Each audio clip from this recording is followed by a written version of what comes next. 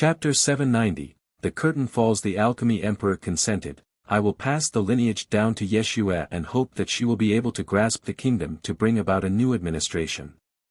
Perhaps in the future, it will be a brand new alchemy kingdom. I can give you time. Li Qie glanced at the alchemy emperor, but in the future when I pave the way, I will take Yeshua with me. Because of this, you must be decisive lest internal turmoil become a problem. When that time comes, don't blame me for not giving you sufficient time. The alchemy emperor breathed in deeply and gently nodded. My life is nearly over. I won't be able to hold on for much longer, so I will pass on my legacy to Yeshua in this generation. I have already planned to reform the kingdom.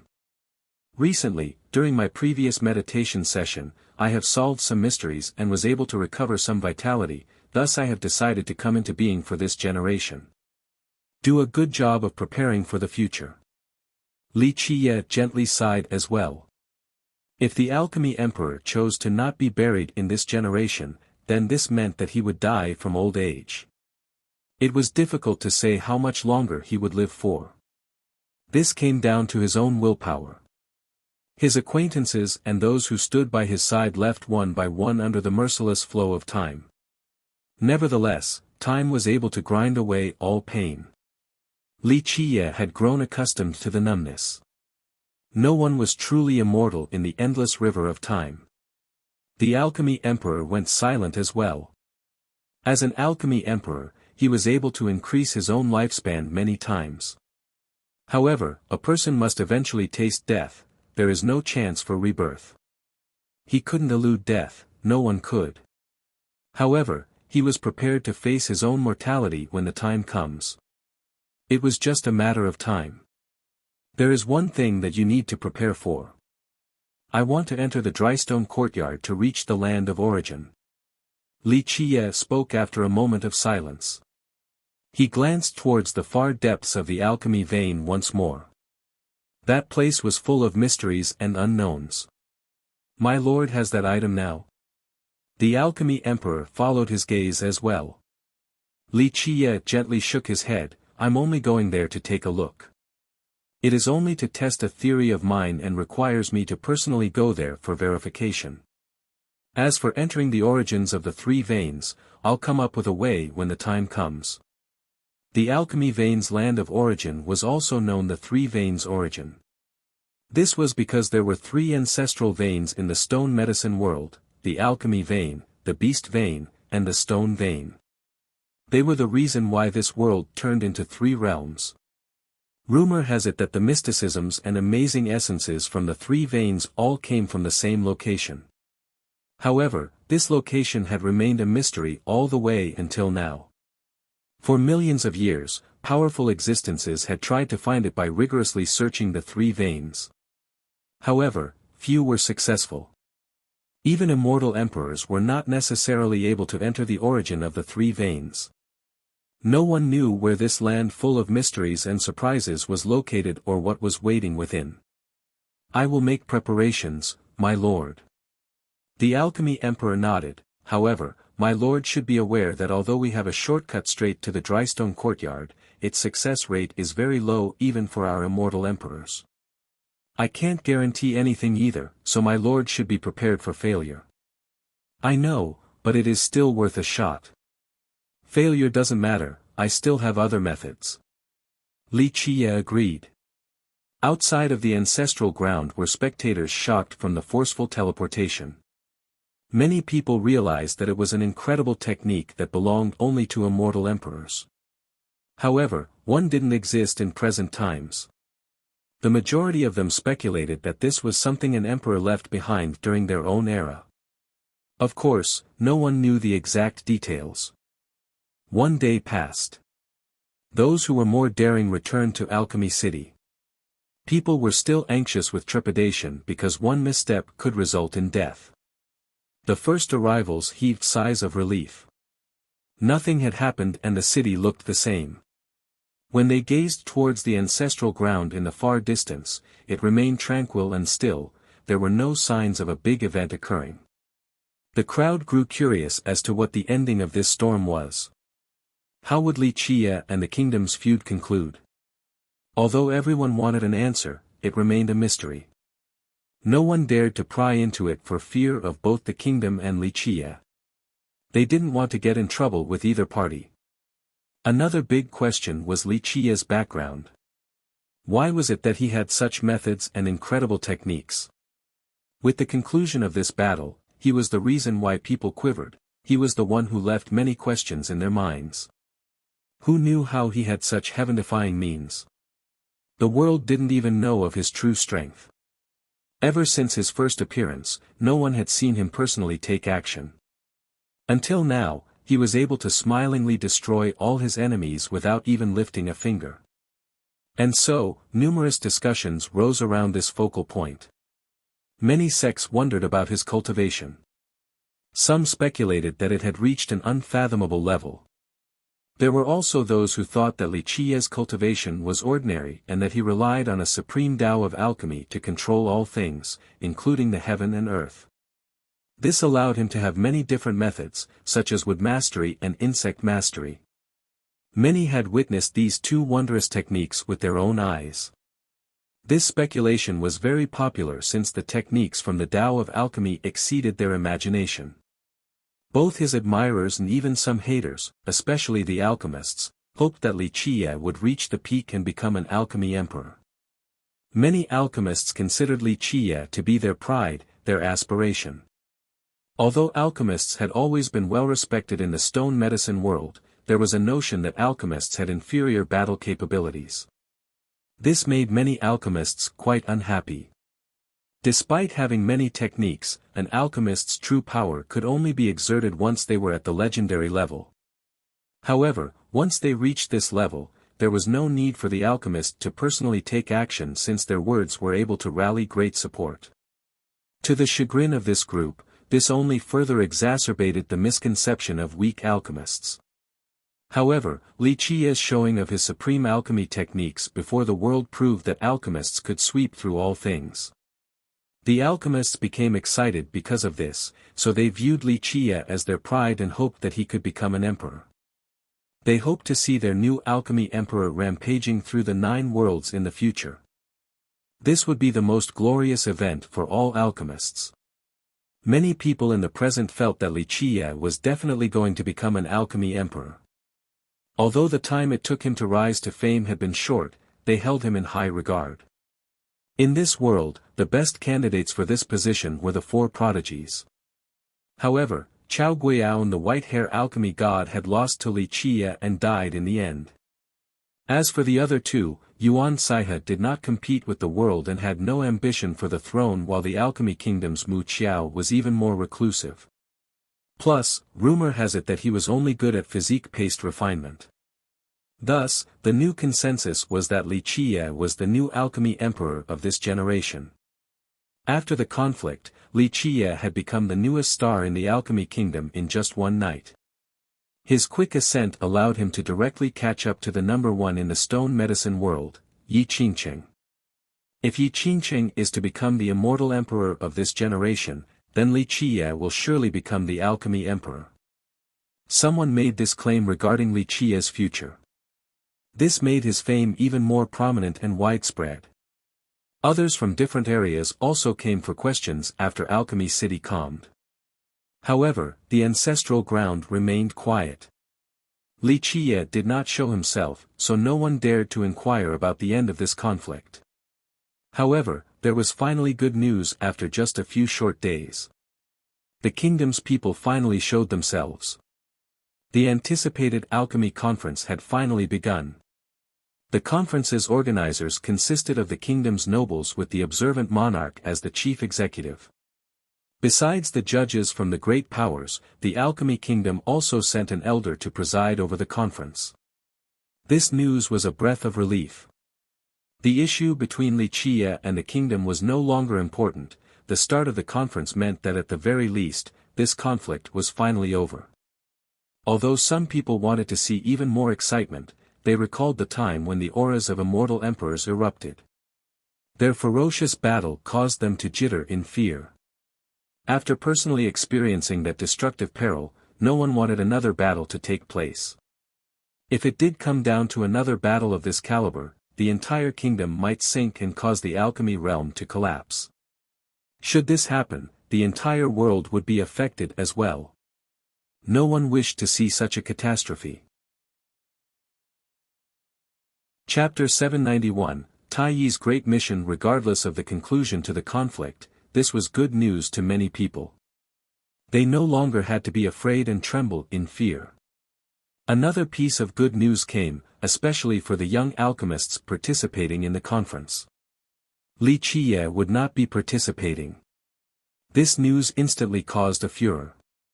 Rounds of applause spontaneously echoed within the city. Some were so excited that they couldn't even sleep at night. Haha, hooray! A young alchemist cheered in excitement. You know, I suddenly feel that a fierce person like Li Qiye can be very cute at times.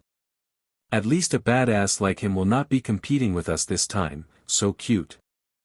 After receiving the instructions, Tai Yi carefully put away this item and solemnly promised, rest assured, young noble, I'll keep watch over this item even till the very last second of my life.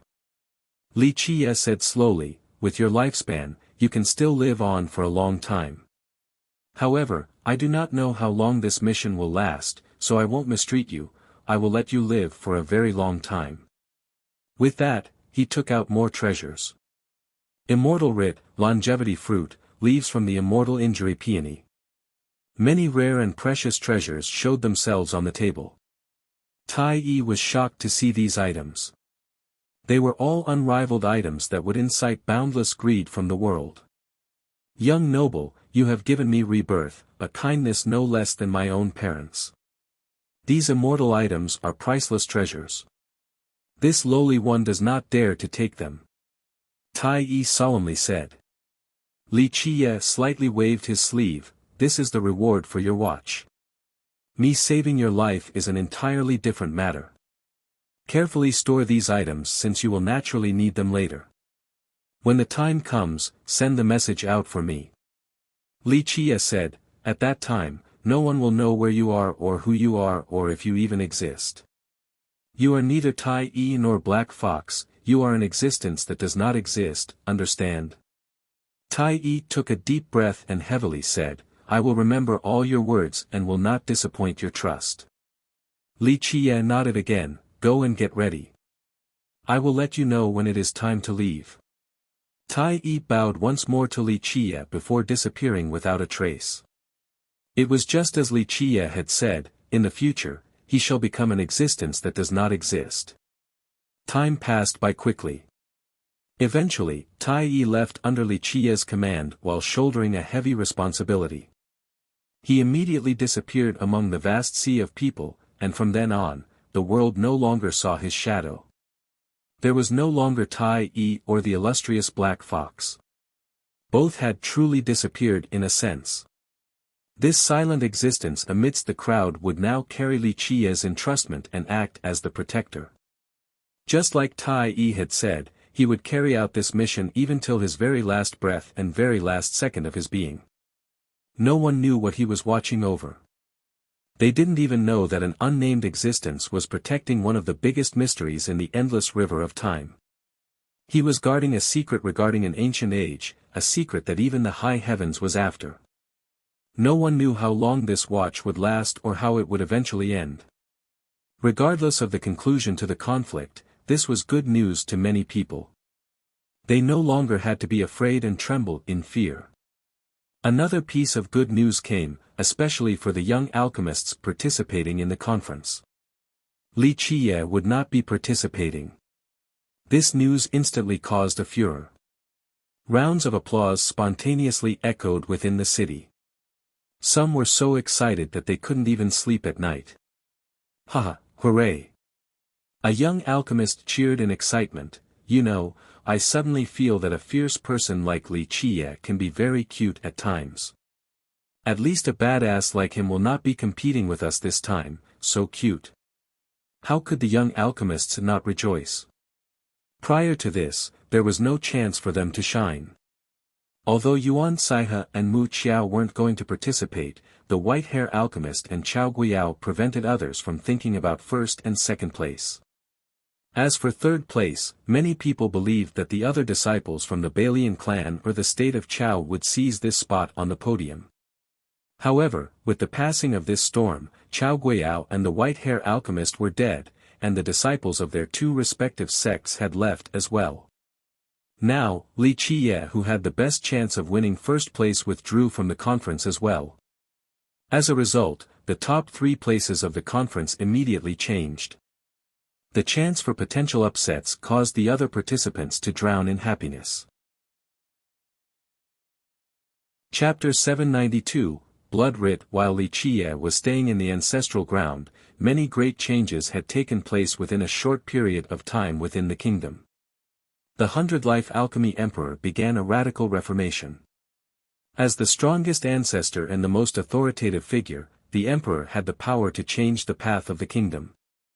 Moreover, his actions had also earned the support of ancestor Wushuang, the oldest being and the second most powerful existence in the kingdom. Both of them knew that they didn't have much time left to carry out these necessary changes. In the alchemy emperor's eyes, this reformation must be done. Even the blood era stones would not be able to seal him for long. Even the best stones would not be able to halt the erosion of time when he was too powerful. Moreover, he had chosen a successor for this generation who was peerless in both intelligence and background. The chosen Ming Yeshue would be able to lead the kingdom to a new prosperous future. Most importantly, Ming Yeshue would follow Li Qiye in the future. This was a once-in-lifetime opportunity for the kingdom. No matter when and no matter what happens, as long as Ming Yeshue was still alive, Li Qiye would care about the kingdom. This was the best opportunity for the kingdom. Prior to this, they would have either been destroyed by Li Qiye or suffered internal separation till the point of collapse. Thus, the alchemy emperor's current actions were to give the kingdom a chance at revival. However, this process would be costly and arduous. Nevertheless, the alchemy emperor was going to proceed at any cost. He came into being to personally take over the kingdom in order to give it a second chance. During this reformation, Yuan Saihe, who was a respected guest, was planning to leave. She met Li Qiye and said, "Big brother, you have met your goal this time. Although you didn't participate in the conference, you are the uncrowned king of the younger generation of alchemists. You want to leave?" Li Qiye looked at her and gently nodded. He had been recasting the Phoenix recently and didn't have the opportunity to talk with her. She nodded, "Yes, big brother. I have been away from the Serene Garden for a while now, so I wish to go back. I hope that you will come and see me when you have time. You should stay here for a little bit longer. I have many things about the Tao of alchemy that I want to pass down to you." Li Qiye said softly. He really liked Yuan Saihe for her calm and gentle personality. It gave him a warm feeling. Because of this, he wanted to pass down the alchemy god's legacy. Yuan Saihe was in a slight dilemma. She calmed down and had to say, "Big brother, your alchemy legacy is priceless across the ages. I am not one of your people, so this doesn't feel right. One must know that Li Qiye's Tao of alchemy was supreme. Any person or sect would want it. If it was someone else, they would be ecstatic after hearing such a good offer. However, it was different for Yuan Saihe. She was a calm and uncompetitive person, without greed. At the same time, she also knew that whoever inherited this Tao would have to shoulder an even greater responsibility. "Little sister, I trust you." Li Qiye said, "The Tao of alchemy is only a branch on the great path for me. My ambition does not lie there, so whether I become an alchemy emperor or not doesn't matter. Alchemy is more of a hobby to me. However, I do not wish for this supreme Tao of alchemy to be lost. Nevertheless, finding someone suitable and worthy of my trust in this world is very difficult." Li Qiye gently sighed here. "This is what Big Brother wants to entrust to you, to keep on passing down this legacy. Your serene garden is not that far from giant bamboo, so in the future, I will let it protect your sect." Yuan Saihe hesitated for a moment before replying, "I'm afraid I will let down Big Brother's trust. I know my own talents the best, I am only good at plant cultivation. I really can't say I have any talent regarding pill refinement. You have been very good at mixing medicines. Remember, didn't you do a great job at refining the salve for Tai Yi? Li Qie smiled. How can you know that it is impossible without trying? Plus, I'm not asking for you to be renowned in this world. I only hope that in the future, this legacy can continue to be passed down to suitable candidates. Yuan Saihe finally agreed and gently nodded. Since Big Brother thinks so highly of me, I will have to try my best. As for future accomplishments, we'll let time tell the tale. Li Qie smiled at her open-mindedness, then said, I have also finished recasting the Phoenix. While I still have some free time in the next couple of days, I will pass on the important points to you. Later on, Li Qie passed down his alchemy Dao to her. Although she was not a competitive person, she was certainly brilliant, allowing her to learn very quickly. Time seemed to slow down for Li Qie as he was imparting his legacy to Yuan Saihe. Her tranquil nature seemed to have affected him as well, allowing him to feel peace. For Li Qie, his had been a path of carnage from the ancient past till now. His endless journey was filled with inevitable conflicts. But now, this ephemeral period of peace was a time for him to rest. After a full reform initiated by the 100-Life Alchemy Emperor, the leaders of this conflict, outside of the 3 dead god monarchs, were all sent before Li Qie. My lord, deal with these unfilial children as you wish. The Alchemy Emperor brought these ancestors to Li Qie. At this time, the ancestors kneeling on the ground included virtuous paragons, legendary masters, eternal existences, and even god monarchs. They initially wanted to use this opportunity to move their army, but they didn't expect to have hit a steel wall.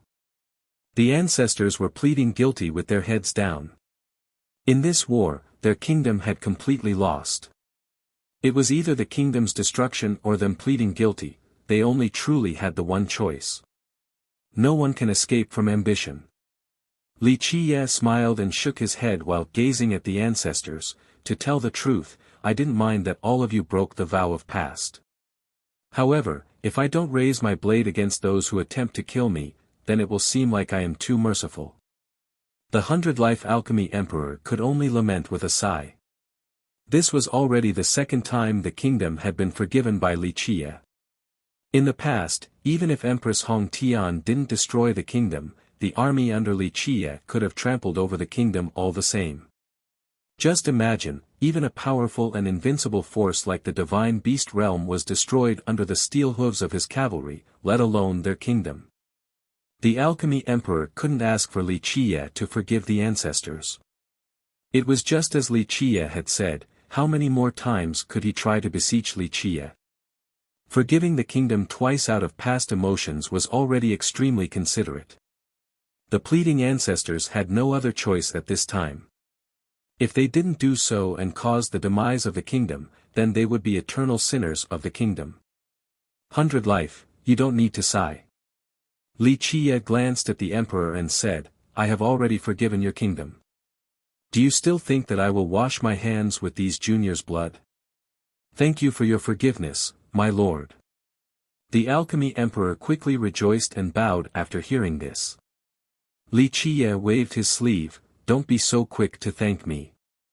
Although I won't bother washing my hands with their blood, there will be consequences. All of you need to exert yourself since I require the heavenly annihilations of 3 immortal Emperor true treasures. Afterward, all of you shall be sealed and buried underground. I do not want to see any of you again.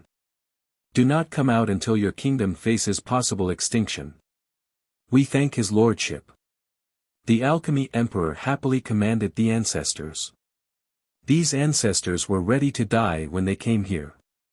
For the sake of the kingdom, they would hold no grievances even if Li Qie killed them. However, they didn't expect to be spared. These kneeling ancestors felt no shame for prostrating before Li Qie. Even their forefather was only a junior before him, they were more like great-great-grand disciples.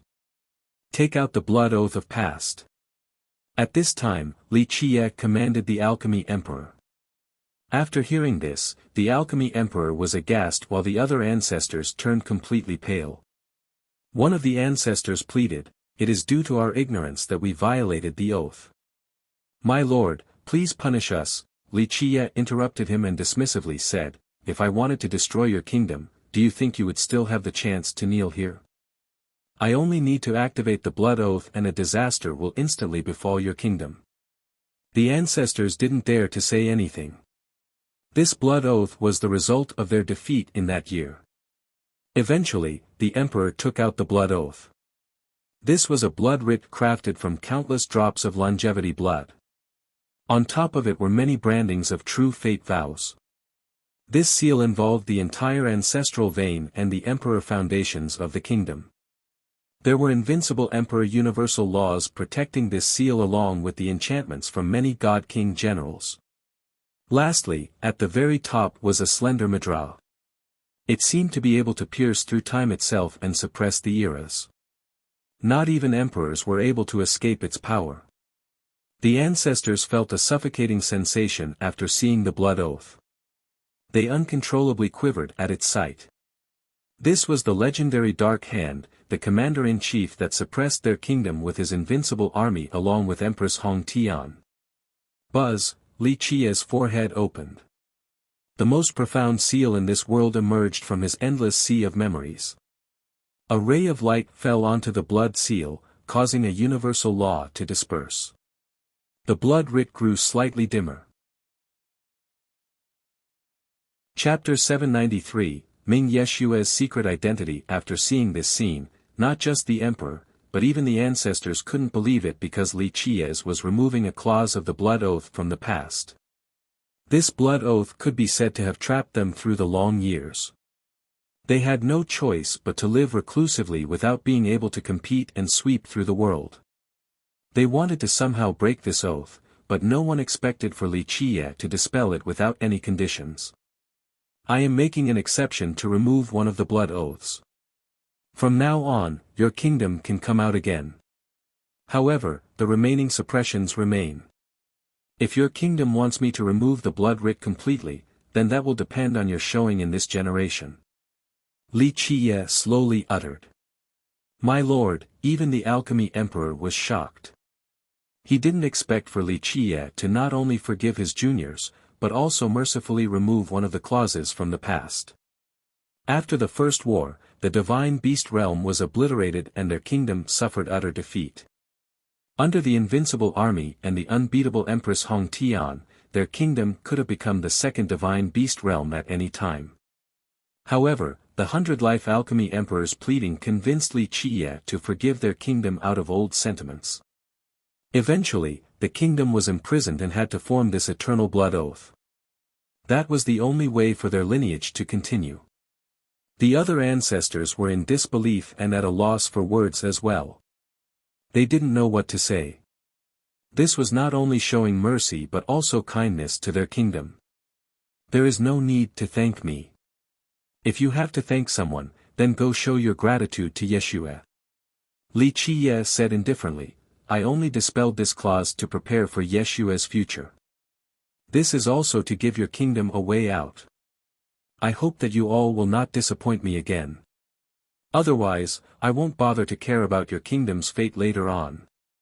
The alchemy emperor and the other ancestors bowed deeply. It could be said that Li Qiye was more than generous to their kingdom. Li Qiye finished dealing with the kingdom while Ming Yeshua began to take its reins. She was someone with great wisdom, so her ruling the kingdom was quite trivial.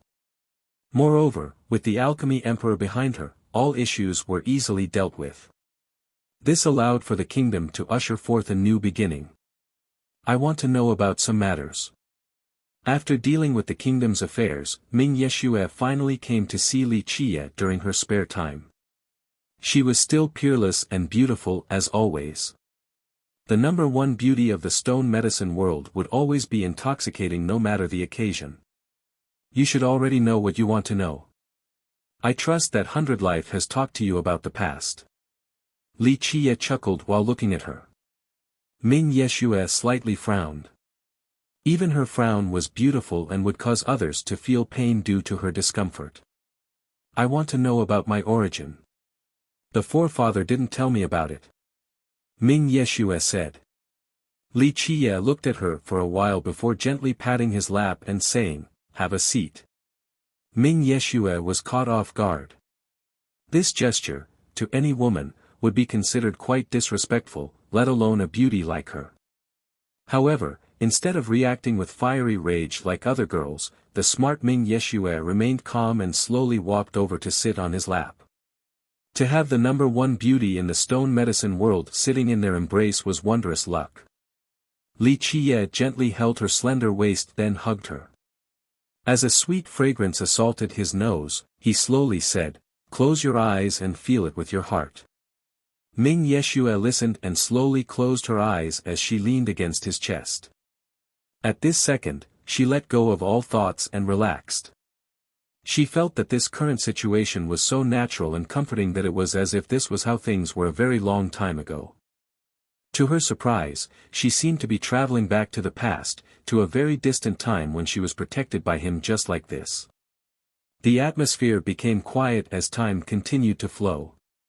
For Ming Yeshua, this type of comforting position was where she belonged, her home. Am I a reincarnation?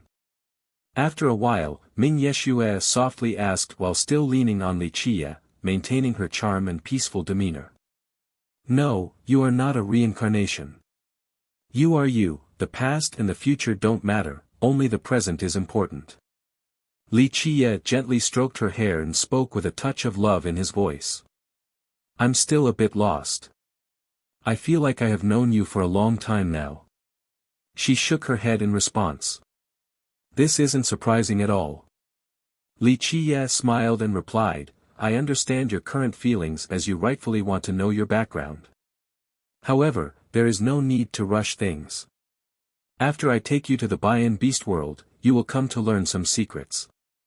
When that time comes, I will tell you of your origin. Bayan Beast World? Even a supreme beauty with great wisdom like her was startled after hearing this name. Impossible, the Bayan Beast World has not appeared for a very long time. Legend states that after the divine beast realm was destroyed, the Bayan Beast World never appeared again. She glanced at him with confusion. However, she suddenly realized and emotionally uttered, You can make the beast world appear again. Smart. Li Qiye gently pinched her nose and chuckled, Don't worry, the beast world will appear again, and I'll take you to a few places. That's that. How can this be? Ming Yeshua said in disbelief. The legend states that after the beast realm was destroyed, some immortal emperors tried to find the beast world, but they came back empty-handed.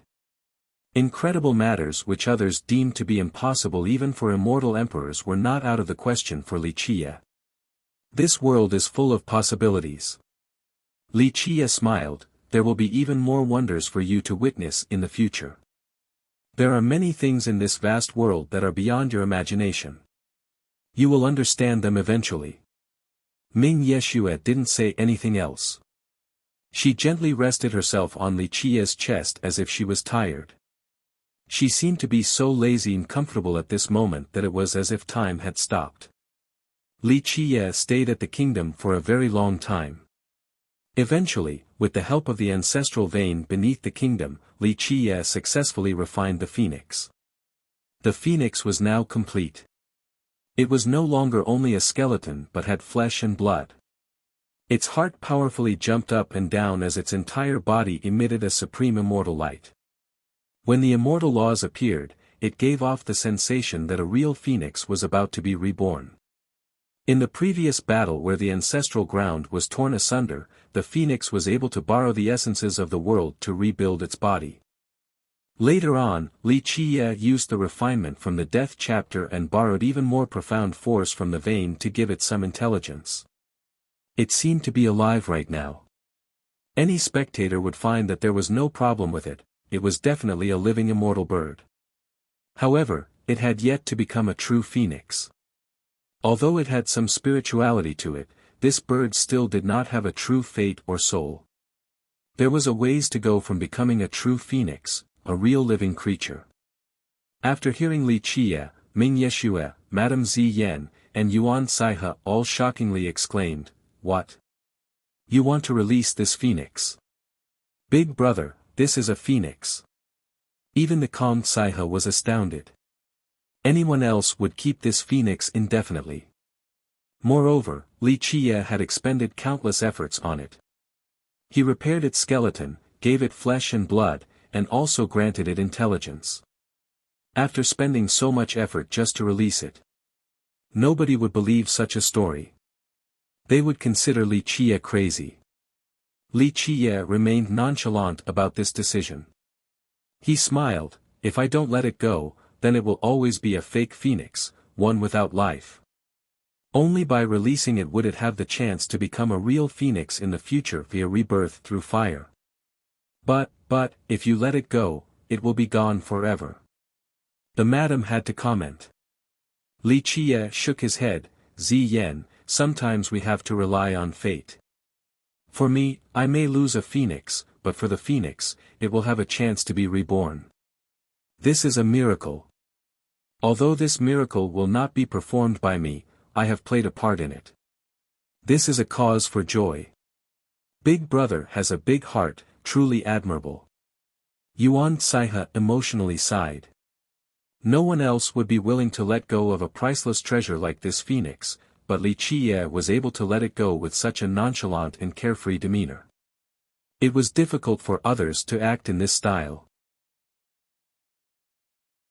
Chapter 794, Releasing the Phoenix. Li Qiye laughed at Yuan Saihe's praise and gently shook his head, "Little sister, it is not because I am kind but because I also want to see its rebirth." A glimmer flashed across his eyes as he looked at the phoenix and spoke, "The rebirth of a phoenix through fire has long been spoken of by people, but how many have actually seen it? If this phoenix can actually be reborn, then there will be an entirely new understanding in the search of eternal life in the future." Eternal life was an issue explored by countless invincible existences. In this era where true immortality was impossible, people looked towards rebirth and endless reincarnation. If one could obtain one of these methods, then it was virtually the same as having eternal life. Regarding this matter, the once immortal Dark Crow had researched it and had a stronger understanding compared to others. Rebirth. The 100-Life Alchemy Emperor let out a long sigh. He, as an alchemy emperor and an emperor candidate, had studied this topic as well. He emotionally added, "If I can see the rebirth of a phoenix in my lifetime, then I can go on without regrets. At the very least, it shows that rebirth is not something unattainable. Even until now, it remains as the greatest secret. If I can learn a bit more in this life, then death won't seem that bad." The Alchemy Emperor knew how to prolong life better than other invincible existences.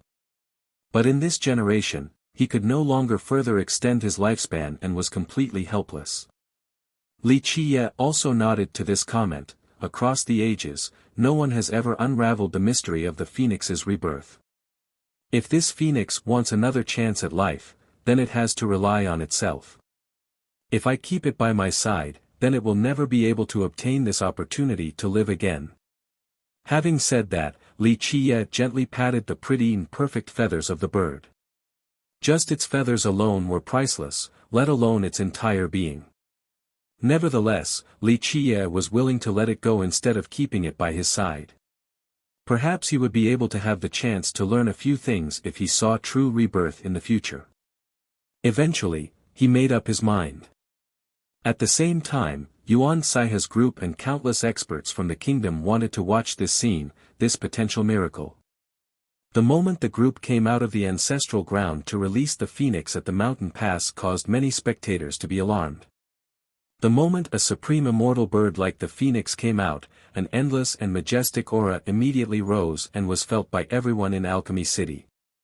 To their astonishment, they looked up all at once to see Li Qiye raising the phoenix in his hands. No way, is he crazy? Releasing the phoenix? From his actions, some could guess what Li Qiye was about to do and felt astounded. How preposterous is this? This is a phoenix. No matter if it is alive or dead, it is still a priceless treasure. Just its heart alone is comparable to an immortal emperor life treasure. Even a great power's ancestor was scared silly by Li Qia's actions. Those who knew more about the value of a phoenix felt that it was even more insane. Releasing such a treasure was a prodigal decision of paramount proportions, truly enraging. Go find your own fortune for rebirth and seize the future full of opportunities.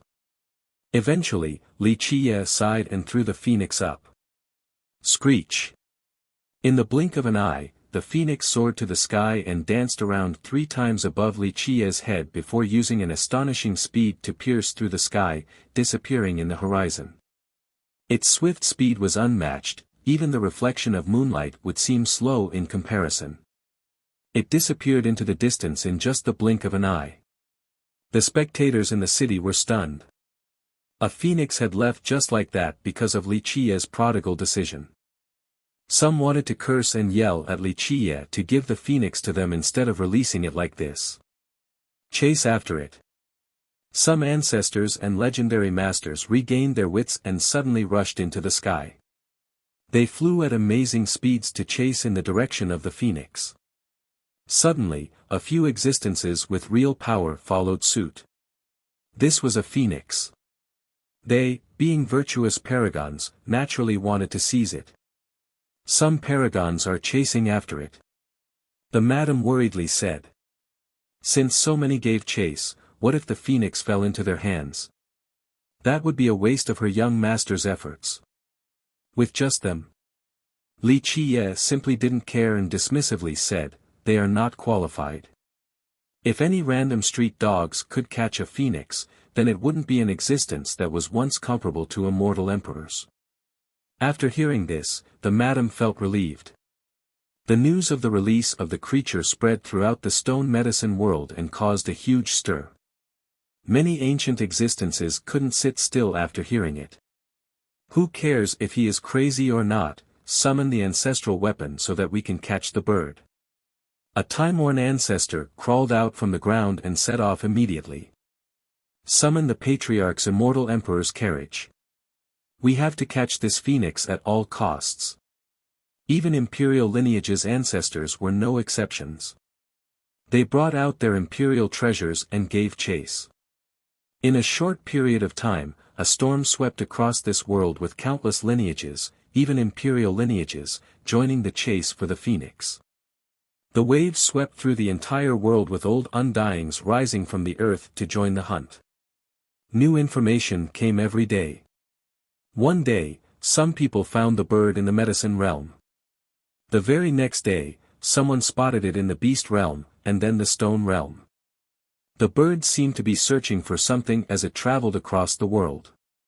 Despite people spotting it numerous times, no one could catch up to it. As an immortal bird, its speed was so fast that even imperial carriages couldn't catch up. This lasted for a while before the phoenix suddenly crossed the void and disappeared into the vast sky. No one could chase after it. All the paragons dejectedly gave up, so the curtain finally fell. Despite the big commotion, Li Qia paid it no mind. He expected this result and continued to stay at the kingdom's ancestral ground to pass on his Tao of alchemy to Yuan Saihe. One day, the 100-life alchemy emperor personally came to see him. My lord, the platform is ready. Would you like to go take a look? Good, let's check it out. Li Qia nodded and followed the alchemy emperor. There was an archaic platform inside an important forbidden ground of the kingdom with a gigantic gateway. It appeared to be a teleportation portal but was slightly different. Above the platform was a gigantic ring that slowly rotated, causing time to fluctuate to its rhythm. Li Qia emotionally stated after seeing this platform again, what an extraordinary item. Even an immortal emperor wouldn't be able to copy it. Your ancestor was very lucky to have obtained this door. At the very least, this is one more shortcut straight to the Drystone courtyard. This thing is really great, but the chance of success is too low. I have tried several times when I was younger but failed each time. I didn't dare to try it again later on since it would be too much for me to handle. The emperor wryly smiled. I can't say that this time will be successful either, even if my lord is the one to operate the portal. I know. Like I said before, this is just an attempt to reach the drystone courtyard. It is only for a speculation that I want to personally test. If it's unsuccessful, then I'll try other methods. They will only be a bit more troublesome. Li Qiye smiled. Li Qiye carefully examined this portal and eventually nodded, embed the immortal emperor refined jades and let it stabilize, then I'll set off. My juniors have carefully prepared them already. Once it stabilizes, my lord can go at any time. The alchemy emperor responded. This gateway required a massive amount of imperial refined jades. However, that was not a problem for the kingdom. I want the heavenly annihilations of those 3 imperial weapons. Let them prepare well so we can get started. Li Qiye commanded. If my lord wants to use the annihilations, then we have to open the old God-fiend battlefield because very few places in this world could handle such force. The alchemy emperor replied. Right, your kingdom has a battlefield ready. Let them prepare now, this time, they will absolutely lose some of their lifespans. Li Qiye nodded. The alchemy emperor had no objections to this request. Li Qiye's exoneration was already merciful enough towards the other ancestors. The kingdom had an archaic battlefield. Legend states that immortal Emperor Baishur brought it back. As for where he got it from, not even the ancestors were privy to this. Li Qiye laughed at Yuan Saiha's praise and gently shook his head. Little sister, it is not because I am kind but because I also want to see its rebirth. A glimmer flashed across his eyes as he looked at the phoenix and spoke.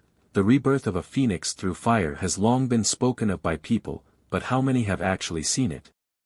If this phoenix can actually be reborn, then there will be an entirely new understanding in the search of eternal life in the future. Eternal life was an issue explored by countless invincible existences. In this era where true immortality was impossible, people looked towards rebirth and endless reincarnation. If one could obtain one of these methods, then it was virtually the same as having eternal life. Regarding this matter, the once immortal Dark Crow had researched it and had a stronger understanding compared to others. Rebirth. The 100-Life Alchemy Emperor let out a long sigh. He, as an alchemy emperor and an emperor candidate, had studied this topic as well. He emotionally added, if I can see the rebirth of a phoenix in my lifetime, then I can go on without regrets. At the very least, it shows that rebirth is not something unattainable. Until now, it remains as the greatest secret. If I can learn a bit more in this life, then death won't seem that bad. Chapter 795, Before the journey on this day, the battlefield was finally opened. The moment one stepped inside, they would find that it was a disorderly space with an endless sky of nothingness. Here, there were peaks that were as big as independent worlds, and a galaxy that stretched from the northernmost to southernmost reaches with stars floating about. Unfortunately, this was a location that could have created a series of worlds but had been shattered into pieces. The mountains were destroyed and the galaxy fragmented with the destruction of the stars. The only thing in sight was a scene of ruin and destruction. One could easily imagine the terrible war that took place here. Either that, or this place was used as a brutal training ground. Apocalyptic was the most appropriate term to describe the field ahead. The ancestors from the kingdom who had sinned had all arrived. They also carried along the 3 imperial true treasures of the kingdom, the bright flame cauldron, the divine beast zither, and one more item that looked to be a basket woven from bamboo leaves. However, do not underestimate this basket. Its origin could scare people to death. It was the true fate weapon of the kingdom's progenitor, immortal Emperor Yaozu. Its name was the Dragon Subduing Basket, an extremely powerful true treasure. Very good, all 3 imperial treasures are here. You all know the drill, I assume. Li Qiye slightly nodded his head and said, I need heavenly annihilations. Having said that, Li Qiye took out one treasure after another, the yin-yang immortal mirror, the green lamp with the black fire, the declivity mountain bell, the heaven-sealing pentagate. The ancestors' eyes widened after seeing Li Qiye take out so many treasures. They were legendary masters and eternal existences. Some were even god monarchs. Of course they knew their stuff. As a sect with 3 emperors, they had the most treasures and imperial weapons in the stone medicine world. To them, this was a source of pride since it signified their power. However, Li Qiye alone took out this many treasures. Each of them was not necessarily weaker than their imperial true treasures. This sort of thing was simply absurd to them.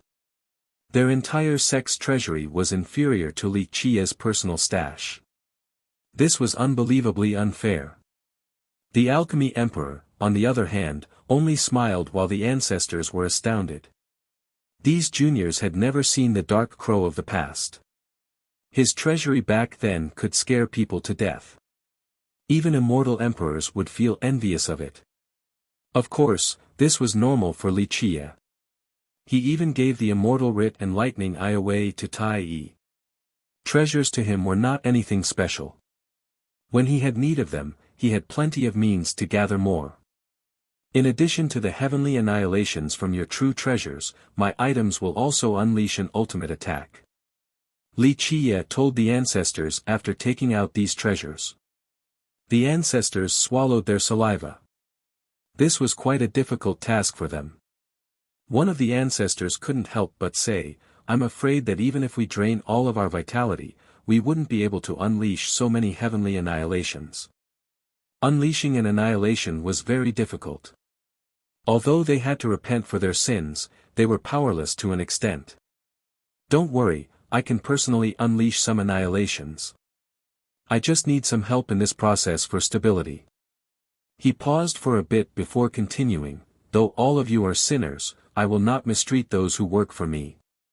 Regardless of what you think, as long as all of you do a good job, I will refine several batches of heavenly medicines for you." The ancestors couldn't help but glance at each other after hearing this. They were quite moved. Although their future was one of being sealed underground, they eventually would come out again in the distant future. As long as they were still alive, who wouldn't want to live a bit longer?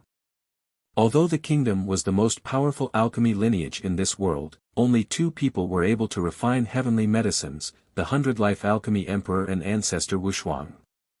These ancestors had used many items to prolong their life, including a large quantity of longevity medicines. However, they had never consumed heavenly medicines before.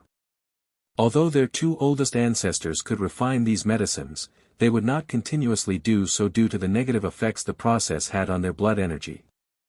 Their lifespan was countless times more precious compared to the junior ancestors.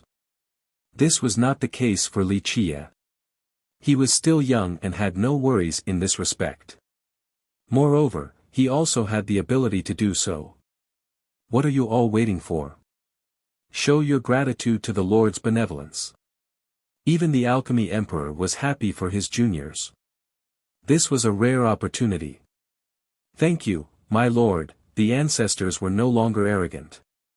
Even though Li Qiye had decreed for them to be sealed underground, they were still very excited and moved. This was a blessing amidst a disaster. Li Qiye insipidly said, "Let us begin." After some time, the atmosphere in the entire stone medicine world seemed to become suffocating. No one knew what was going on, but they could feel that something was coming. Every so often, there would be an explosion that caused the ground to slightly shake. No one knew what was going on. The old battlefield, someone is definitely opening the God-fiend battlefield. A few legendary masters and eternal existences understood what was unraveling. Nevertheless, no one knew which lineage was opening this battlefield. Very few sects had access to a battlefield of this level. People became afraid of what kind of battle required its opening. Speculations began to run amok all over the stone medicine world. Of course, no one knew that during this period, Li Qiye was unleashing one heavenly annihilation after another, from one ultimate attack to another. After many repeated attempts, he was finally successful. At the end of this process, he collapsed from fatigue. The other ancestors were not faring any better. Their lifespans were greatly spent. Fortunately for them, Li Qiye had agreed to refine heavenly medicine, so their efforts inside this old battlefield were all worth it. In the end, the group left the old battlefield. Although all of them were battered, Li Qiye had an astonishing harvest. Outsiders didn't know of his spoils, but the ancestors of the kingdom did. After finding out Li Qiye's capabilities, the ancestors felt a fear that seeped into their souls. Even if they were 10 times more courageous in the future, they still wouldn't dare to oppose him. They realized that someone even more powerful than them would be easily crushed by him. Yuan Saihe had lingered long enough at the Alchemy Kingdom, so after Li Qiye came out, she decided to return to the Serene Garden. On the second day, she went to bid farewell to Li Qiye. "Big brother, you have to come visit me at the garden sometime." At the time of her departure, even the calm Yuan Saihe was a bit unwilling to leave. Li Qiye smiled in response, "I'm afraid I won't be able to this time. I need to go visit many places, so we'll have to wait until next time. Of course, you can also come to the mortal emperor world." No parting lasts forever. Yuan Saihe gently kissed him and eventually left. After saying goodbye, Li Qiye called for the madam and spoke in a serious manner, "Zi Yan, you have followed me for some time now. Do you wish to go with me?" The madam wasn't prepared for this sudden question. She was slightly stunned before answering, "Where does young master want to go?" Li Qiye revealed a mysterious smile and said, "Well, I'll let you know after hearing your decision." The madam took a deep breath and solemnly replied, "If young master is willing to take me, then I am willing to follow you to the ends of this world." She had made up her mind at this time. Others would find this unbelievable. The madam was still young and was already a heavenly king, a ruler of an entire country. Many people would find her to have boundless potential and an unreachable status. No matter the perspective, being a ruler was much better than being a driver. However, the madam did not share this thought. After staying by Li Qiye for all this time, she understood what miracles and unbelievable wonders were.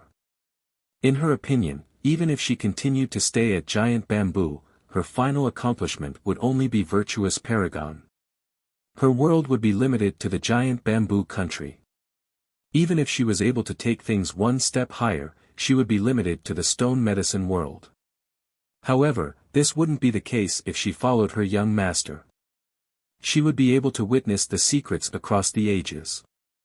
Her horizons would no longer be limited to the stone medicine world, but all of the 9 worlds. By following her young master, her future would be full of miracles and possibilities. "Very well, I'm glad that you have thought it through." Li Qiye gently nodded. He personally held her in high regard. He would have less worries with her by his side. He commanded, "You should go back to Giant Bamboo and deal with the matter of succession. Afterward, take the Imperial Draco Bull to the Giant Bamboo country. It will leave behind a divine ring there." "Young master won't go back to Giant Bamboo." The madam was slightly surprised. Li Qiye gently shook his head, "I want to go to the Drystone Courtyard with the kingdom's portal." Chapter 796, Parting, Drystone Courtyard. The madam gasped as her expression quickly changed. "Young master, do you really want to go there?" "Yes, I plan on having a look." Li Qiye nodded, "I have a speculation that needs to be confirmed at the courtyard." "Of course, I will quickly return." "Young master, we are talking about the Drystone Courtyard here."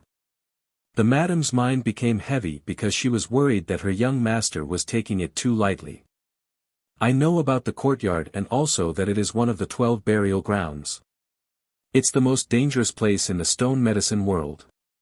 Li Qiye smiled. How could he not know about the courtyard? One would be hard-pressed to find others more knowledgeable than him in present times. The madam wryly smiled and said, "Young master, dangerous, is not enough to describe it. It is simply a land of no return. Even legendary god-kings would not be able to come out alive. Another rumor states that there had been immortal emperors trapped there, they even nearly lost their lives. The Drystone Courtyard was a very dangerous location in the stone medicine world. Throughout the ages, countless people had died there, but curiosity still got the best of the later explorers. Many had gauged the 12 burial grounds before, and they believed that if there was a list that ranked the level of danger for each of them, then the Drystone Courtyard could be considered among the top 3. Some invincible existences had attempted this as well. Although a place like the Heavenly Ancient Corpse Burial Ground was full of the dead and corpses, many inhabitants there had voluntarily buried themselves. There were not as many corpses at the Drystone Courtyard, but people believed even more cultivators had died there compared to the Heavenly Ancient Corpse Burial Ground. Moreover, many among them were virtuous paragons or unbeatable existences. Of course, the courtyard's secret was why people wanted to go there. Even immortal emperors wanted to solve the mystery, but it had remained unsolved for millions of years. Li Qiye only smiled after seeing the worried Madam Ziyan. There is no need to worry about me. I am very confident about this trip to the courtyard. Plus, the portal of the kingdom is one of the few shortcuts in present times, but this shortcut success rate is very low. Whether I can go inside or not is still hard to say. The madam knew that she couldn't convince her young master to change his mind. The only thing she could do now was to pray for his safe return. Regardless of whether I can make it inside or not, I will take a trip to the beast realm afterward. Li Qiye told her, we will meet again at the beast realm. When the time is ripe, I will take you to the Bayan beast world. The Bayan beast world? The madam was startled and murmured, one of the legendary 6 ancient immortal earths. Li Qiye nodded slightly, yes, the beast world is not a bad location at all and is absolutely worth your time. The madam found this difficult to believe, but young master, I heard that the beast world has disappeared for a very long time now. People say that it never showed up again after the destruction of the divine beast realm. Many lineages, including imperial heritages, had tried to find it to no avail. Yes, I know. Li Qiye cheerfully smiled, but this generation is different from others. The beast world will inevitably appear in this one. The madam was slightly stunned by her young master's confidence. At this moment, she realized that he could find the beast world's location. Or in other words, he already knew where it was. One should know that ever since its disappearance, people in each of the following generations had tried to find it, including immortal emperors. However, all of this was for naught. It seemed to have disappeared into thin air, its location was a complete mystery. However, the world knew that it was one of the 6 ancient immortal earths. Even if many lineages and great powers moldered over the years, it would continue to exist in an indestructible and everlasting manner. Because of this, great masters from future generations all wanted to find the crux of the problem. They wanted to know what the reason was for its disappearance. Li Qiye chuckled at the madam's silly state, after we get there, I will take you around and see what kind of fortune you will be able to obtain. A fortune at the beast world? The madam was astonished, but she was not very confident. The legend of the beast world was unreachable, and many came back empty-handed. She couldn't help but say, is it possible for me? Have faith in yourself, you can definitely do it. Plus, I will be there as well, so there is no need to worry. Li Qiye smiled, leave the immortal devouring evil jar back at the giant bamboo country. This is the country's defining treasure, so after you come with me, you should return it to them. I will find you a different treasure. I understand. The madam nodded. After leaving the country, she would surely return an important treasure like the jar. She was its disciple, after all, and hoped for the country to have a long-lasting future. Li Qiye eventually told the madam, go, deal with the matters there, then we can leave with no hesitation. The madam bowed to Li Qiye before setting off towards the giant bamboo country on the second day. She had many things to take care of. For example, the successor to the throne and the Dao lineage. She grew up in the country, so she still felt some sadness about leaving it. But in the end, she steeled her resolve. Although she would no longer be its ruler or even an official of the country, she would always be its disciple. This was with Li Qia's permission. He only needed her by his side to work for him. Whether she was a disciple of giant bamboo or not didn't matter. At the same time, the alchemy kingdom had embedded the required refined jades, and the portal had stabilized. Li Qie could begin his trip to the drystone courtyard. However, he was interrupted by a challenger. Jian Wushuang is here. The girl wants to challenge you. Ming Yeshue sent the news to Li Qie. She didn't think much of Jian Wushuang's sudden challenge because this wasn't the first time it happened. That girl is really courageous to try again. Li Qie couldn't help but chuckle after hearing this. Anyone else, even those who were adored by the heavens, would be absolutely appalled with fear in their mind after dying once. But in just a short time, Jian Wushuang dared to come challenge him again. This showed that she was sufficiently prepared and was ready for death as well. You didn't kill her last time? Ming Yeshue was curious. She couldn't watch the fight last time, but she knew that Li Qie won for sure. Otherwise, she wouldn't come challenge him again. No, she really died last time.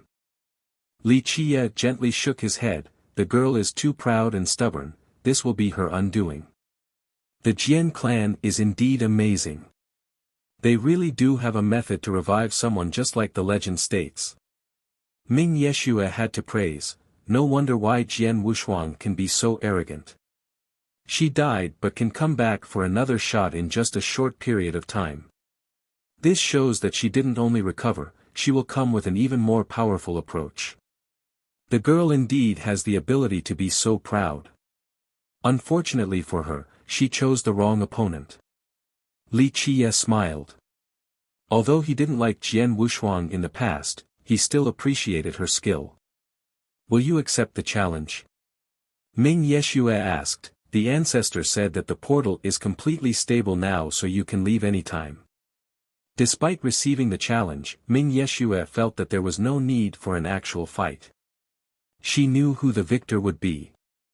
Jian Wushuang indeed had frightening talents and was qualified to fight someone like Yi Qingchen, but she couldn't reach the apex when compared to Li Qie. I'll settle this matter before going.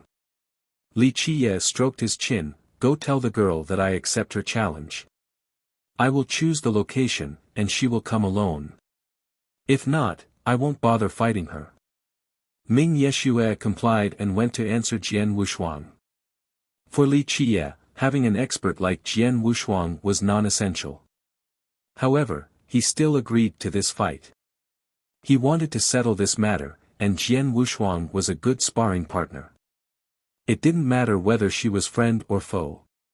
Her strength and offensive potential were very beneficial to his death seal. It could increase his death energy by a sizable amount. Plus, even if Jian Wushuang could kill him, she would not be able to harm his true foundation. Her power was just right, so Li Qie viewed her as the best source of death energy.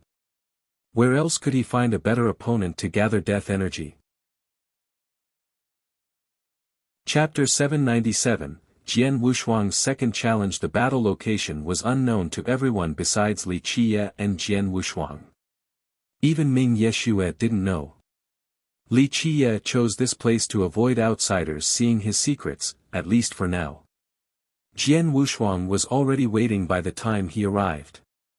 She hadn't changed one bit, she was still as beautiful and charming with that same obnoxious pride. Looking at Jian Wushuang would give the feeling that her beauty was not important because her arrogance alone was enough to make others back away. No matter how charming and kingdom-toppling she might be, others wouldn't dare to come close, not even those who had a crush on her. They would lose confidence before her arrogance and aggressiveness. Even those who were bolder would easily be deterred by her pride. Her attitude was not just for show. It came from her absolute confidence. She was a noble phoenix that looked down on the world and its inhabitants. Li Qie remained unperturbed. His temperament simply couldn't compare to Jian Wushuang's arrogance.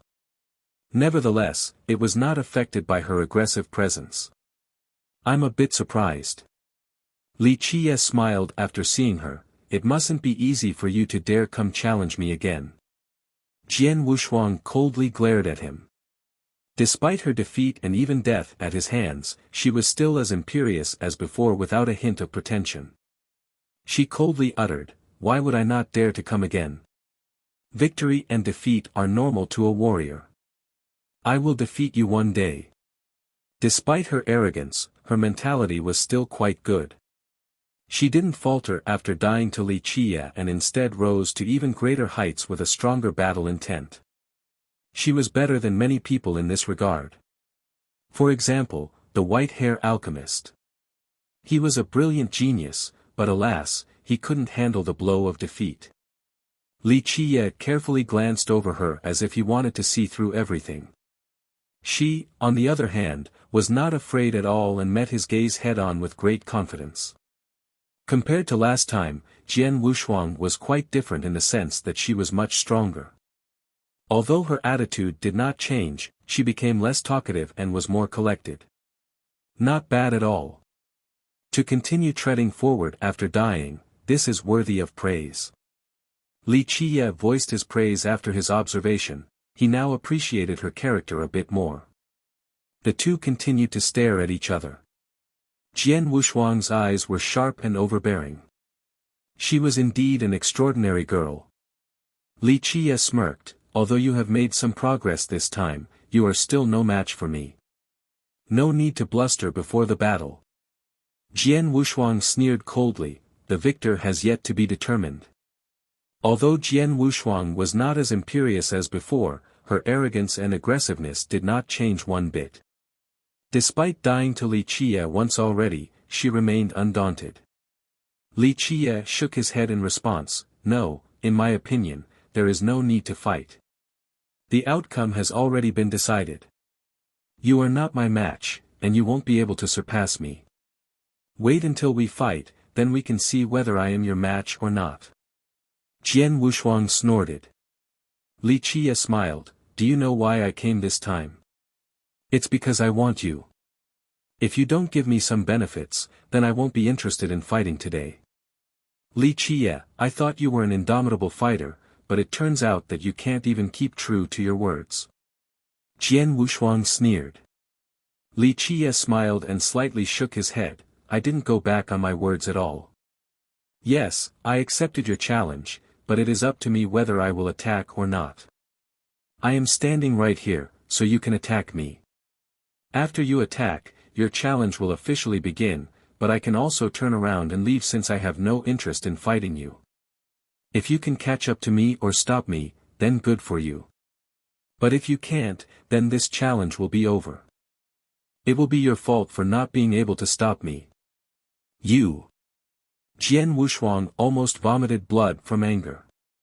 She coldly stared at him and uttered, "You must be afraid of losing to me. Your taunt has no effect on me." Li Qiye smilingly shook his head, "Regarding schemes, you are only a child in my eyes. If you think you are ready, then start the battle." Jian Wushuang was now furious. She didn't come here to issue this challenge just so that Li Qiye could show up then run. She wanted to have a grand battle until she defeated him. "What do you want?" She naturally was unwilling to have anything but a real fight. Li Qiye looked at her and smirked, "What I want is very simple, just you. You must pledge loyalty to me, then you shall have a position among my generals. If you are strong enough in the future, even the #1 general's seat shall be yours. In your dreams." Jian Wushuang snorted, "I will neither pledge loyalty nor bow down to anyone. I will always be my own master." "You are mistaken." Li Qiye shook his head, "Being my general does not mean you are below me. I view those who stand by my side as my own family. Moreover, if I lose, I can grant you all of your desires." "No." Jian Wushuang rejected the proposition and coldly grinned, "If you must bet, then I can bet something different with you. If I lose, I shall hand over a supreme treasure." "Treasure?" Li Qiye shook his head, "Your Jian clan's treasures do not stir the least bit of interest in me, not even your immortal emperor true treasure. Do you dare to bet or not? Of course, if you are afraid, then we'll consider this battle as finished. I have never been afraid before, but I will not make this bet with you. Your ruse has no effect on me as well. Jian Wushuang coldly uttered.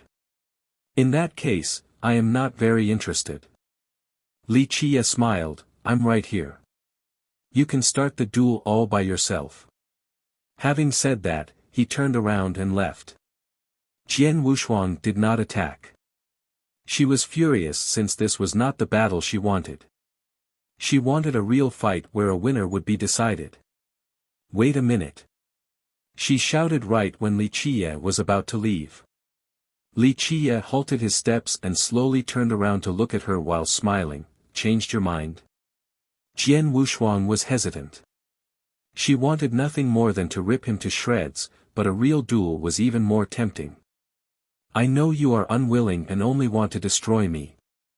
Li Qie chuckled. I also know that you want to destroy my so-called devilish art with your strongest attack so that I will never revive again. However, all of this doesn't matter, don't you think? Li Qie revealed a gentle smile that was rarely seen and raised his arms to the side. I'm right here, do as you wish. Shoot me asunder, slash me into countless pieces, blow me into smithereens. I don't mind whatever you want to do as long as you agree to our proposition. Humph, will you only rely on your devilish art to win? Jian Wushuang snorted. She was both unwilling yet itching to try. You think I can only rely on this devilish art to win? Li Qie shook his head while smiling. Since you are so unconvinced, I can let you have a taste of my strength. I will still use this art to defeat you by allowing you to use any methods to try and kill me. This will only be the appetizer to give you a chance to suppress and kill me. Li Qie smiled. If you agree with my proposal, then after you fail to kill me, our duel will formally begin. Any other rules? Jian Wushuang's eyes turned serious after hearing this. This first test before the battle was a temptation difficult for her to resist. No other rules. Li Qie smiled. You can use any methods, treasures, or techniques during the battle. Of course, you will only have one chance since I only need one move to defeat you. One move. Jian Wushuang's anger welled up in her heart. She sneered, good, I also want to see just how powerful your archery is. She came prepared this time, so she was full of confidence. No, you misunderstood my intention. Li Qie gently shook his head. I know you are proud and still think that you have a chance.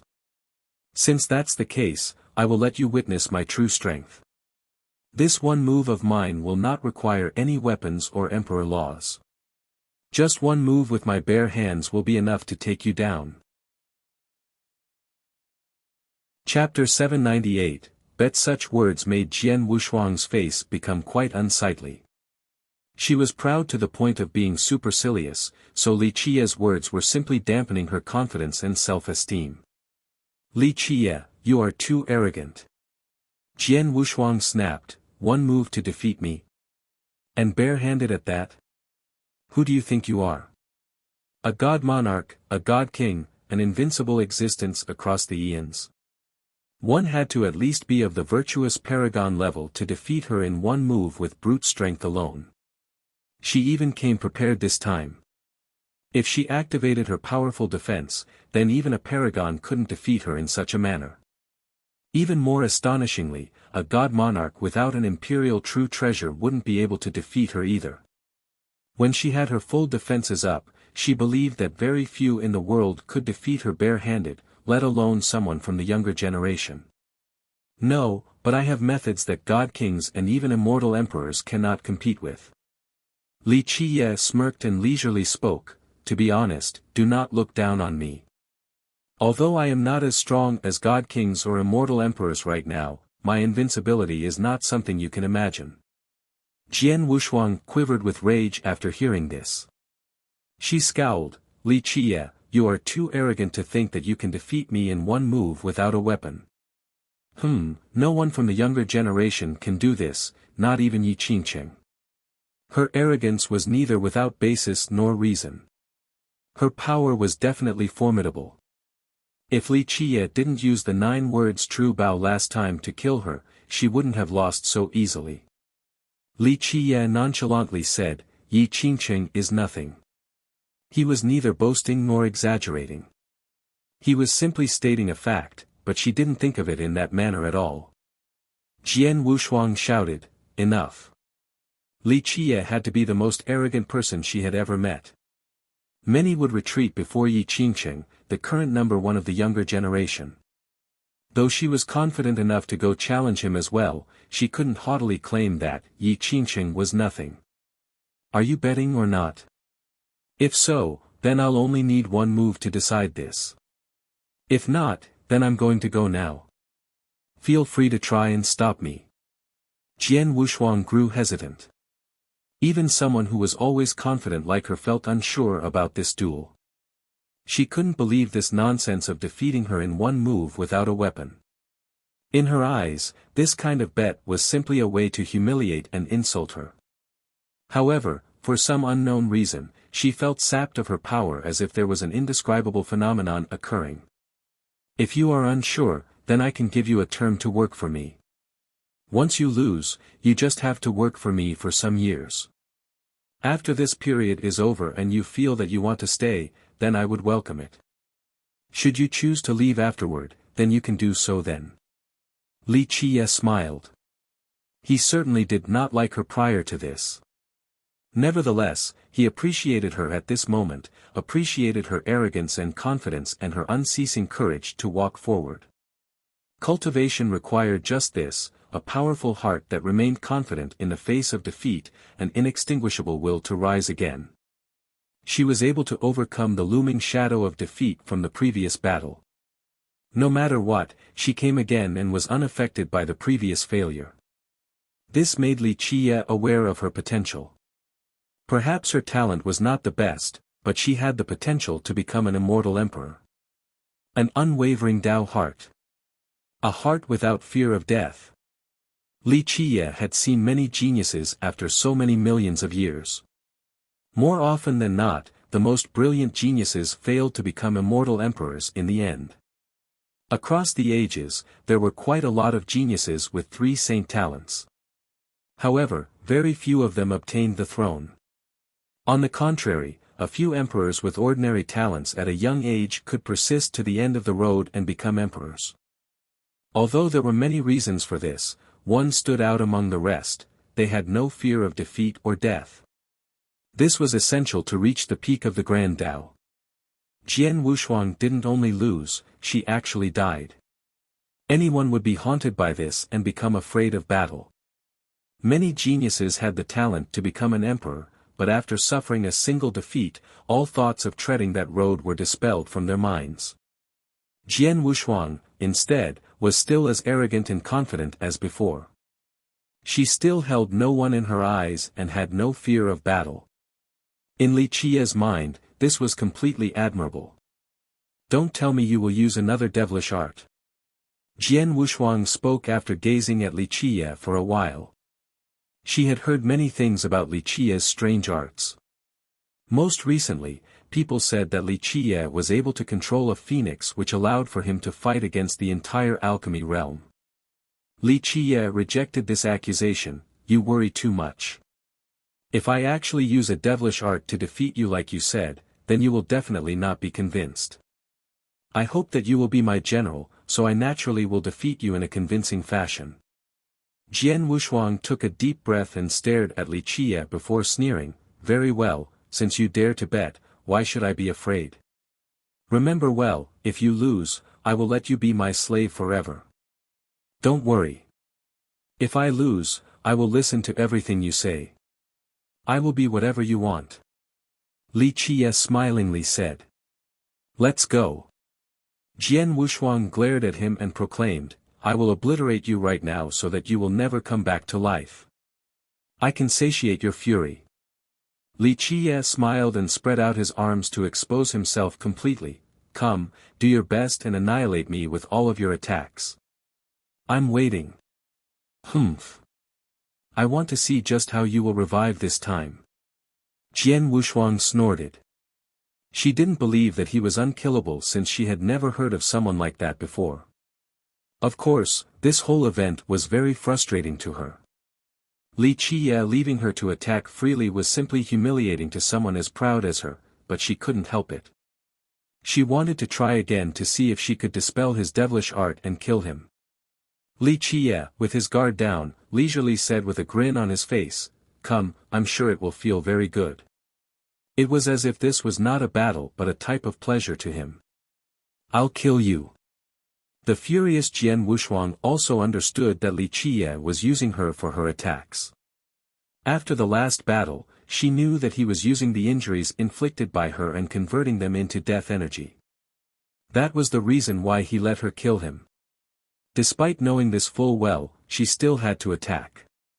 Without trying to slay Li Qiye once more, she wouldn't be able to give up. Ultimately, she was a stubborn person. She slowly took out her longbow, a crescent bow that was pure white and emitted a sacred light. The moment she held it in her hands, it looked more like a sacred artifact than a weapon. This is a bit surprising. Li Qiye looked at her longbow and said, "I thought you would use your forefather's bow to kill me. After all, that bow is extremely powerful and is famous among the emperor's weapons. In your Jian clan, outside of your forefather's true weapon, this bow is the second mightiest. However, you came challenging me without using those bows. I almost can't believe it. How amazing and impressive. It seems that I have to look at you in a different light now." These words were a sincere praise and not mere mockery. That other bow of the Jian clan was infamous for its destructive power. People once called it a brutal weapon for murder.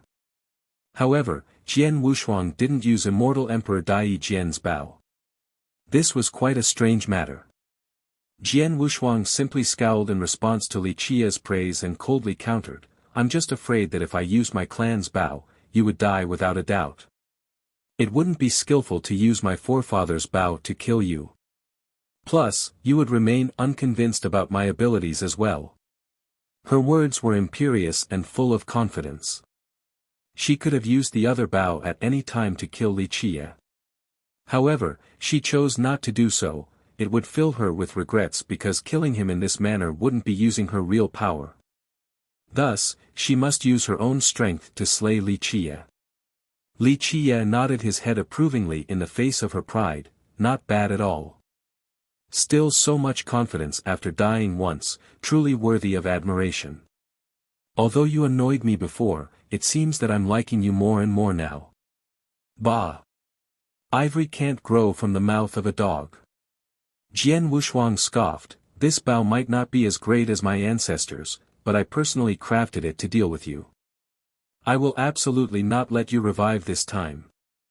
Such words made Jian Wushuang's face become quite unsightly.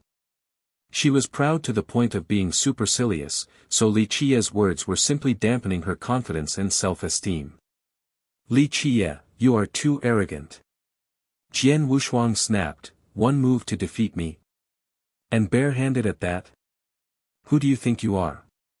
A god monarch, a god king, an invincible existence across the eons. One had to at least be of the virtuous paragon level to defeat her in one move with brute strength alone. She even came prepared this time. If she activated her powerful defense, then even a paragon couldn't defeat her in such a manner. Even more astonishingly, a god monarch without an imperial true treasure wouldn't be able to defeat her as well. When she had her full defenses up, she believed that very few in the world could defeat her bare-handed, let alone someone from the younger generation. No, but I have methods that god kings and even immortal emperors cannot compete with. Li Qiye smirked and leisurely spoke, "To be honest, do not look down on me. Although I am not as strong as god kings or immortal emperors right now, my invincibility is not something you can imagine." Chapter 799, Unkillable. Li Qiye only smiled in response to Jian Wushuang's haughtiness. He gently shook his head and spoke, "I have to remind you of a few points regarding this matter. First, even your ancestors' bow wouldn't be able to kill me. It is truly a brutal weapon, but this is only by your standards since you haven't seen a real merciless weapon.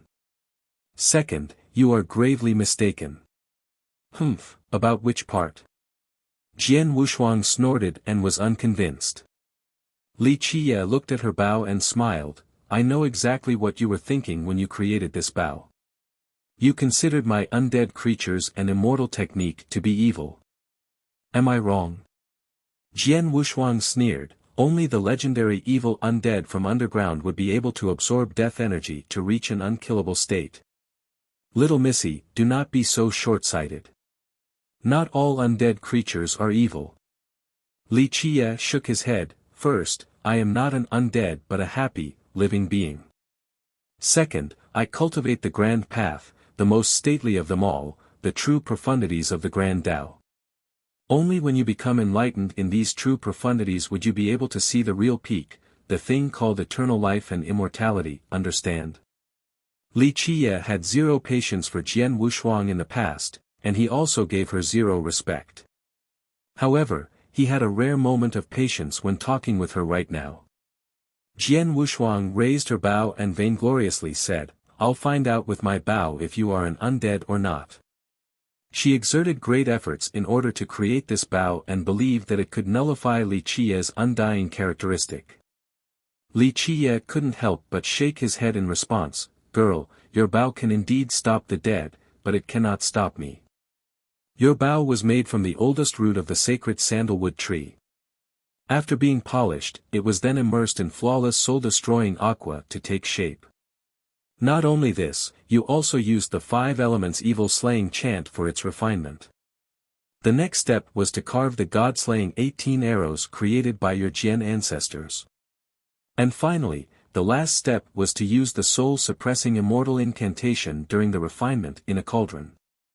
In the blink of an eye, she unleashed all of her archery techniques that included incantation magic, exorcism magic, and the evil-destroying affinity.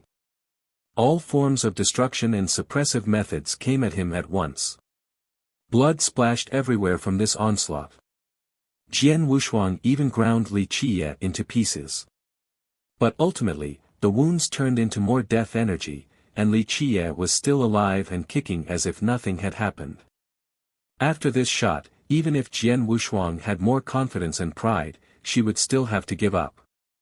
She was completely helpless because Li Qiye was unkillable regardless of her archery techniques. She was only helping him.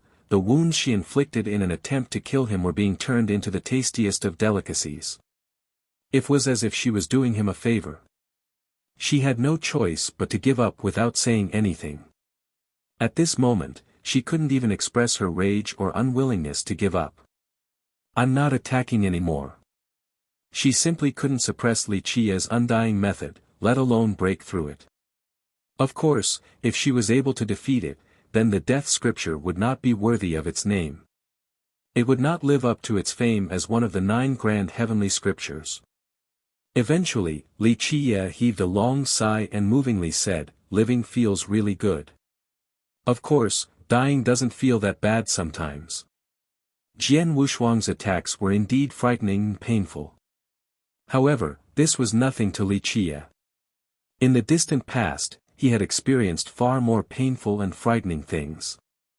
Jian Wushuang raised her brows and couldn't help but stare at Li Qiye to ask, what is this merit law? She was no longer imperious or aggressive and didn't call it a devilish art. She had no choice but to be convinced without the strength to refute. This type of unkillable technique would be able to dispel all doubts. Well, it's a secret. Li Qiye touched his chin and revealed a mysterious smile. Wait until you pledge loyalty to me and are trustworthy enough. When that day comes, maybe I can think about it and tell you this secret. Humph, stop dreaming. She held her head high once more in her usual proud and unreachable manner to sneer. There is no way you will be able to defeat me bare-handed in one blow. Don't be so sure. Li Qiye laughed. Here is your chance. Get ready, you can attack or defend, but there is only one chance. Your defeat is imminent the moment I attack. These words left Jian Wushuang with quite an unsightly expression. Chapter 800, Heaven Suppression Fist Jian Wushuang took a deep breath and summoned her most powerful defensive weapon. With a buzzing sound, a sacred light engulfed the sky with its grand imperial might. A huge imperial city stood before her. In the blink of an eye, she took charge of the entire city. Immortal Emperor's universal laws intertwined around the city with multi-layer barriers. It was the ultimate, impregnable defense. Immortal Emperor Dai Jian's imperial city. After seeing her treasure, Li Qiye nodded approvingly. Although the defense of this weapon can't be listed among the top 10, it is not a bad imperial weapon at all. Imperial City was the name of Jian Wushuang's life treasure. After being summoned, it would turn into a city that seemed to have an emperor inside with their universal laws for protection. Boom! Another series of explosions rang. Jian Wushuang's life wheel emerged like an endless sea of blood under the stars. She channeled her longevity law to its limit, causing her longevity blood to soar like a phoenix. The moment the creature flapped its wings, endless tidal waves of surging blood energy covered the sky. Under the empowerment of Jian Wushuang's blood energy, the imperial laws came together to form huge runic shields that added another layer of defense to the imperial city. The city alone was strong enough, but the addition of the shields fortified it even further. It seemed as if nothing could break through it at this moment. Under this barrier, defeating Jian Wushuang with just one move was impossible even for a virtuous paragon. Perhaps a god monarch would be unable to carry out this task. The impenetrable city boosted her confidence. She coldly stared at Li Qiye and uttered, "Go ahead, I want to see just how you will defeat me in one strike." "Okay, you need to be mentally prepared so that you won't break from this." Li Qiye chuckled. His eyes turned serious as his life wheel rose to the sky as well. In the blink of an eye, the yin-yang sea of blood erupted into a furor. His blood energy continued to rise with no signs of slowing down, causing the sky to shake. This blood energy was far stronger than Jian Wushuang's. She became alarmed at such domineering blood energy. The reason for its might was not only because of his amazing longevity treasure, but more due to the fact that his longevity blood was impeccably pure. It might be the purest in this world. This was due to his great foundation in the previous levels, allowing his longevity blood to contain absolutely no impurities. Boom!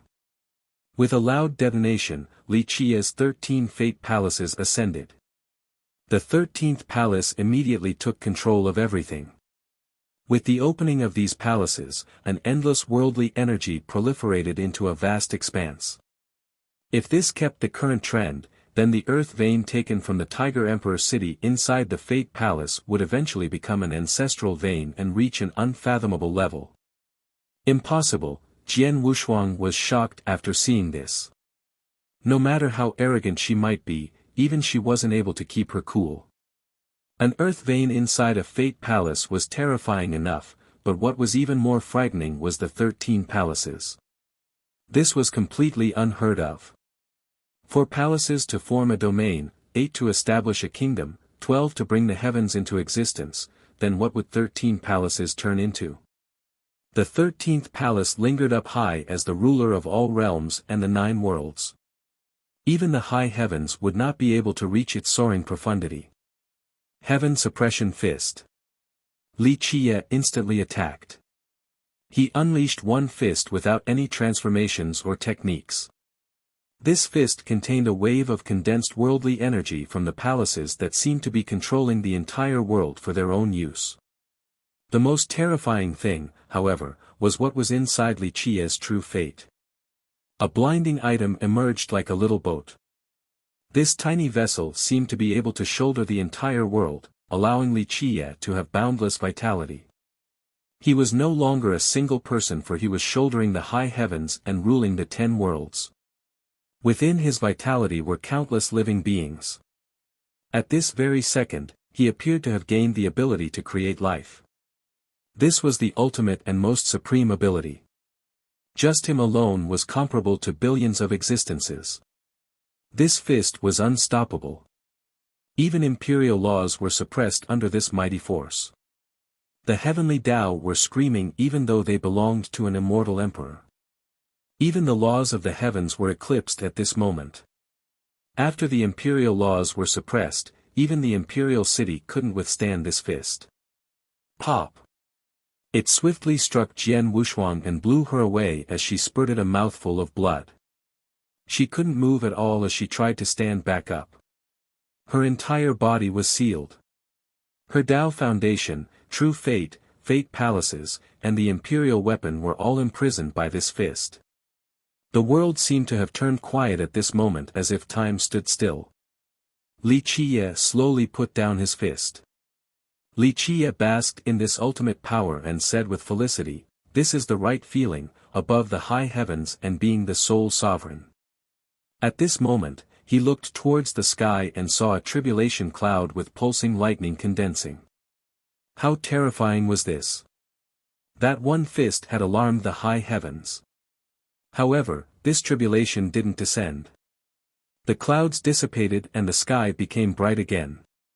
Old villainous heavens, it seems like I still haven't reached a level high enough to threaten you, so you won't try to suppress me. Li Qiye faintly smiled after seeing the clouds disperse. This fist was more terrifying than people could imagine. It was his own creation and had the name of Heaven Suppression Fist. This name was not an exaggeration. Li Qiye was aiming towards the high heavens. One day, when he reached full mastery, he would seal the heavens. This fist contained too many ultimate profundities and mysteries of the 13 Fate Palaces, including the Vessel of Life. When he created this fist, he used it to connect the mysteries of the 13 palaces with the mysteries of the Vessel of Life. The Vessel of Life was a supreme merit law obtained from the other side of the Golden Sea back at Necropolis. It was related to the enigma of life and its creation. After his recent meditation sessions, Li Qiye began to develop something to complement this merit law. Although it had yet to be completed and could even be said to be only 20 to 30% complete, it still had an exhaustive framework. If this merit law could be completed, then in the future, perhaps he would be able to create life and become a real creator of all existences. Li Qiye named this supreme art the Vessel of Life, and the meaning of the name was quite apparent. Under the ultimate power of the 13 palaces and the Vessel of Life, Li Qiye was able to create the most powerful fist in this world.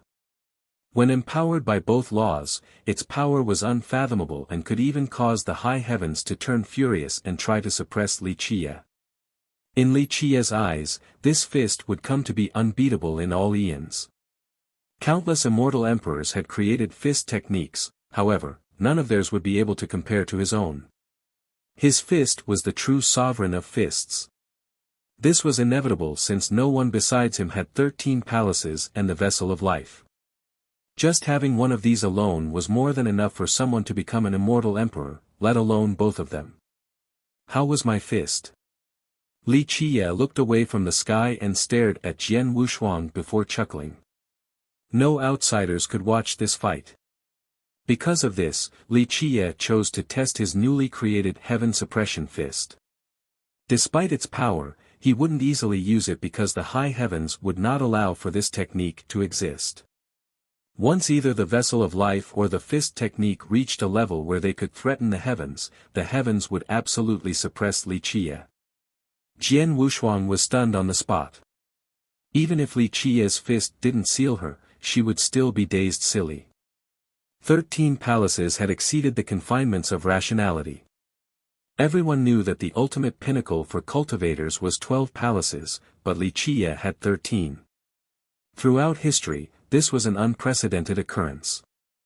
She had no way of describing this fist that was capable of suppressing the heavens. She had seen countless imperial laws, but they were not comparable to this fist. It had no variations or transformations, just a simple sealing affinity. However, this direct fist was related to an ultimate profundity. She wouldn't be able to learn it even if she tried for the rest of her life. She was completely shaken and couldn't calm down. Yi Qingcheng and Mei Aonan were both brilliant geniuses in present times. This was especially true for Yi Qingcheng. Although she was arrogant, she had to admit that he had incomparable talents. However, when compared to this Li Qie standing before her, both of them were not enough to reach the apex. Li Qie's fist alone was enough for Yi Qingqing to spend a lifetime to reach enlightenment. In the past, the stone medicine world praised Yi Qingqing and believed that he would surely become the immortal emperor. After seeing this fist, Jian Wushuang couldn't help but want to utter, "Yi Qingqing is nothing." She finally understood why Li Qie said such words earlier and realized that compared to Li Qie, all other geniuses in this world were nothing. Chapter 801, Gifting of the Bao. Li Qie could have easily killed Jian Wushuang instead of sealing her with this one fist. However, he chose not to do so since he wanted a talent as proud and fierce as her. He removed the seal and insipidly stated, "You have lost." She couldn't calm down even after the seal was removed. Her mind had left her body as she was frozen for a long time. The earlier events were just too shocking for her. "What do you have to say now?" Li Qie smilingly asked after seeing her stunned appearance. Her lost eyes finally regained their focus after a while. She stared at Li Qie as if he was a monster. She had never seen someone like him before. "I have nothing to say, I am utterly convinced of my defeat," she responded with her head held high. Despite being proud, losing was losing and she would not renege on the bet. Li Qie stared at her. "It is the time for you to carry out the promise. You can decide the term. Of course, the benefits will correspond to how long you stay." She took a deep breath, not expecting for the impossible to happen. She spoke with a deep voice, "I have nothing to say except that I shall fulfill my promise." She then swore with her true fate. Her oath was without a duration. This truly showed that she was remarkably decisive.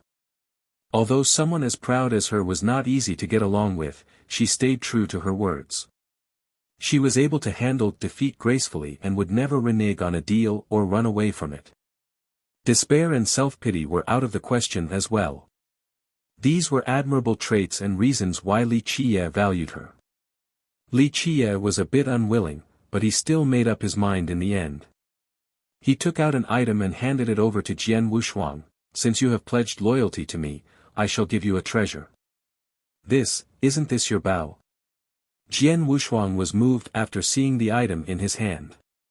This bao was the 9 words true bao. As an archery genius, she had died once to this bao, so she naturally knew just how precious it was. In the future, this bao might even surpass their Jian clan's bao.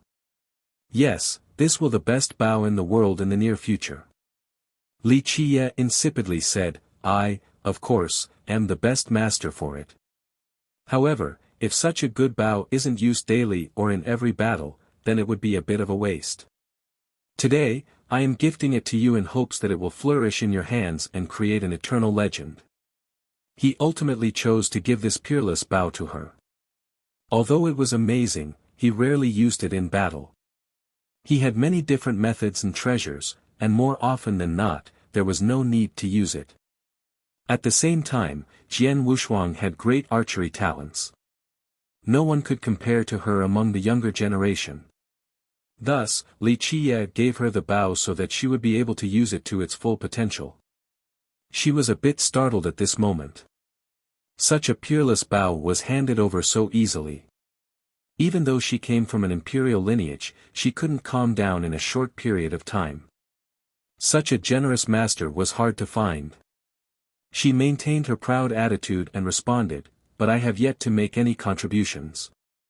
Li Qie forcefully placed the bao in her hand. After making up his mind, there was no going back. He lightly said, "You have to work harder to become my best general. Only the strongest warrior is worthy of this bao. The best way to repay me is by massacring all 4 directions in the future battlefields." Li Qie intended to groom her. Although he could have subordinate even strong existences like the Tree Father, these existences were old and might not be able to fight with him to the very end in the distant future. Jian Wushuang, on the other hand, was still young and could follow him till the eventual end of the war. Moreover, she had untapped potential that was worth exploring as well as ample room for growth. She accepted Li Qia's 9 words true bow and coldly said, I will definitely reach the pinnacle of archery. Immortal Emperor Dai Jian was praised as the best archer in the world. However, the truth was that he did not take that path to the very end. He ultimately abandoned the Tao of archery and used another weapon to become an immortal emperor. In short, his Tao was not proven using the bow. Jian Wuxuang, at this very moment, was determined to walk on the path untrod by her forefather all the way to the apex, to the very limit. Do a good job getting used to it. Li Qie commanded, this bow is worth your effort to learn. In the future, it will accompany you to many great victories. I understand. The proud Jian Wuxuang nodded. Li Qie glanced at her and said, when the time comes, go to the beast realm, I shall be waiting there to take you to the Bayan beast world. The Bayan beast world. She turned serious after hearing this name. Li Qie gently nodded, yes, the Bayan beast world. Since you have pledged loyalty to me, it is time for you to broaden your horizons. Jian Wuxuang didn't inquire any further and only nodded before leaving with her new bow. Li Qie went back to the kingdom's ancestral ground. Ming Yeshue didn't ask anything after his return. Even without asking, she naturally knew that Li Qie won. We'll set off tomorrow. He commanded. She didn't say another word and informed the 100-life alchemy emperor of Li Qie's decision. On the next day, Li Qie came before the Tao platform. Outside of the alchemy emperor and Ming Yeshue, there were also a few ancestors from the kingdom. It is time to depart. Li Qie spoke in a clear voice while staring at the portal.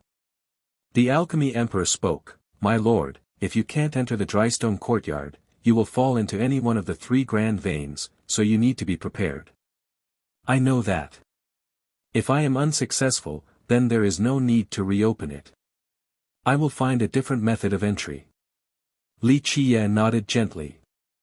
The alchemy emperor looked at Li Qie then commanded the other ancestors, all of you, leave. Once the ancestors and Ming Yeshue had left, the alchemy emperor told Li Qie, my lord, while you were absent yesterday, the old man from the Jianlong clan came. Oh. What does the Jianlong clan want? Li Qie smiled. The Jianlong clan was also a famous lineage alongside the alchemy kingdom in the contemporary times. It had 3 emperors as well. The alchemy emperor smiled and said, how could the Jianlong clan have any ideas before my lord? They only wish that in this generation, if my lord needs them at all, then just send the command and they shall prove their allegiance. They also want to dispel the suppression of the past. Li Qie chuckled, this isn't out of the question. I will let them know if I need them in the future. Having said that, Li Qie glanced at the alchemy emperor, the old geezers from that clan are much smarter than your kingdom's crowd. They have kept their tails down while dealing with the world. That year, your alchemy kingdom believed the divine beast realm's invitation and chose to go first into battle. Meanwhile, the Jianlong clan had lost as well, but they didn't suffer nearly as much as your kingdom. Why is it that I didn't force an oath on them, yet they still obediently chose to give up their territory? Li Qie nodded, those old men knew that as long as I continue to exist, I will train more immortal emperors. They are smart enough to not block my path. Although they have been reclusive for a long time, the moment that they actually come out into this world again, they will be much stronger than your kingdom. The ancestors back then all thought that an alliance with the divine beast realm would allow them to defeat all foes. The alchemy emperor bitterly smiled. Before the Grand War, he strongly opposed competing with Empress Hong Tian for the heaven's will. He knew no good could come from it. Alas, the kingdom was very powerful back then. Moreover, there were many ancestors more distinguished than him in charge. His opposition was useless, so he couldn't control the situation. The last battle was very bloody. Blood stained the entire stone medicine world. The incomparable divine beast realm was massacred overnight and ceased to exist. An alliance with the beast realm so they could defeat all foes? Li Qie snorted, compared to the ancient Ming, your kingdom and beast realm were nothing. During the ancient Ming era, they ruled the entire 9 worlds all by themselves. Outside of Bujan and Xuexi, who else managed to break the monopoly of immortal emperors during their reign? After I made my move, what happened to the ancient Ming in the end? The world did not know about my lord's invincibility.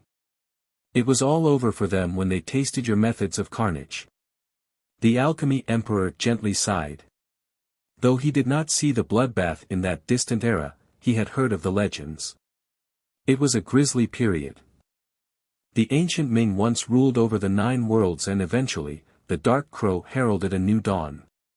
From then on, the ancient Ming era was over and their race disappeared. Alright, there is no need to mention the past. Li Qiye grew a bit sentimental and gently waved his sleeve. Not too many of those who used to be on my side are still alive. Take good care of yourself. I hope that when I sweep through the myriad domains, you will still be alive to see it. Li Qiye could have easily killed Jian Wushuang instead of sealing her with this one fist. However, he chose not to do so since he wanted a talent as proud and fierce as her. He removed the seal and insipidly stated, "You have lost." She couldn't calm down even after the seal was removed. Her mind had left her body as she was frozen for a long time. The earlier events were just too shocking for her. "What do you have to say now?" Li Qiye smilingly asked after seeing her stunned appearance. Her lost eyes finally regained their focus after a while. She stared at Li Qiye as if he was a monster. She had never seen someone like him before. "I have nothing to say, I am utterly convinced of my defeat." She responded with her head held high.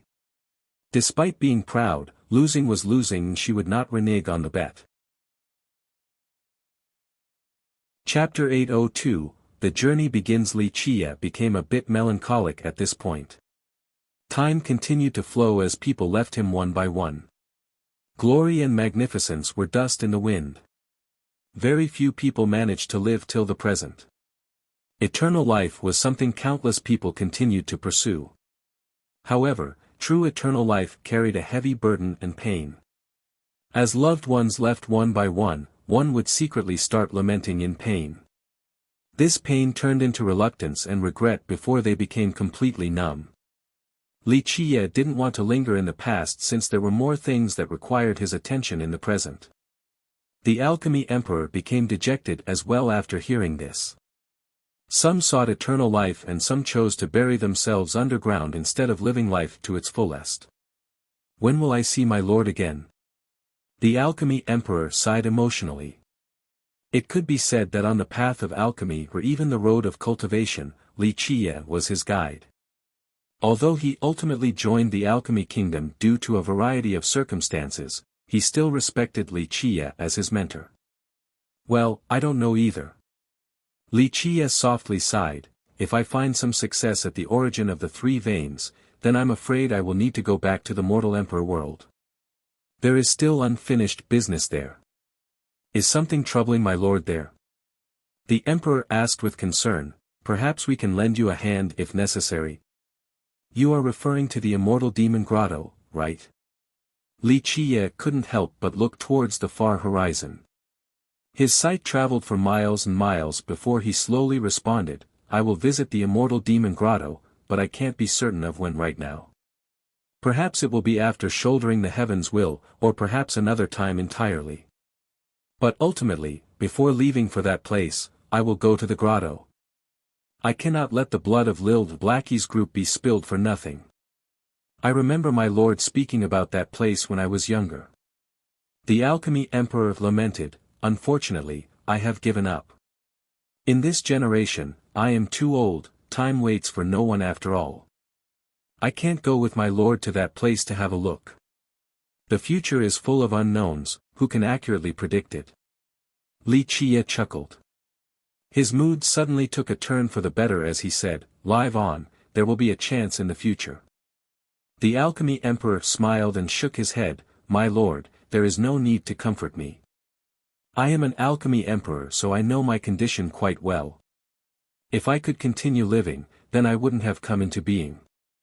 Time has always been ruthless, even the best blood era stone would not be able to prevent its erosion. Because I don't have much time left, I will use what I have left wisely to rectify some problems. Otherwise, the kingdom will have no chance in the future. I will surely die of old age in this generation. The Alchemy Emperor emotionally smiled, I have no regrets in this life. I have witnessed a grand era, saw the most brilliant immortal emperor, and also met an eternal existence like my lord. Li Qiye couldn't say anything else in response. He eventually sighed, all in all, just keep on living well.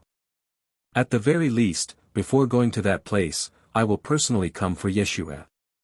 Perhaps we will meet again then. Rest assured, my lord. I will not die so easily without giving the kingdom a brand new opportunity. The Alchemy Emperor cheerfully smiled.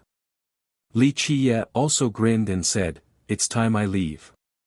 There is still a long way to go in the future. The Alchemy Emperor nodded solemnly. He stood on top of the platform and personally took control of the portal's opening for Li Qiye. Buzz. The platform lit up with all the refined jades emitting bright radiances. A powerful worldly energy empowered the platform and opened the portal that took the shape of a giant ring. This portal was initially a mirror. However, at this moment, it was in a liquid state like sinking mercury. Clanking sounds could be heard from the intertwining laws. I'm going. Li Qiye nodded towards the Alchemy Emperor before setting foot into the sunken portal. He instantly disappeared. The very next moment, he emerged in a different space. There was an endless void with neither a beginning nor an end. A series of laws paved the way beneath his feet. They moved together to form a bridge all the way to a distant location. Li Qiye smiled and walked on this divine bridge.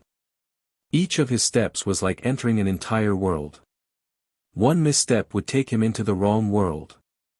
The concept of time did not exist in this void, and neither did anything tangible. Li Qiye walked for some time before finally seeing the drystone courtyard. No one would be able to see the whole picture while staring at it from a distance. They would only be able to see an ancient gate. This gate was crafted from an unknown material. It looked archaic, as if it had weathered countless winds and storms. Time had left a unique mark on its surface. As one of the 12 burial grounds, the courtyard was full of mysteries and surprises. Moreover, it was one of the most dangerous places in present times. It was different from the other burial grounds. Unlike the prime ominous grave or the ancient heavenly corpse burial ground where people knew of their locations and even undertook adventures inside, the courtyard was different. For many eras, no one knew of its location outside of being in the stone medicine world. Even immortal emperors were unable to pinpoint its coordinates. In short, its location had always been a mystery. There were only two methods of entry. The first was through a shortcut like the portal in the Alchemy Kingdom. There were only a few like this in the entire stone medicine world. At the same time, the chances of success through these shortcuts was quite meager. The second method was to use the real entryway of the courtyard. Of course, what the real entryway was and its location were just as big of an enigma as the courtyard itself. Due to these reasons, the courtyard was much more elusive compared to the other burial grounds. Regardless, over the years, many people still tried to find it. There were also some who managed to enter. However, these were all real masters. Many of them were god monarchs or even god kings. Despite making it inside, very few of them could come out alive. Legend states that even immortal emperors had been trapped inside the courtyard before. The laws below continued to intertwine all the way to the gate of the courtyard. However, before they could reach the destination, a strange sizzling noise appeared. All of these laws were suddenly petrified and stopped. Not good. This sudden change took Li Qiye by surprise. Nevertheless, he instantly knew what had just transpired. Bang! All the laws suddenly collapsed. No matter how strong they might have been, they all shattered after being petrified. Even if Li Qie had heaven-defying methods, he couldn't alter this event and turn back the tide. Without any support, Li Qie fell down. No matter how powerful or amazing one might be, in this particular space, no one was able to fly. Li Qie kept on falling for some time before eventually landing in an unknown place. The scene before him was quite different. It was a vast, green expanse. Li Qie knew that he had fallen from that space all the way back to the stone medicine world. Bang! The moment his feet reached the ground, a severe blow landed on his chest, sending him flying. This blow was so powerful that it broke all the bones in his body and almost turned him into a pool of blood. Buzz! The death seal appeared. It was as if time had been reversed. His scattered flesh returned to his body, allowing him to recover in a brief moment. Li Qie focused his gaze and saw a gigantic monster in the distance.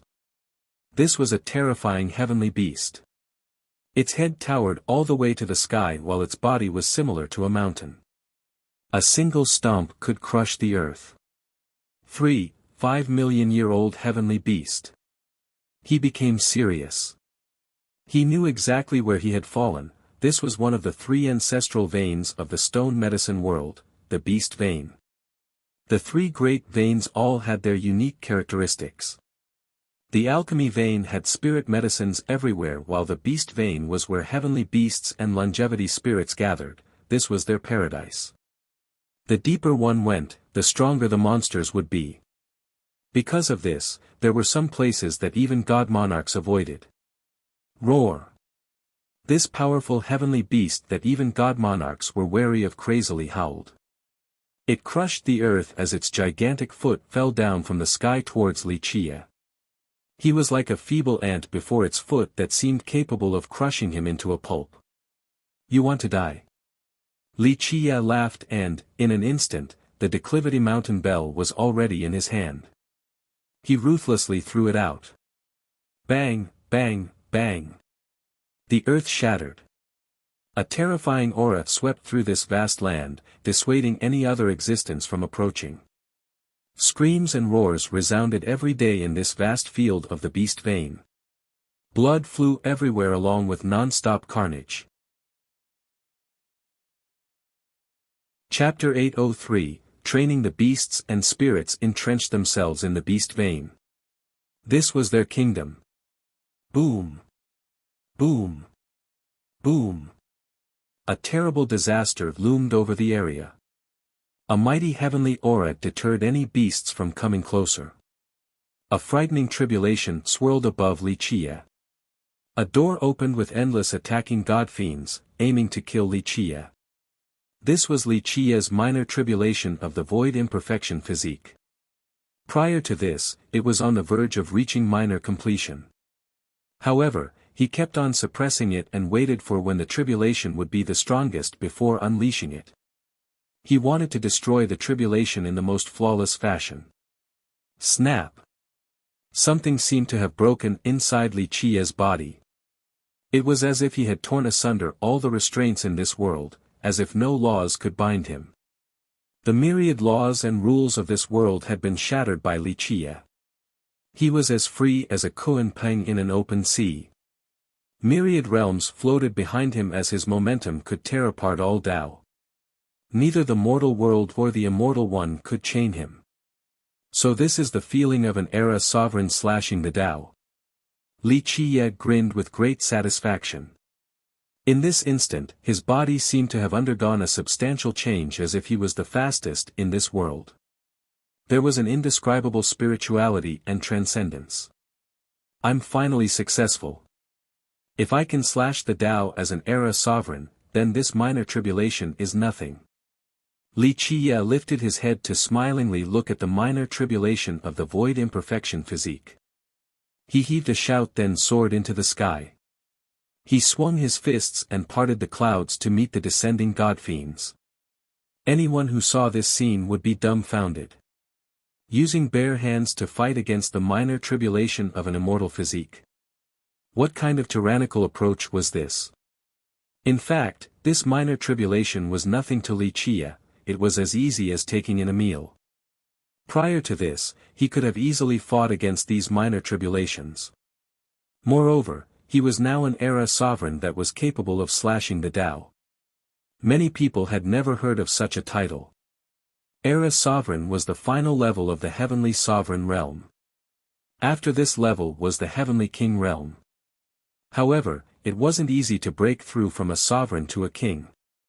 The world assumed that as long as one could reach the era sovereign level, then they would be at the peak of the sovereign realm. At this level, it would be easy to reach the king realm. However, they did not know that there was another step beyond this level. This step was the apex beyond the peak. Once one was able to break through to this apex, they would be called a Tao-slashing sovereign. Before leaving the vein, his actions could be described by the phrase see God, slay God, see devil, slay devil.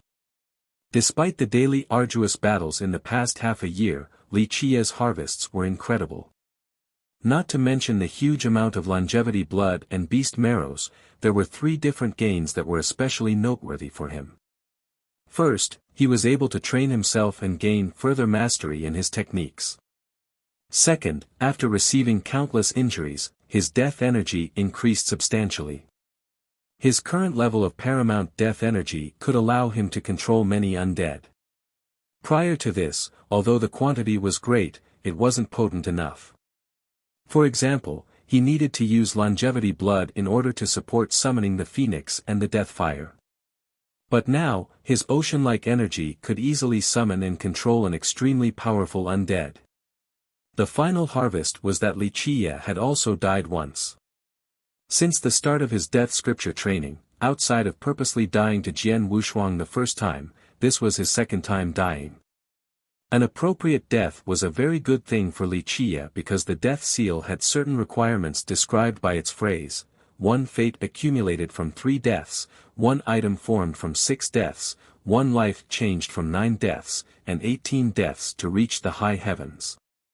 With his current level, death was not easy to come by. As the sky darkened, Li Qia got up and went towards the riverbank. He crouched and drank a handful of water. Crash! A whirlpool abruptly emerged alongside violent waves. A huge jaw opened from the river, wanting to swallow the thirsty Li Qia whole. Pop! Before this basin-like mouth could bite Li Qia, the hidden monster was already gripped by the neck. The next moment, Li Qia heavily slammed it onto the ground, creating a large pit. It all happened so quickly. The monster didn't have the chance to resist before being smashed to the point of spattering blood.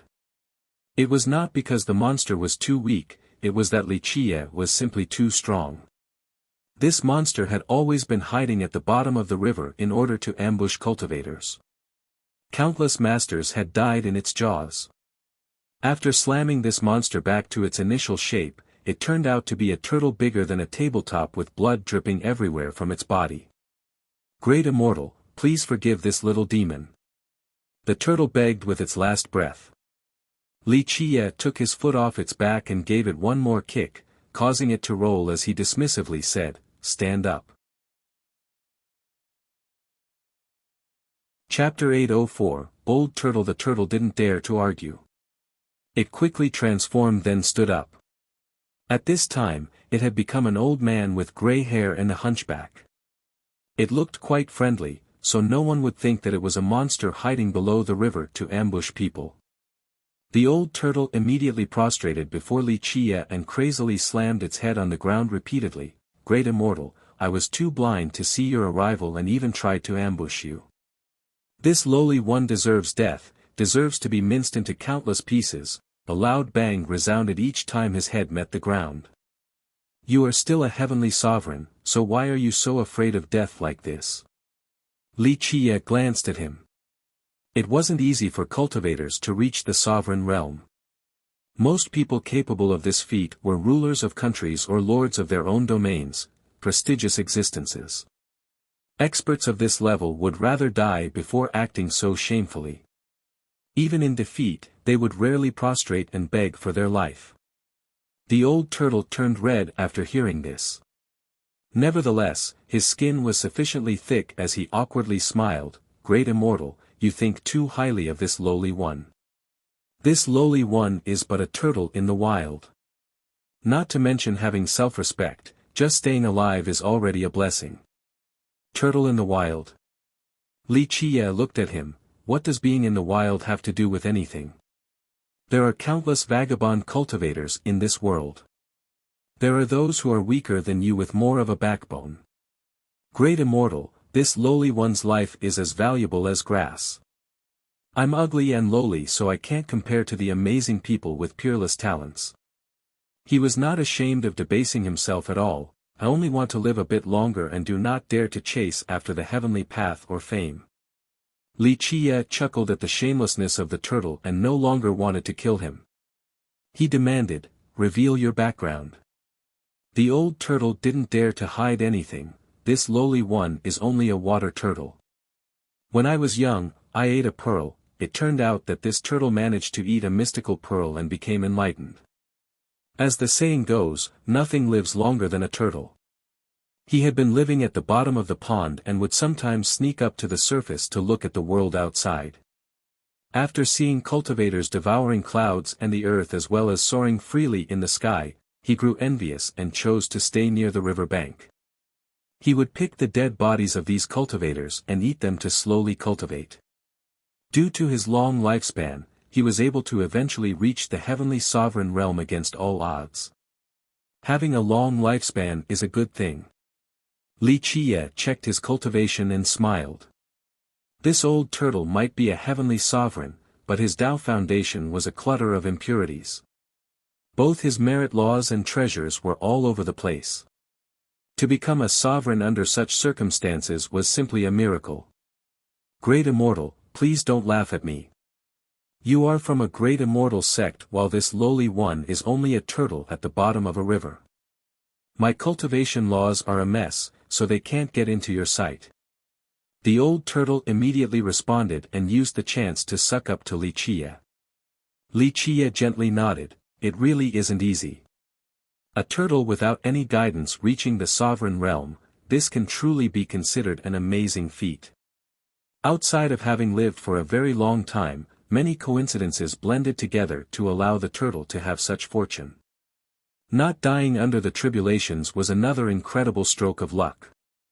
Great Immortal is the best in history. Your cultivation is comparable to that of immortal emperors.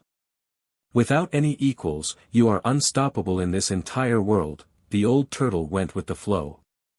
After hearing Li Qiye praising him, he immediately flattered Li Qiye back and shamelessly said, I am foolish, but I wonder if Great Immortal would be willing to teach me a thing or two. So that I can be under your protection. Such wretched shamelessness was rare to find in demons, especially a sovereign-level demon. There's no need to grovel like this. Li Qiye shook his head and ignored the praises. Where is this place? This is Quicksand River. It is 1,300 miles long. The source is back at the Drift's End Plain. There are 50 tributaries. The old turtle introduced his territory without pause. Okay, stop. It's just a tiny location, I've never heard of it before. Li Qiye gently waved his sleeve. After noticing Li Qiye's lack of interest, he immediately said, Great Immortal is a celestial up in the 9 heavens, a monarch in myriad realms. This small river area, of course, wouldn't get into your sight. Only the divine mountains and immortal firmaments in the immortal world would. Stop your sweet talk. Do you know where the heavenly flame is? Li Qiye interrupted the incessant turtle. Heavenly flame. The turtle tilted its head in contemplation. Is Great Immortal talking about the heavenly flame county of the Oxherder country? Li Qiye insipidly replied, perhaps. That place wasn't called the heavenly flame county a long time ago. However, as time passed, many names changed. This lowly one has been there several times before. The old turtle spoke, if Great Immortal wants to go there, then I'll tell you the way. Great Immortal only needs to cross this river then head north towards the eastern county. Although this turtle asked Li Qiye to teach him earlier, he actually hoped that Li Qiye would leave as soon as possible. If such a strong person became unhappy and decided to turn him into soup, then it would be quite a sad fate. There is no need to tell me. Li Qiye didn't bother listening to the directions. He gently tapped the turtle's back and insipidly declared, "Carry me there." Great Immortal, the old turtle's expression quickly changed after hearing this. It calmed down and responded, "Great Immortal, this lowly one is old and powerless. I am slower than a snail, so I'm afraid I will only slow Great Immortal down from your business." "Oh. Didn't you ask for my guidance earlier?" Li Qiye glanced at him. The old turtle immediately replied, "This lowly one would, of course, be eternally grateful for Great Immortal's guidance. However, Great Immortal is the ruler of this world, the monarch of the 9 heavens. Your business relates to the well-being of the 9 worlds and its billions of inhabitants. How could this lowly one waste your time with my own insignificant matters? All right, no more blabbering. If I told you to carry me, then do it." Li Qiye smiled. The more the turtle didn't want to, the more he wanted to force him. "Great Immortal," the turtle frowned in pain. Of course he didn't want to leave this place. Quicksand River was his home, and he knew it the best. He knew the safest locations to hide from his enemies. The moment he spotted danger, he would run away and could disappear instantly. Li Qiye dismissively said, "Say no again and I will make a soup out of you. Just try me." The old turtle quivered and didn't dare to speak again. He immediately laid down and revealed his true form as a big turtle. Li Qiye sat on him without another word. The old turtle felt an indescribable torment at this moment. He didn't know whether this was a fortune or a disaster. What if he made Li Qiye unhappy and the guy made a soup out of him? He had no choice but to obediently take Li Qiye to the Heavenly Flame County. He could only hope that Li Qiye would show some kindness and quickly allow him to return to Quicksand River. Although the turtle said that he was as slow as a snail, this was far from the truth. Once he went full speed, he could ride the clouds at an astonishing speed. Just from this particular style, it was apparent that he was someone who ran at the first sign of trouble, a professional escape artist. The Heavenly Flame County was not considered a big location in the beast realm. There were plenty of places like this here. If one had to mention something remarkable about it, then it would be its history. An extraordinary character emerged from this county with the title of Heavenly Flame Goddess. Legend states that this goddess swept through the stone medicine world and eventually established her foundation here, hence its name. Although riding a turtle seemed strange, it was still acceptable in the beast realm even for its mortal inhabitants. There were 2 reasons for why the beast realm had this name. The first was that it was inside the beast vein, and the second was that this was the world of demons. If the alchemy realm was a place where demons and golems coexisted, then the beast realm was exclusively meant for demons while the stone realm was for golems.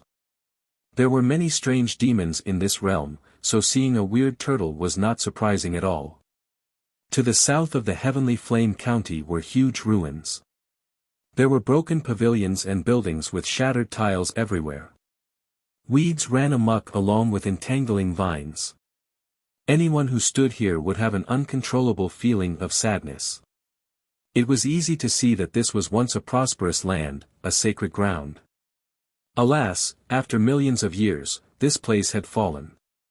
Only these broken buildings before them told the story of its past glory. While sitting on the turtle and staring at these buildings, Li Qiye felt a tinge of emotion despite his numb heart.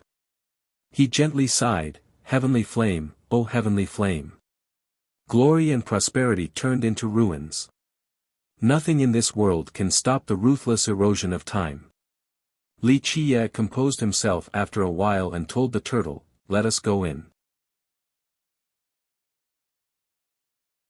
Chapter 805, Tai Clan. The old turtle wanted to leave after taking Li Qiye to his destination. He naturally wished for Li Qiye to spare him. However, Li Qiye didn't say anything and he was too afraid to ask, so the turtle had to keep on carrying Li Qiye forward. The ruins ahead were quite large. One could easily imagine that this was once a grand city. Li Qiye shook his head and thought that the Tai clan had fallen. Even a stronger clan wouldn't escape the fate of eventual decline. In the Heavenly Flame County, many people knew the Tai clan. The older generation would always say positive things when talking about the Tai clan. The Tai masters have always been good people across the generations. It is our county's blessing to have such great rulers. The county's people only knew that the Tai masters were kind and merciful because the county was the land of the Tai clan. At the same time, the tax here was the lowest in the entire Oxherder country. Because of this, the county was a good place to live. They didn't know about an even more illustrious and ancient past of the Tai clan.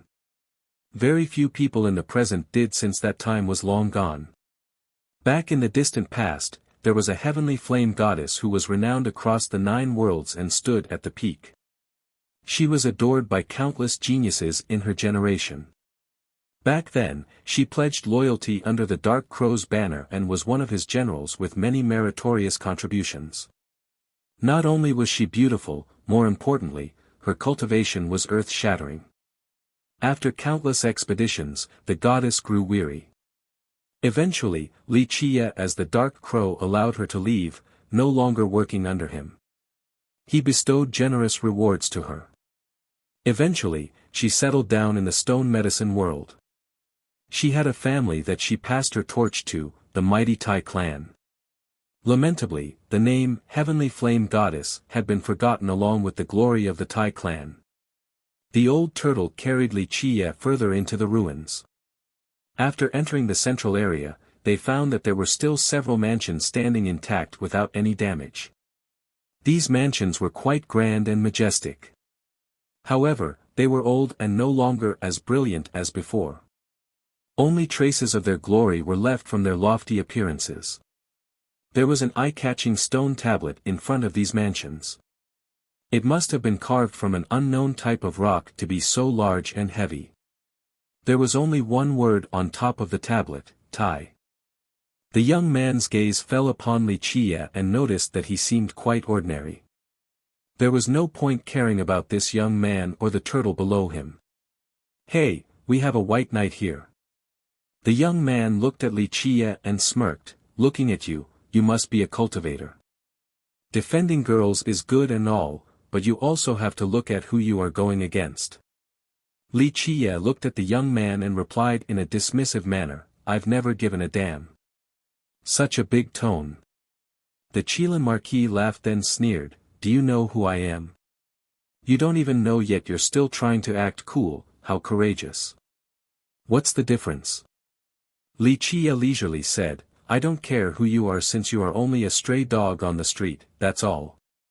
The Marquis was basking in his greatness, but after hearing this, his face paled. "Stray dog? Little brat, do you know who I am? I am a disciple of the Heavenhoof Ravine. My senior brother is the Bird King of the Feather Country and my first brother is the Golden Crow Prince." The Marquis felt proud after mentioning his background. He was a lizard demon and called himself the Qilin Marquis. He was indeed a disciple from the ravine, but only an outer sect disciple. A behemoth with 2 emperors like the ravine had many outer disciples. Of course, there was one thing the Marquis was very proud about, and that was his backing was the second brother of the ravine, the Bird King. He often boasted to others about being a disciple in addition to his second brother being the Bird King and his first brother being the Golden Crow Prince.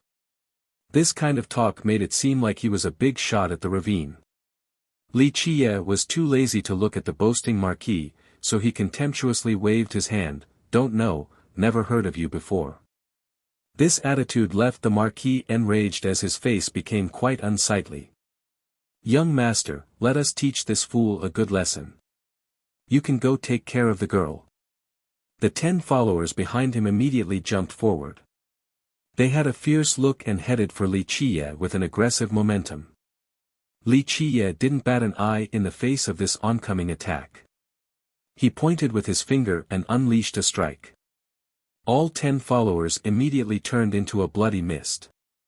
This scared the soul out of the Marquis. He knew that he had kicked an iron wall this time.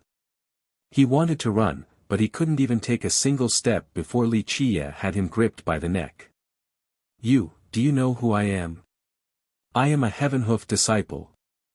My second brother, the Bird King, wants this land. I came under his orders. If you dare to touch me, then you would be opposing my second brother and the ravine.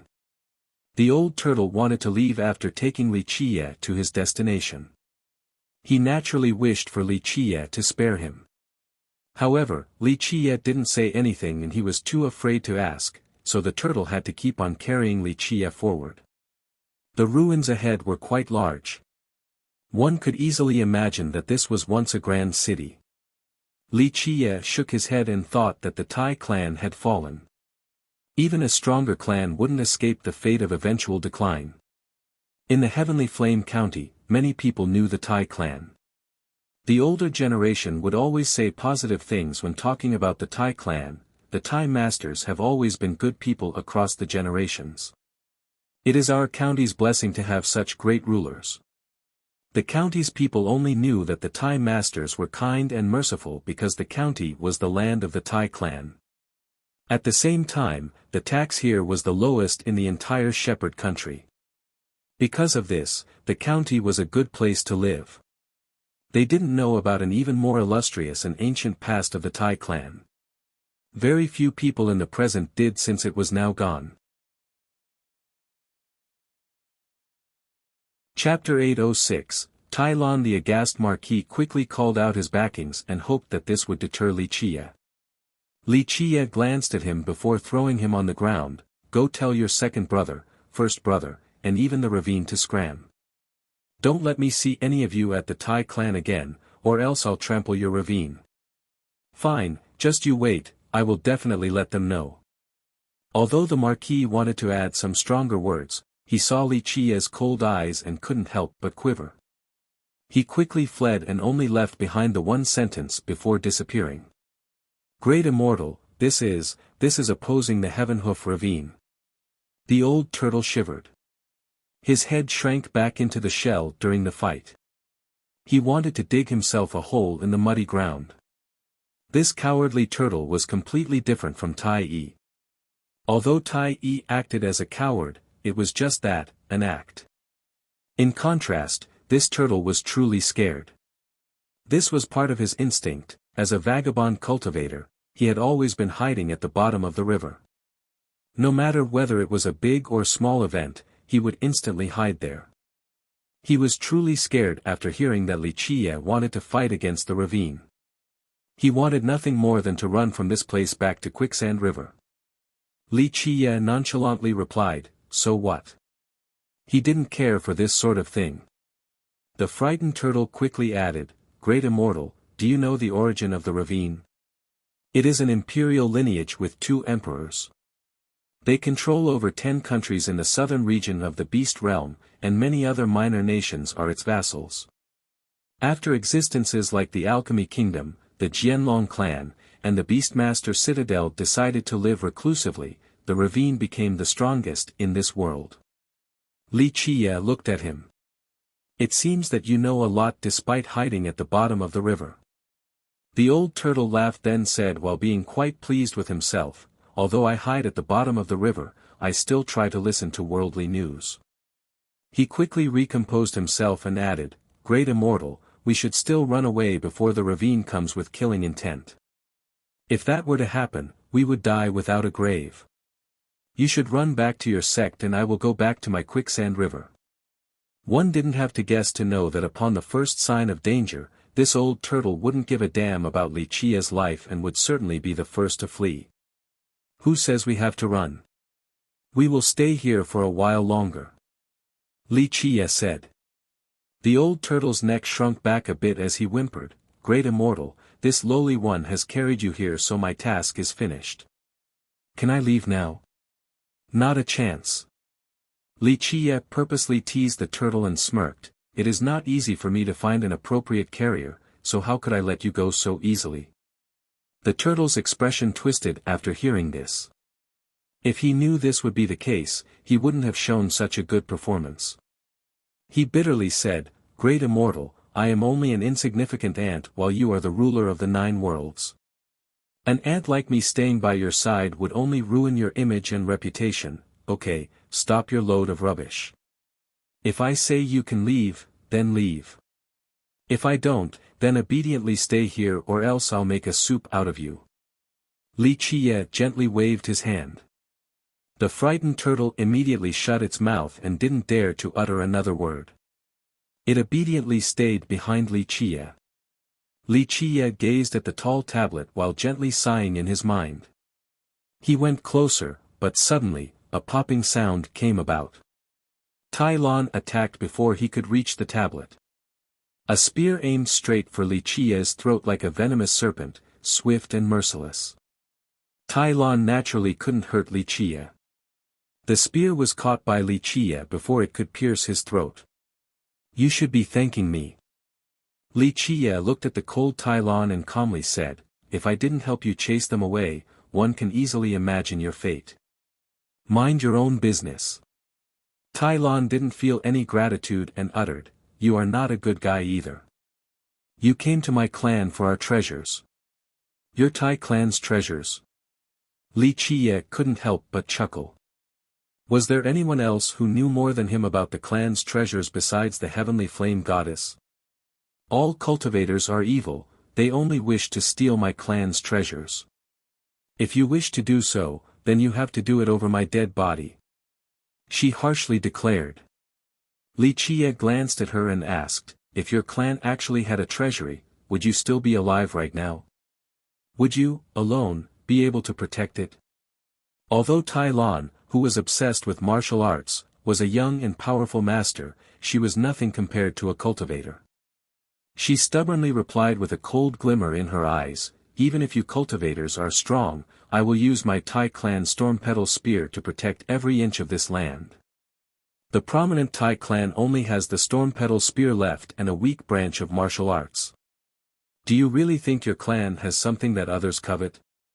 Li Qiye smiled and gently shook his head. "Don't be so presumptuous." Tai Lan was furious to see Li Qiye looking down on her most powerful martial arts. She cried out and let go of the spear that Li Qiye caught.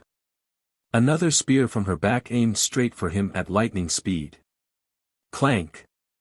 Li Qiye effortlessly flicked his finger and shot away her spear. Die! Tai Lan was a headstrong person who didn't know when to back down. She cried out as the spears behind her flew forward at once. It was as if she had many hands controlling several dozen spears all at once. In the blink of an eye, the cold glint of steel rushed upward then descended like a torrential storm of flower petals. One had to admit that she was a top martial artist. This move of hers could kill cultivators of the Palace Foundation and even Palace Expansion realms. However, she was but an ant before Li Qiye. Pop!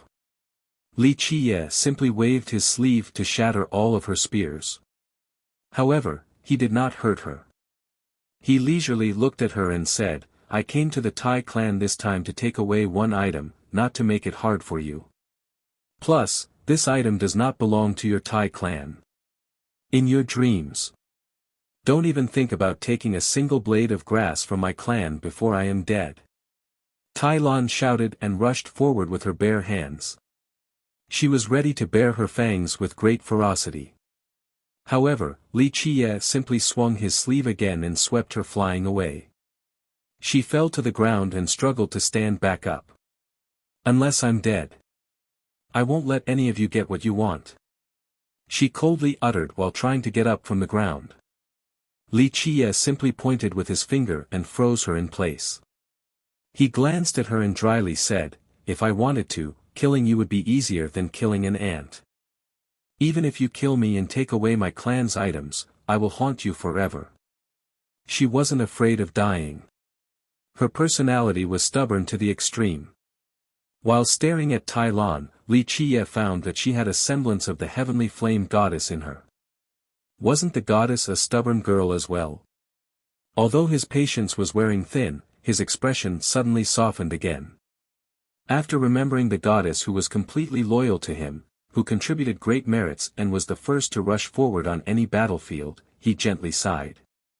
Out of consideration for the loyal goddess back then, Li Qiye didn't want to be too harsh on Tai Lan. He commanded the turtle, carry her away and persuade her. My patience is limited. The old turtle had seen Li Qiye's brutality, so how could he not listen?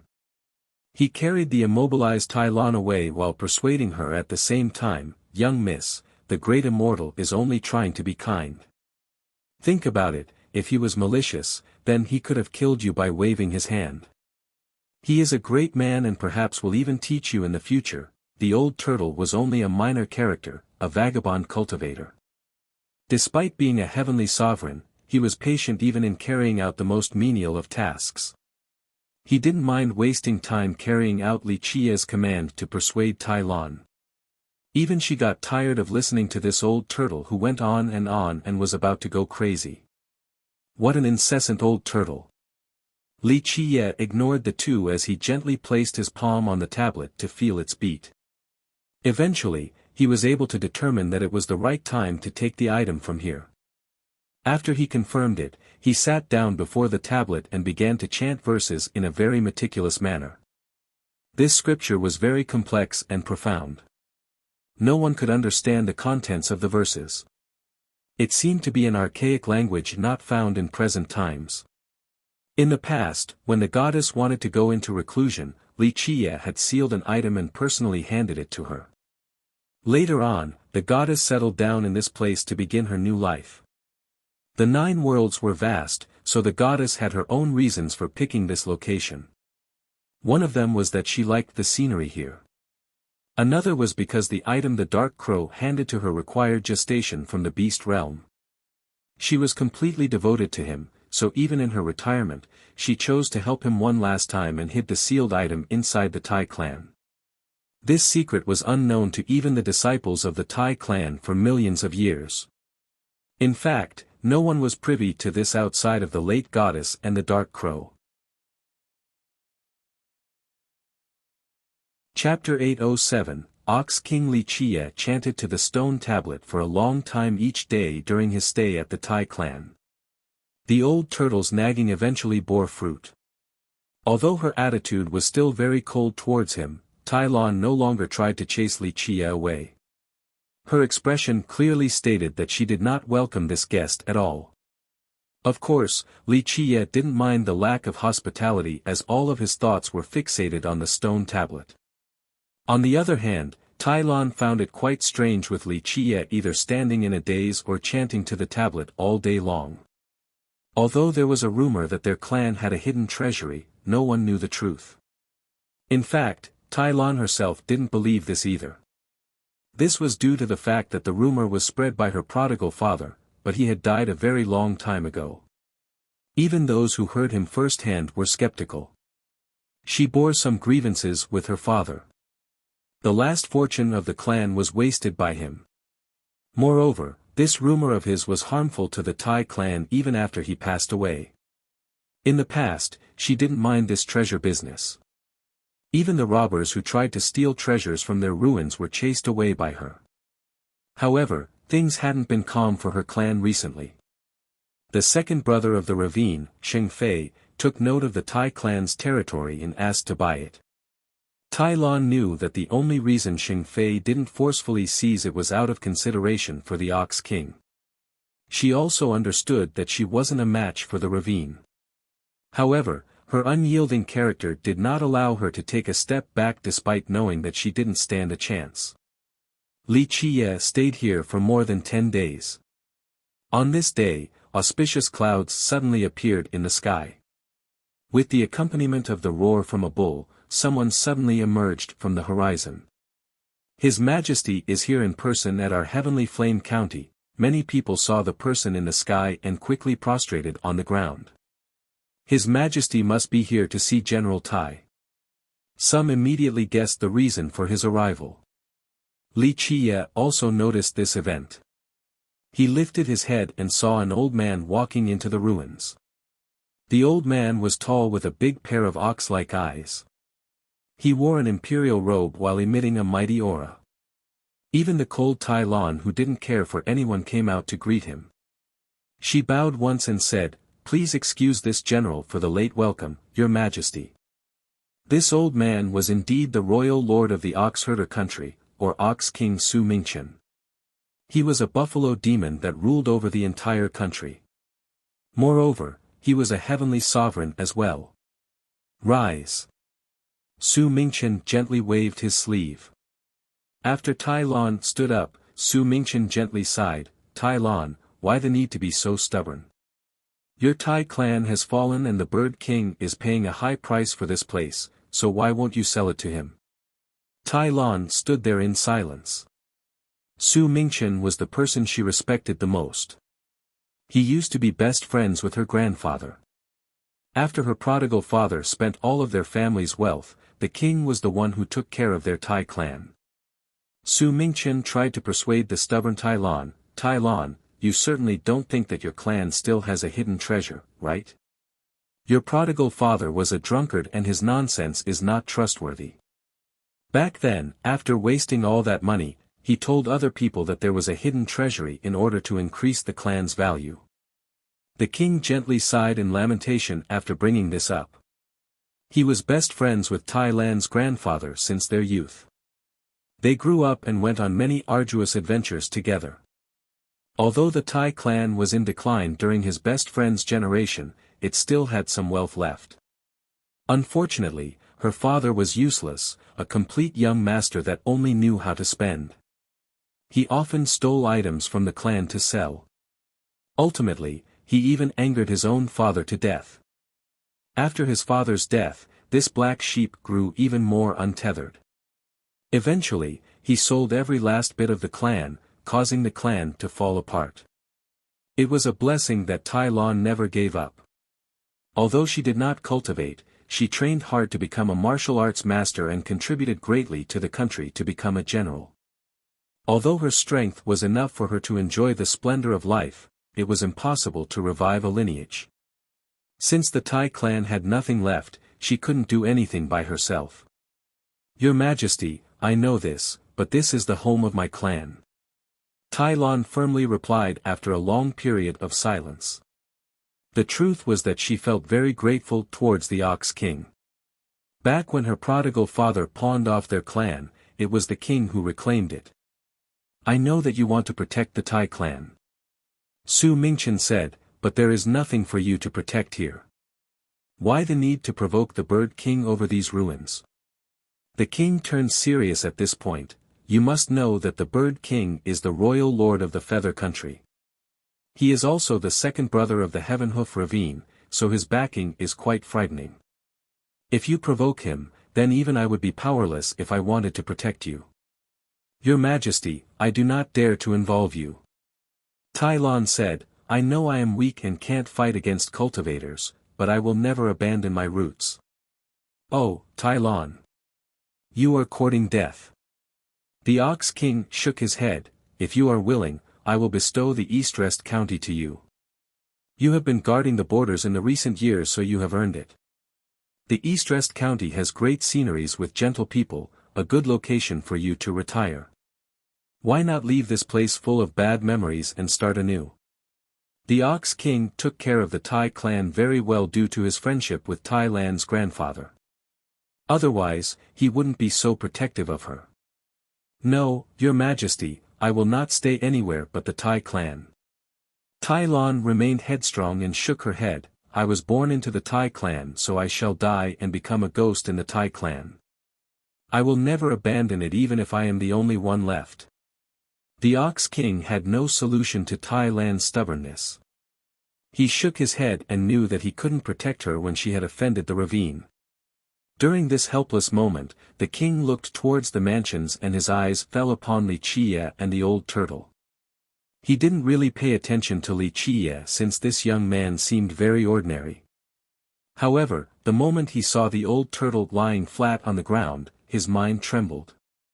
Since when did the Tai clan have such a powerful expert? Both the king and the turtle were heavenly sovereigns, so this couldn't escape his eyes. The sudden appearance of a sovereign at the Tai clan startled him. "May I ask where you are from, sir?" The king came forward and cupped his hands together to greet the turtle. The turtle quickly shook his head. "Ox King, you are mistaken. This turtle is only a minor character, this great immortal here is the real boss." The timid turtle wanted less trouble. He was a vagabond cultivator after all, so he didn't want to show himself and pushed everything to Wuxia instead. The king was shocked to hear this. A heavenly sovereign being so respectful to this inconspicuous junior was surprising to say the least. The king was an experienced person, so despite Wuxia's humble appearance, the king wondered if he came from an imperial lineage. This possibility meant that the king couldn't afford to offend or despise him. He cupped his hands as well towards Wuxia. "May I ask for young noble's name?" "I am Su Mingchen from the Oxherder country." His attitude was very polite. Of course, if the old turtle was respectful of this young man ahead, then he didn't want to offend such a big character either. Wuxia. Wuxia slightly nodded. Since Su Mingchen was so polite, he also treated him with propriety. Wuxia, the Ox King stuttered with fear and almost choked on his own saliva. He felt his quivering legs losing strength as he almost fell down to the ground. The name Wuxia truly frightened him. "Young noble, you are the alchemy realm's deity Wuxia." Aghast, he swallowed and felt his mouth drying up. The Ox King was a smart man. People had been referring to Wuxia as fierce, but this title could be construed as too aggressive.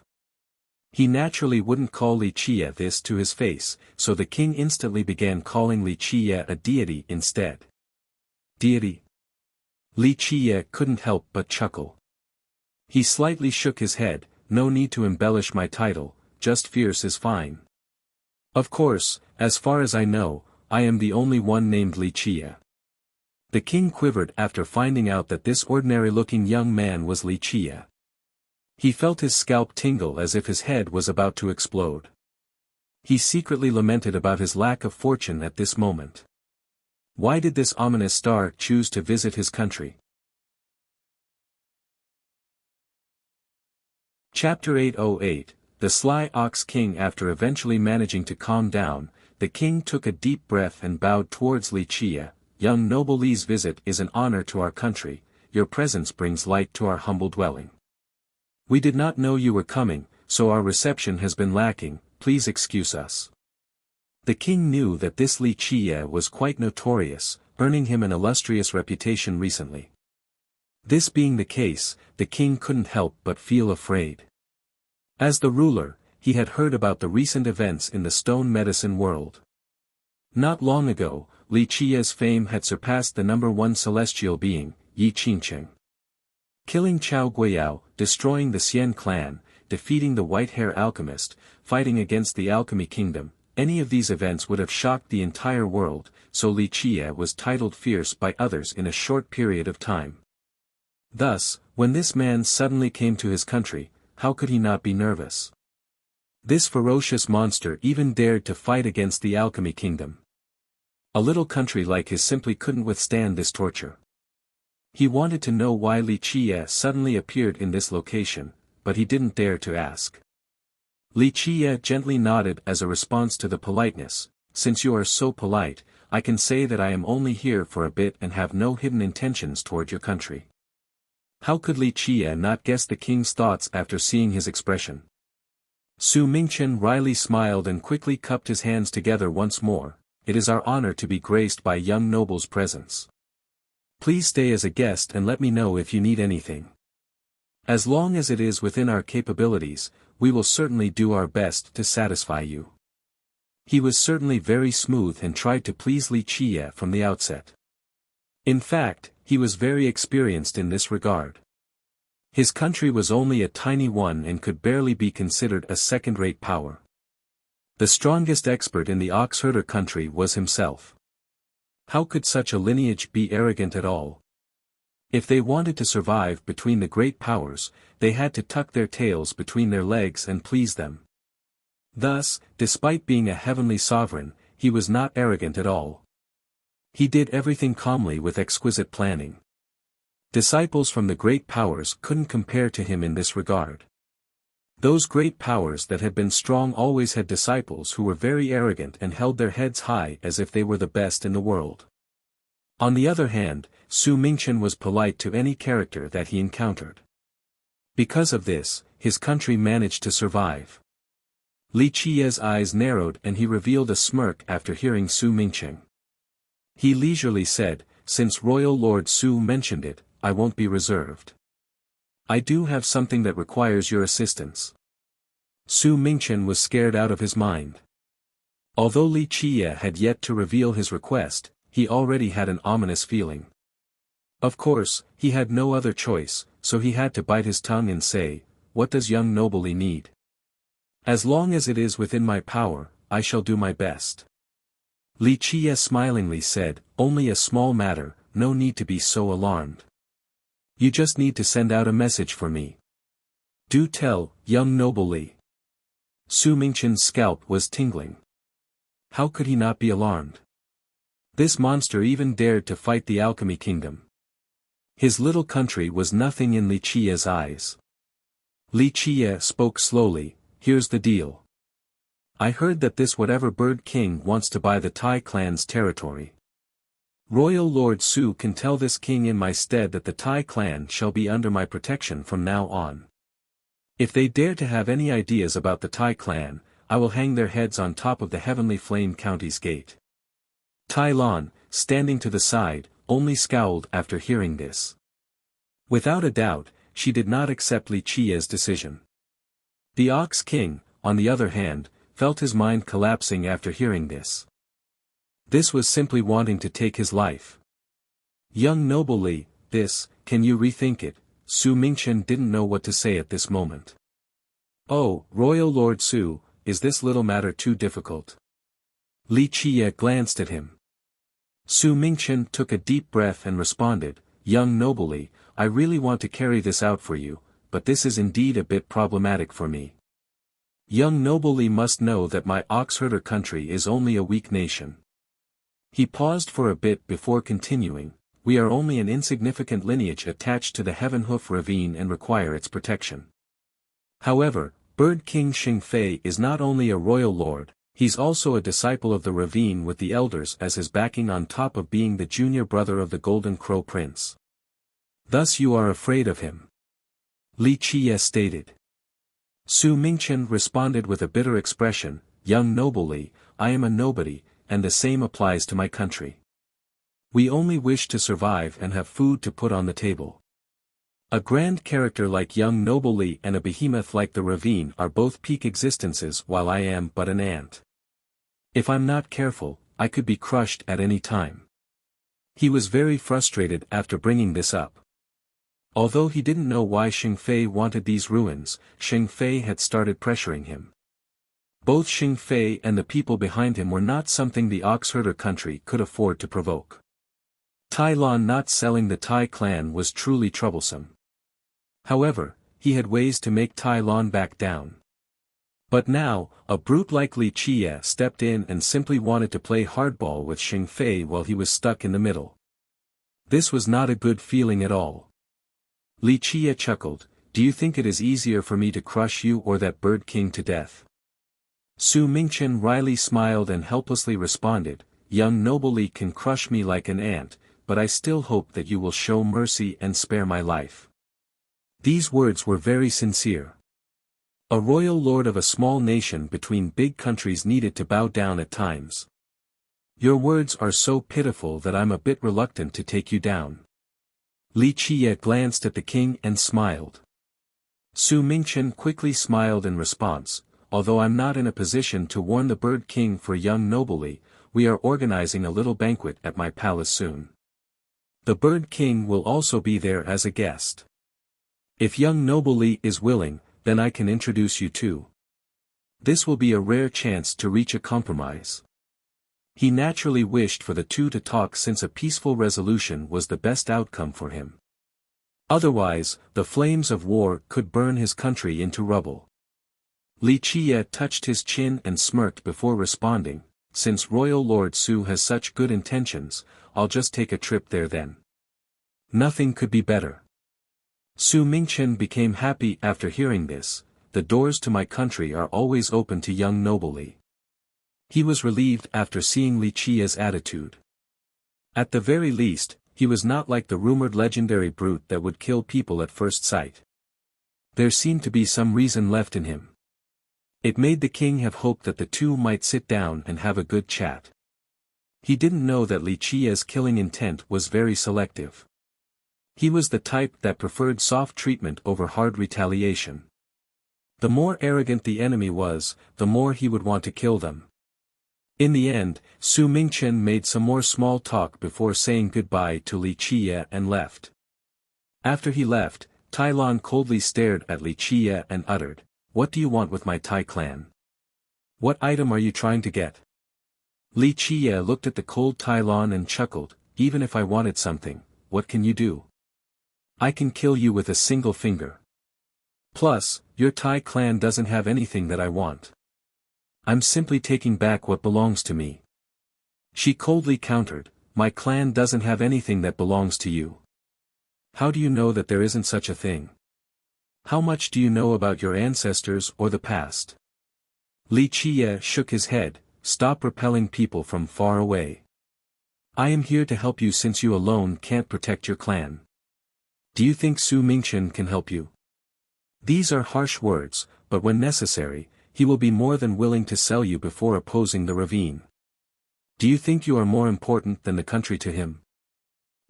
Tai Lan's expression sank. She could have guessed such a thing, but she was in denial. After taking a deep breath, she coldly said, "My Tai clan does not need someone with an unknown origin and hidden intentions to help." Li Qia glanced at her and smiled, "Kids shouldn't think too highly of themselves. Your strength alone can be considered unfathomable among mortals, but in my eyes, you are simply an insect. I am only helping the Tai clan, not you." Chapter 809, Gathering at the Palace. The cold Tai Lon turned red after hearing this. Li Qia's words were too hurtful towards her self-esteem. Li Qia didn't bother looking at her and went inside the mansion. The furious Tai Lon coldly uttered, "If you are helping the Tai clan, then clearly tell me the reason why." Li Qia continued to ignore her. If it wasn't because of the heavenly flame goddess, he wouldn't have wasted time on this matter. "Miss, please calm down, calm down." The old turtle quickly consoled her after seeing her angry appearance. He could only play the mediator at this moment. He was actually quite talented in this regard. After his continuous persuasion, Tai Lon finally calmed down and only glared at Li Qia. She still scowled and thought that Li Qia had bad intentions toward her clan. Although Li Qia didn't pay any special attention to her, he still occasionally felt that she was praiseworthy in some ways. On one day, Li Qia woke up quite early, but shouts could already be heard within the ruins. Tai Lon had woken up even earlier than him and was practicing her spear techniques. She was shrouded in a cold aura and appeared to have countless hands as she controlled dozens of spears.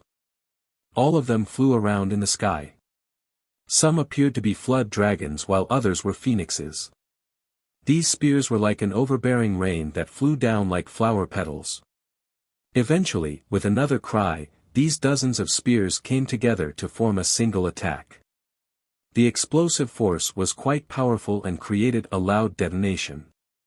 It was apparent that this was the most powerful attack of the Tai clan's spear techniques. After Tai Lon put away her spears, Li Qia, who had been watching at the side, nodded approvingly. This storm petal spear technique might not be an unbeatable technique or anything, but it is quite remarkable and stately. To be able to bring martial arts to this level really shows that you have trained quite hard. Li Qia's evaluation was quite high. However, Tai Lon didn't acknowledge his comment and only snorted. Her talents weren't bad and she was very hardworking as well. Some even called her passion for martial arts an obsession since she trained single-mindedly. Otherwise, she wouldn't have been able to reach this level of mastery with the spear without a good teacher at such a young age.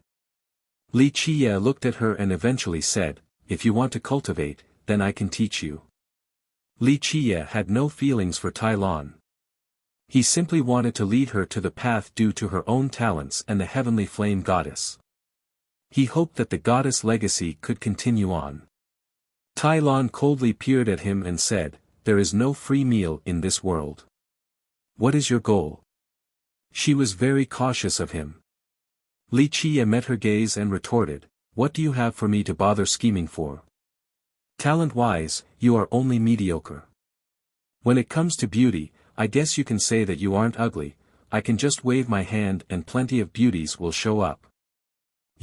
A girl was very sensitive to others calling them ugly. Li Qiye was simply putting her down. Li Qiye raised his brow and dismissively said, "Okay, don't be so cautious towards me. If I really wanted something from you, then it would be too easy." He paused for a bit before continuing, "For someone of your age, it could be said that you have missed the best time for cultivation. If you don't start now, I'm afraid your hair will already be white by the time you change your mind." Tai Lan took a deep breath, then gazed at Li Qiye before answering in her usual cold tone, "I will not join any sects, I will always be a member of the Tai clan." She was very stubborn in this regard. Because of her prodigal father, she grew to view everything about the Tai clan as a treasure. She was determined to protect the clan, unlike her father who wasted everything. In fact, her talents were not bad. Some sects had wanted to recruit her, but she continued to cling on to the clan and didn't want to join any sect. "You are not qualified to become my disciple." Li Qiye lazily looked at her and said, "I will teach you an incantation. Whether you learn it or not is up to you." Li Qiye chanted this incantation 3 times, then left, not caring whether she memorized it or not. Once Li Qiye went back to the stone tablet, the old turtle immediately stood up and shamelessly asked, "Great Immortal Ya, will you also teach this lowly one a little bit? My cultivation is shallow since I am stupid and know nothing about the art of the Grand Tao. Great Immortal is a true celestial from the heavens, a single incantation from you could shock the entire world." The old turtle saw Li Qiye purposely teaching Tai Lan cultivation, so he also shamelessly asked for help. A sectless cultivator like him would never let go of any good opportunities. Li Qiye slowly looked at him and leisurely replied, "Oh. Haven't you been wanting to go back to your quicksand river this entire time? Why are you asking me for help now?" The turtle coughed and immediately swore, "Great Immortal is misunderstanding me. My respect for you is like an endlessly surging river. With your command, I would dive into a sea of flames or a mountain of blades." "Okay, stop sucking up." Li Qiye interrupted the turtle, "If you are willing to stay, then I can think about it." The old turtle smiled awkwardly but didn't dare to bring it up again. "In 2 days, we will go to the oxherder capital. We'll bring the little girl as well," Li Qiye commanded. The turtle shuddered after hearing this. He had always been alone and spent the majority of his time hiding at the bottom of the river. But now, the thought of facing so many experts and cultivators made him quite anxious. What if Miss Tai doesn't want to go? The old turtle tried to come up with an excuse. Li Qiye leered at him, "Then you go convince her for me." Li Qiye appreciated the turtle's skills of persuasion a little bit. This cowardly turtle was not so useless after all. If she really doesn't want to go, then tie her up and bring her there. Li Qiye grew tired of talking and said, "She won't have her way when I'm around." The old turtle didn't dare to say anything back as his head shrunk back into the shell. He knew that Li Qiye was already annoyed. The oxherder country barely scraped by as a second-rate sect in the southern beast realm. At the same time, it was a tributary state under the Heavenhoof ravine. The ravine controlled the 15 strongest sects in the region, so a small country like Oxherder was not anything to them since there were so many similar ones under their banner. This small banquet held by Su Mingchen had many participating royal lords and sect masters from the lineages nearby. Among them, the Sacred Demon Tribe and the Tombskull sect were the strongest as first-rate powers. Although this meeting on paper was for the leaders to talk about recent events, the most important reason was the fact that the real organizer was the Bird King. Otherwise, Su Mingchen alone wouldn't have been able to invite the leaders from the two strongest sections. The Bird King recently came to the Oxherder country, so many sect masters wanted to get close to him and build social ties. Because of this, Su Mingchen decided to host this banquet for the various leaders. All the sect masters and royal lords were present at the start of the banquet, but the Bird King had yet to arrive. In fact, someone as young as the Bird King was not entitled to such grand treatment from the Sacred Demon tribe and the Tombskull sect. The Bird King came from the Feather Country and recently became its royal lord. He had yet to reach the Heavenly King realm, so in terms of cultivation, he could only be considered to stand out in talent among the younger generation. However, this was not the focus for outsiders. The most important thing was that he was the second brother of the Ravine as well as the Golden Crow Princes Jr. He was also held in high regard by the elders, so his status in the Southern Beast realm was especially prestigious. Time went by, but Xing Fei hadn't arrived and neither did Li Qie. As the host, Su Mingchen grew a bit worried. He hoped that these two could talk without causing trouble. If a fight broke out in his small country, then his tiny land wouldn't be able to withstand the repercussions from these behemoths. Li Qie eventually appeared as Su Mingchen was standing there, waiting. He was sitting on a turtle with Tai Lon walking next to him. Su Mingchen heaved a sigh of relief after seeing Li Qie arriving just as promised and quickly went to greet him.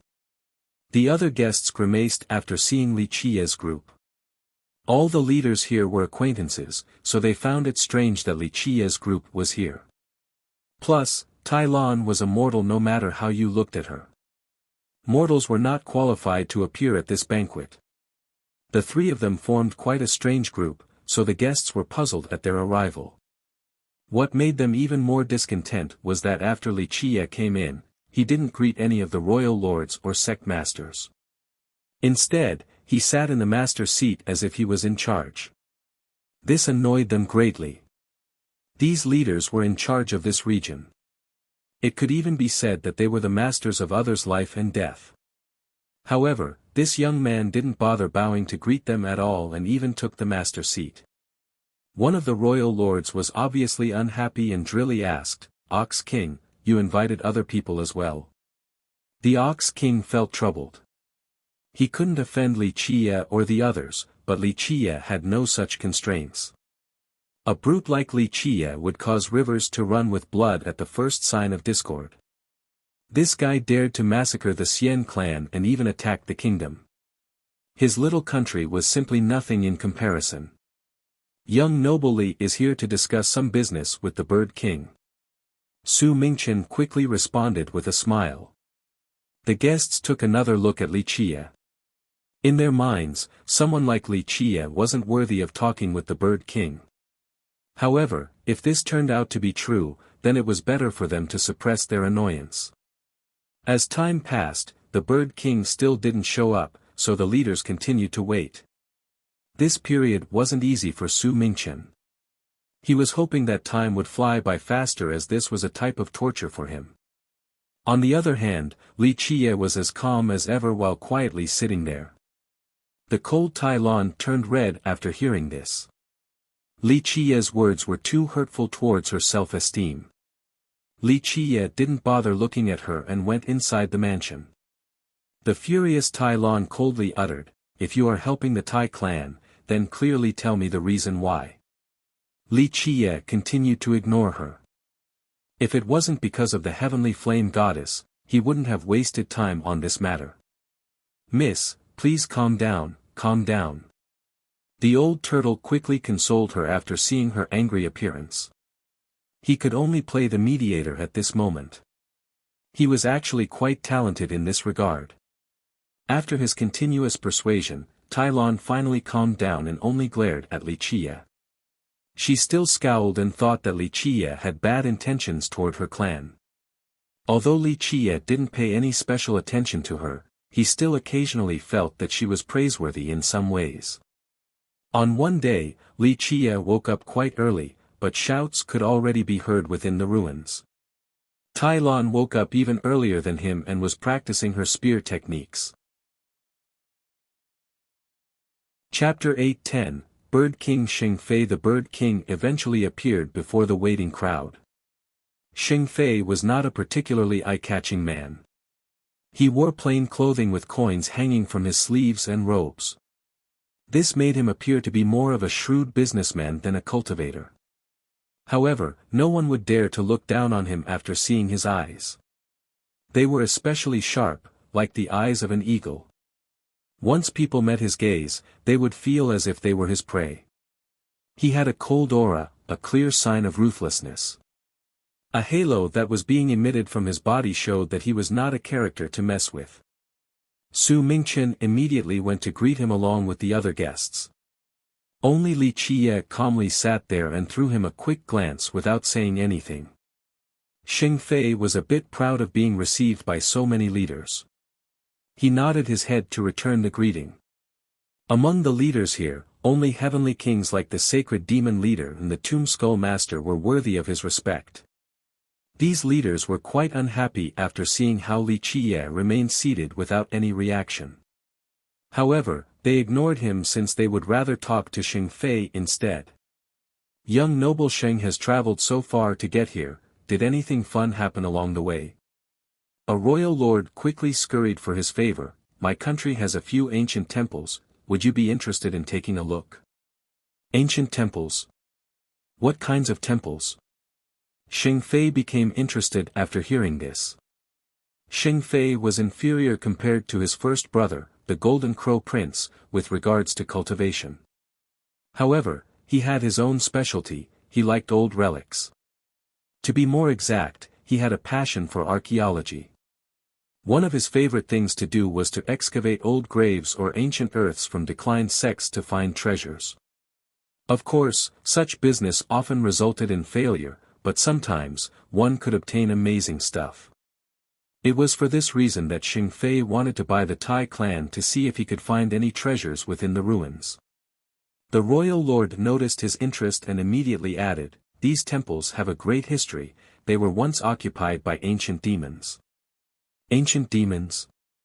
Xing Fei's interest grew as he immediately nodded, "I'll definitely take a look if I have time. My sect's territory also has a particular grave. Strange phenomena occur quite often there." The other leaders also tried to gain his attention after seeing the success of the first royal lord. In their minds, Xing Fei was still young, so this was the best time to please him. Later on, when Xing Fei becomes an elder of the ravine, their tributary states would be able to obtain his help. Among them, only the sacred demon leader and the Tomb Skull Master remained quiet. They were part of first-rate sections. Moreover, they were heavenly kings, so organizing a banquet for Xing Fei was already quite sensible. There was no need to lower themselves to win his favor. During the pleasantries and small talk, Xing Fei's followers became quite proud as well. However, one young man's expression quickly soured after he saw Li Qiye. This young man was none other than the Qilin Marquis that had suffered back at the Tai clan. He came with Xing Fei this time just to deal with Li Qiye, but he didn't expect to see Li Qiye here. His first reaction was to stagger backward after seeing Li Qiye. After all, Li Qiye's strength made him quiver. However, after remembering that Xing Fei was here as his backing, he became much more courageous. He fortified his stance and pointed at Li Qiye, then shouted, "Second brother, this is the little bastard that killed our brothers." He even declared that he could crush you to death with one hand and trample our ravine with one stomp. Brimming with energy from his backing, the Marquis fanned the flames even further. He wanted to use his second brother to destroy Li Qiye so that he could wash away his past humiliation. The Marquis' sudden outburst made many guests look over towards Li Qiye. A few of them began to have ideas, this could be a good opportunity to please Xing Fei. Su Mingchen, on the other hand, felt cold sweat dripping down his back. He was hoping that Li Qiye and Xing Fei could sit down and have a nice chat. But now, with the Qilin Marquis escalating the situation, his hope was only a pipe dream. Li Qiye chuckled at the cocky marquis. He didn't refute the exaggeration and smiled. It seems that a dog like you actually has a good memory, you were able to remember me so well. The marquis turned livid with an unsightly expression. However, after remembering his second brother, he grew bolder and snorted, "Dumbass, to speak such disdainful words to my ravine, no one in this world can protect you." Some royal lords here also wanted to please Xing Fei. One of them began to yell at Li Qiye, "Ignorant brat, to have the nerve. The ravine isn't a place that a brat like you." Li Qiye waved his sleeve dismissively to interrupt him, "This is none of your business. Scram to the side, the person I want to find today is him." Having said that, his gaze fell upon Xing Fei. This royal lord was furious after being interrupted by Li Qiye. He was a distinguished figure, so how could this nobody dare to speak to him with such hubris? Even the sacred demon leader and the tomb skull master frowned. They wondered who Li Qiye was to be able to act so arrogantly in front of Xing Fei. After being called out, Xing Fei gazed at Li Qiye. He was suddenly startled after he saw Li Qiye's face and slowly approached. The marquis thought that his second brother was about to attack Li Qiye, so he grew even more audacious and cried out, "Second brother, kill this bastard for the glory of our Heavenhoof ravine and let him know, pop."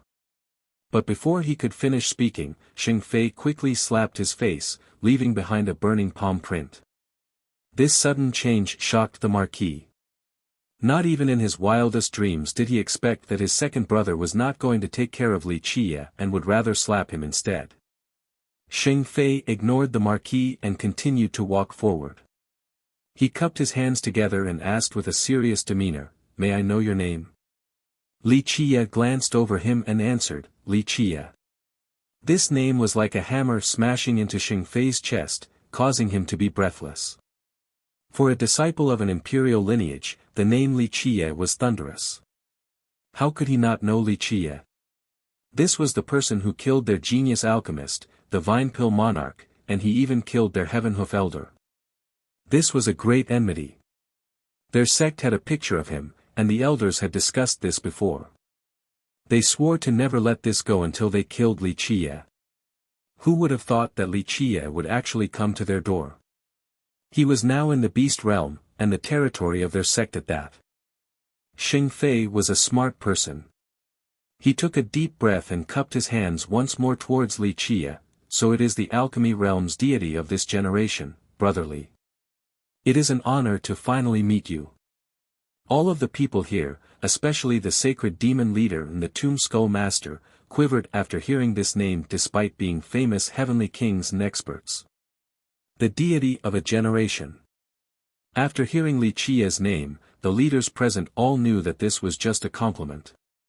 In current times, who didn't know that Li Qiye was a ruthless man? Killing young noble Peiyu, destroying the Xian clan, and even shaking the alchemy kingdom, any of these battle feats could shock the entire world. His title of fierce was erected from blood and bones. An honor? Li Qiye smirked after hearing such cordiality. He naturally understood the feud between him and the ravine. However, he didn't care for such things. He simply waved his sleeve and leisurely spoke, "Whether I am a deity or if it is your honor to meet me, I shall accept your compliments. Since you have been quite polite, very well, I will give you some face as well. I heard that you want the Tai clan's site." The Tai clan site. Xing Fei noticed Tai Lon standing to the side and immediately understood what was going on. He truly did want this particular location. As the lord of a country and the disciple of the ravine, he was very conscious of his own reputation. He didn't want others to say that he forcefully seized land from a mortal. Plus, he also wanted to give the Ox King some consideration, so he said that he wanted to buy the land. Unfortunately, despite his generous offer, Tai Lon was very stubborn. Even if he raised the offer, she would still refuse all the same. "No, this is definitely not true." Xing Fei vehemently denied this claim by shaking his head. "Really now?" Li Qiye grinned and touched his chin as if he was pondering something. He then looked at the marquis. "Then what was the deal with him?" Your servant decided to act on his own. I saw it with my own eyes. The Bird King eventually appeared before the waiting crowd. Xing Fei was not a particularly eye-catching man.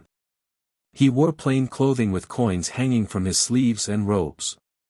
This made him appear to be more of a shrewd businessman than a cultivator. However, no one would dare to look down on him after seeing his eyes. They were especially sharp, like the eyes of an eagle. Once people met his gaze, they would feel as if they were his prey. He had a cold aura, a clear sign of ruthlessness. A halo that was being emitted from his body showed that he was not a character to mess with. Su Mingchen immediately went to greet him along with the other guests. Only Li Qiye calmly sat there and threw him a quick glance without saying anything. Xing Fei was a bit proud of being received by so many leaders. He nodded his head to return the greeting. Among the leaders here, only heavenly kings like the sacred demon leader and the Tomb Skull Master were worthy of his respect. Chapter 8:11, Ruthless Abandon. Xing Fei's expression quickly shifted. He glared at the Marquis and harshly shouted, "Bastard, what did you do? Tell me now or I'll show no mercy." Second brother, the Marquis was lost by this sudden development. He was confused as to why his second brother, who was supposed to be his backing, was suddenly reprimanding him. He weakly responded, "Brother, didn't you tell me, bastard?" Xing Fei interrupted him and, with a murderous glare, cried out, "You dared to use my name to commit all sorts of evil trickeries. Such heresy must be punished." Second brother, it wasn't my idea. Xing Fei's sudden change in attitude left the Marquis confused. He couldn't react in time and was quivering in fear. Unrepenting animal. You still try to defend your actions. What's the point of keeping an animal like you? Xing Fei shouted and reached his hand out towards the Marquis. No, second brother, you can't kill me, the aghast Marquis cried out, but it was too late. With a snapping sound, his neck was snapped by Xing Fei's grip. His corpse dropped to the ground like a pile of mud. His eyes were still wide open since he didn't even realize where he went wrong. Not even in his dreams would he have expected for his second brother to kill him. None of the leaders here said anything. All of them were sly foxes and naturally understood why Xing Fei suddenly killed the Marquis. This turned their hearts cold. This Xing Fei turned out to be a very cruel person. Even Tai Lan was stunned. She wanted to say something but managed to hold it in. She was a general and was accustomed to seeing death, but she was quite displeased with such a method.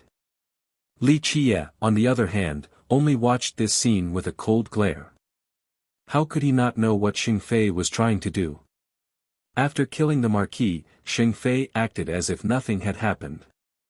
He cupped his hands and bowed towards Li Qiye. "Brotherly, it is a shame that our ravine had such a traitor. He actually committed a crime by using my name, so I killed him in place of our sect. I do apologize, brotherly." Li Qiye was too used to this sort of thing and he didn't care about revealing this little play. "It is best that you don't have any ideas about the Tai clan." Li Qiye glanced at him first, then his gaze swept over the leaders present. "Seeing as how all the royal lords and sect masters in this region are here, I'll be making an announcement. From today on, the Tai clan will be under my protection. Anyone who touches the Tai clan will be provoking me, Li Qiye." Tai Lan had no response to this declaration. She simply stood there emotionlessly. "Of course not, of course not." Xing Fei immediately echoed, "Cultivators like us are heroes of justice, helpers of the weak. The current Tai clan only consists of mortals, so who would make it difficult for them? If anyone dares, our ravine will be the first to disagree." "Yes, of course." All the other sect masters voiced their agreement. Even the two leaders of the top two sects nodded their heads. That would be for the best. Li Qiye naturally did not believe this type of rhetoric. Of course, he didn't care either.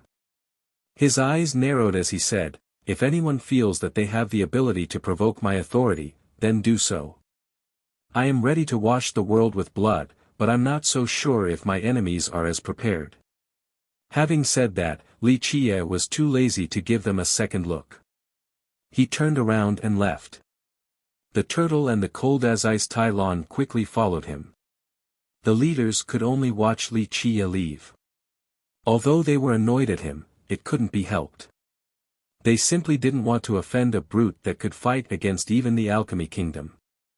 Eventually, the party ended with a negative atmosphere. Su Mingchen was powerless and couldn't do anything. He could only pray for nothing else to happen and for Li Qie to leave his country as soon as possible. This unlucky omen staying even a single day longer at his country meant another day of peril. Of course, he wouldn't dare to say that to Li Qie's face, so he could only silently pray. Return to the sect immediately and bring this letter to my master. Be sure to personally see him. After returning to his residence, Xing Fei immediately sent his most trusted confidant back to the ravine. He must bring the news of Li Qie's arrival at the Oxherder country to the elders. The blood feud between them was irreconcilable. Due to this, he wanted to prolong Li Qie's stay in this country. He would wait until the army of the ravine arrives. Then, Li Qie would simply be a fish on the chopping block. After sending away his confidant, Xing Fei gritted his teeth and declared with a cold expression, Li Qie. Today, I pretended to be pitiful in front of you. I will repay this humiliation doubly. He was a royal lord and the second brother of the ravine. Until now, others only dared to flatter him due to his untouchable status. But today, he had to act humble in front of Li Qie. Of course, it was just an expedient measure despite being so shameful.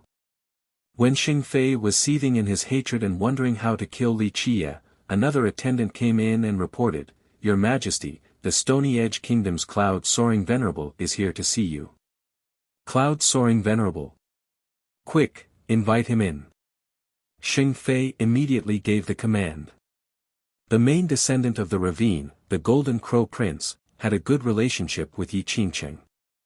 At the same time, the Venerable was Yi Qingqing's #1 strategist and was highly regarded by him, so Xing Fei didn't dare the slightest discourtesy in his reception. Brother Xing Fei, I didn't expect to see you here.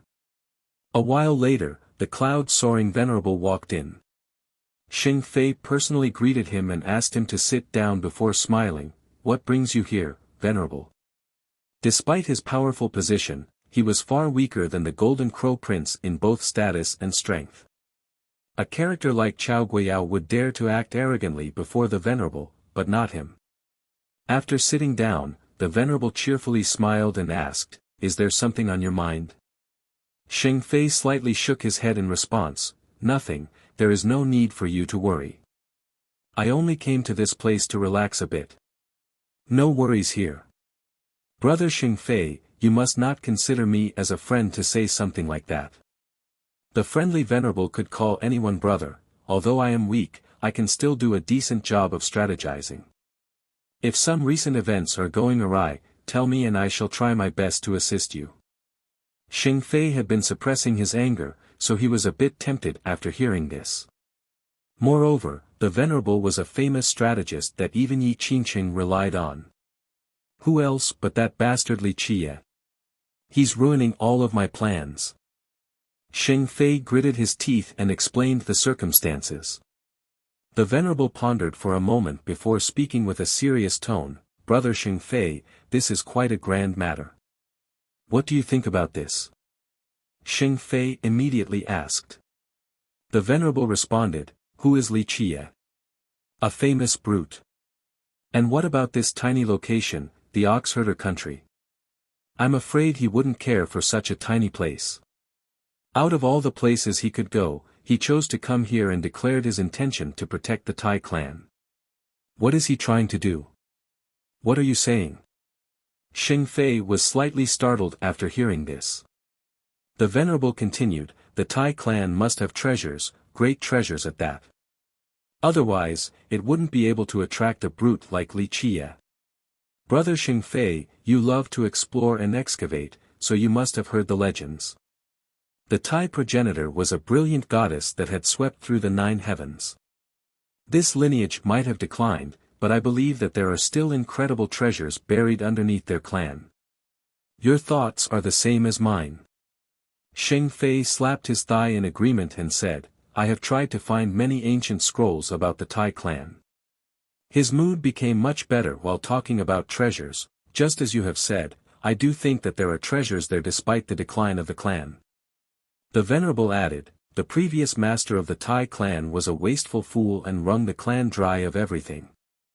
Later on, he swore that there was still an amazing treasury there. Although many people didn't believe him, I still feel that this remark is not baseless. Sheng Fei became very eloquent and talkative regarding this topic. I have heard of this late clan master too. Although this fool was a useless mortal, he was also a bookworm. He read all the writings of their clan, so he must have known many secrets. Despite his uselessness, his literacy is not without use. I do think that his adamant claim before death is plausible.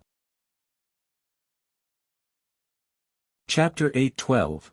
The beguiling venerable things were exactly as Sheng Fei had recounted. The late master of the Tai clan, or Tai Lan's father, was a complete scoundrel.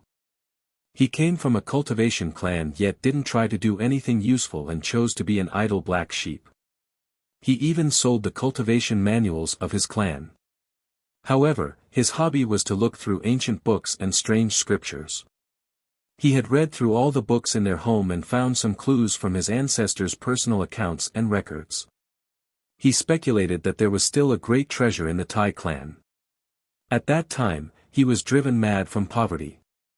He had sold everything possible, including the ancestral home. If Su Mingchen didn't buy it back, there would be no Tai clan right now. Due to his madness, he went around and spread rumors about the treasures in order to sell the ancestral home once more at a high price. However, no one believed this scoundrel and thought that it was only a madman's ravings. However, Sheng Fei paid attention to this since he was always interested in excavation. As a result, he wanted to buy the Tai clan, but unfortunately, Tai Lan had no intention of selling. Brother Sheng Fei is right. The Venerable echoed the sentiment. Would Li Qiye protect the Tai clan if there wasn't a great treasure? It is already declined with nothing left, so what is he trying to do? In my opinion, he is simply trying to take it all for himself. These words touched Sheng Fei's nerve. He was an adventurer who loved digging treasures out from ruins. His blood boiled and his heart raced from the thought of the Tai clan having some treasures. Damn that Li Qiye! Sheng Fei bit his teeth once he realized Li Qiye's greed. He wanted to snatch the treasure from Li Qiye's hands.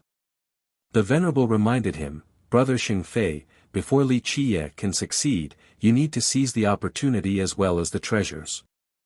Sheng Fei shook his head in response, Venerable, I am not overestimating the enemy in lowering our morale, but Li Qiye is no good Samaritan.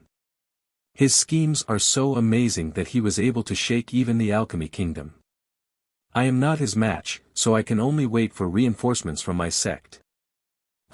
At that time, I want to see just how he can get out of it. Despite his greed for the treasures, he knew himself quite well in that he wouldn't be Li Qiye's match. Otherwise, he wouldn't have killed the Marquis and apologized to Li Qiye. I'm afraid that if we wait till then, Li Qiye will have obtained the treasures and escaped already. The Venerable shook his head and smiled, plus, Brother Sheng Fei does not need to confront him directly, can't you try to outsmart him? Outsmart him? Sheng Fei was already tempted by the Venerable and had to ask, do tell, Venerable. Brother Sheng Fei, there is a great saying, urge the wolves to bite the tiger. Of course, this comparison is not completely accurate, but you can use someone else. The Venerable smiled. Sheng Fei became spirited and immediately asked, how do we carry it out? Please show me the way. Brother Sheng Fei, think about it. Li Qiye is arrogant and unbridled with enemies everywhere. I know that there are extremely powerful lineages looking for Li Qiye in search of vengeance. The Venerable said, as long as you send news to them, they would be more than willing to attack Li Qiye. This method is feasible. Xing Fei's heart started to beat faster after hearing this suggestion. The Venerable continued, there are many ways to deal with Li Qie. For example, the Sacred Demon Tribe and the Tombskull Sect, Brother Xing Fei can try to ask them for help. You think too highly of me. Xing Fei shook his head, they would definitely listen to my first brother, but not me. Even though they do give me some face, I won't be able to command them. That is because Brother Xing Fei is too honest. The Venerable smiled deviously, this is not called commanding, but an alliance. Keep going, please. Xing Fei humbly urged. He thought very highly of the cloud-soaring Venerable's intelligence since he was Yi Qingqing's advisor. The Venerable mused, Brother Xing Fei, just imagine this. Who is the Golden Crow Prince? He is the successor of the Ravine, the Crown Prince of the Golden Crows. Once he takes control over everything, would the Sacred Demon Tribe and the Tombskull Sect have any chance to earn his favor? Xing Fei felt that this statement made sense. The Ravine controlled the entire southern region of the Beast Realm and reigned over more than 10 powerful sects and countless lesser ones. His first brother, the Golden Crow Prince, had always been imperious. Everyone knew that he was the future ruler of the Ravine. Numerous lineages in the south wanted to please him, but it wasn't so easy for these two sects to build friendly ties with him. The Venerable noticed that Xing Fei was moved, so he quickly struck while the iron was still hot, Brother Xing Fei, you don't need to belittle yourself. Given your innate talents, you only need more experience and opportunities. In the future, you will definitely become an elder, so the two sects should be more than happy to work together with you if they want a promising future. Xing Fei's mind swayed after hearing the Venerable's opinion. Perhaps this was not just an attempt for a treasury. It was just like the Venerable had said, Xing Fei indeed had a chance of becoming an elder, but this was in the distant future. Moreover, he was missing an external force, unlike his first brother who could muster great support from many lineages with a single call. Items and people were readily available at his beckoning. Although many smaller sects also tried to win his favor, Xing Fei knew very well that these sects wouldn't be able to do anything. Only lineages like the Sacred Demon Tribe or the Tombskull Sect carried some clout. If he could gain the support of these two and earn their external backing, then he could definitely fortify his future seat as an elder with great influence. I'm afraid persuading these sects might be a difficult matter. Xing Fei mused. The Venerable smiled and said, Brother Xing Fei, you have an ace in your hand, or at least, you can create one. Venerable, I'm all ears on how to create this ace card. Xing Fei asked humbly. The Venerable responded, Brother Xing Fei, just remember the fact that there are people looking for revenge on Li Qie. Since you know his location, the alliance that would come from scattering this intelligence would be unimaginable. Since you are the master of this domain, even if a more powerful lineage wanted to find Li Qie, they must rely on you. Plus, I can give you another option. Have you heard of the Basilisk tribe? The Venerable asked. The Basilisk tribe is a powerful and mysterious demon tribe. I heard that there is a heaven-defying grand character among them who is working for Imperial Edge Maonan. Xing Fei nodded. Brother Xing Fei, you can secretly inform the Basilisk tribe of this supreme treasure trove. They will definitely come to cause trouble for Li Qie, and at that time, even Maonan will have to help you. The Venerable explained. Xing Fei was a bit hesitant after hearing this. How could that be? I have no ties with the Basilisk tribe. Plus, Maonan wouldn't give me that much face. Brother Xing Fei, you are misinformed about that. The Venerable responded, I have heard my young master's calculations before. Rumor has it that the Basilisk tribe had a feud with the Tai clan, so they will definitely not sit still if there is truly treasure for the taking. Think about it, if the tribe chooses to take action, then will the big shot from Maonan's tribe just sit there and watch? At that time when they come here to kill, won't they need your assistance as well? Xing Fei was startled about a particular legend. It stated that Yi Qingqing could divine both the past and present, so he felt that the Venerable's words made sense. But if that happens, Maonan or at least the Basilisk tribe would own the treasures. Xing Fei pondered. The Venerable shook his head. Brother Xing Fei, since we are close enough, please excuse me for being frank, your view is too nearsighted in this matter. He analyzed the situation. If you could use this opportunity to take down Wuxia, do you know what this means? It would be an incredible merit for your sect. You won't only enjoy an astonishing fame but will also receive rewards from your sects, perhaps even a heavens will secret law. Xing Fei was quite stimulated by hearing this. Although he was second among the younger generation of the ravine, he was still not qualified to learn secret laws. This remained one of his greatest aspirations. If you succeed, then all of the powerful lineages like the Sacred Demon Tribe and the Tombskull sect will become your allies. Then, you will also be able to become the first elder and do as you please. So what if Maonan and the Basilisk tribe take the treasures? The treasures are nothing compared to an achievement like this. Chapter 8:13, Drumming Up Support. The Venerable analyzed the costs and benefits, making Xing Fei quite excited. Just thinking about taking the seat of First Elder at the ravine and ruling over everyone left him greatly tempted. The two of them planned for a long time throughout the night. When the Venerable was about to leave, Xing Fei tried his best to get him to stay. He wanted a strategist like the Venerable to work for him. After leaving Xing Fei's place, a confidant asked the Venerable since he was confused, "Sir, Xing Fei is only a junior, so why did you have to waste so much effort on him?" Although Xing Fei had some reputation among the younger generation, he was truly nothing to someone like the cloud-soaring Venerable. Although he might not be anyone important, an insignificant pawn in the grand scheme of things, he will serve as a spark just fine. The Venerable chuckled. His confidant still appeared to be puzzled to the chagrin of the Venerable. "Fool, the ravine and Wuxia are enemies, so if a war breaks out here, will the ravine sit still and do nothing? How could they swallow this anger without killing Wuxia?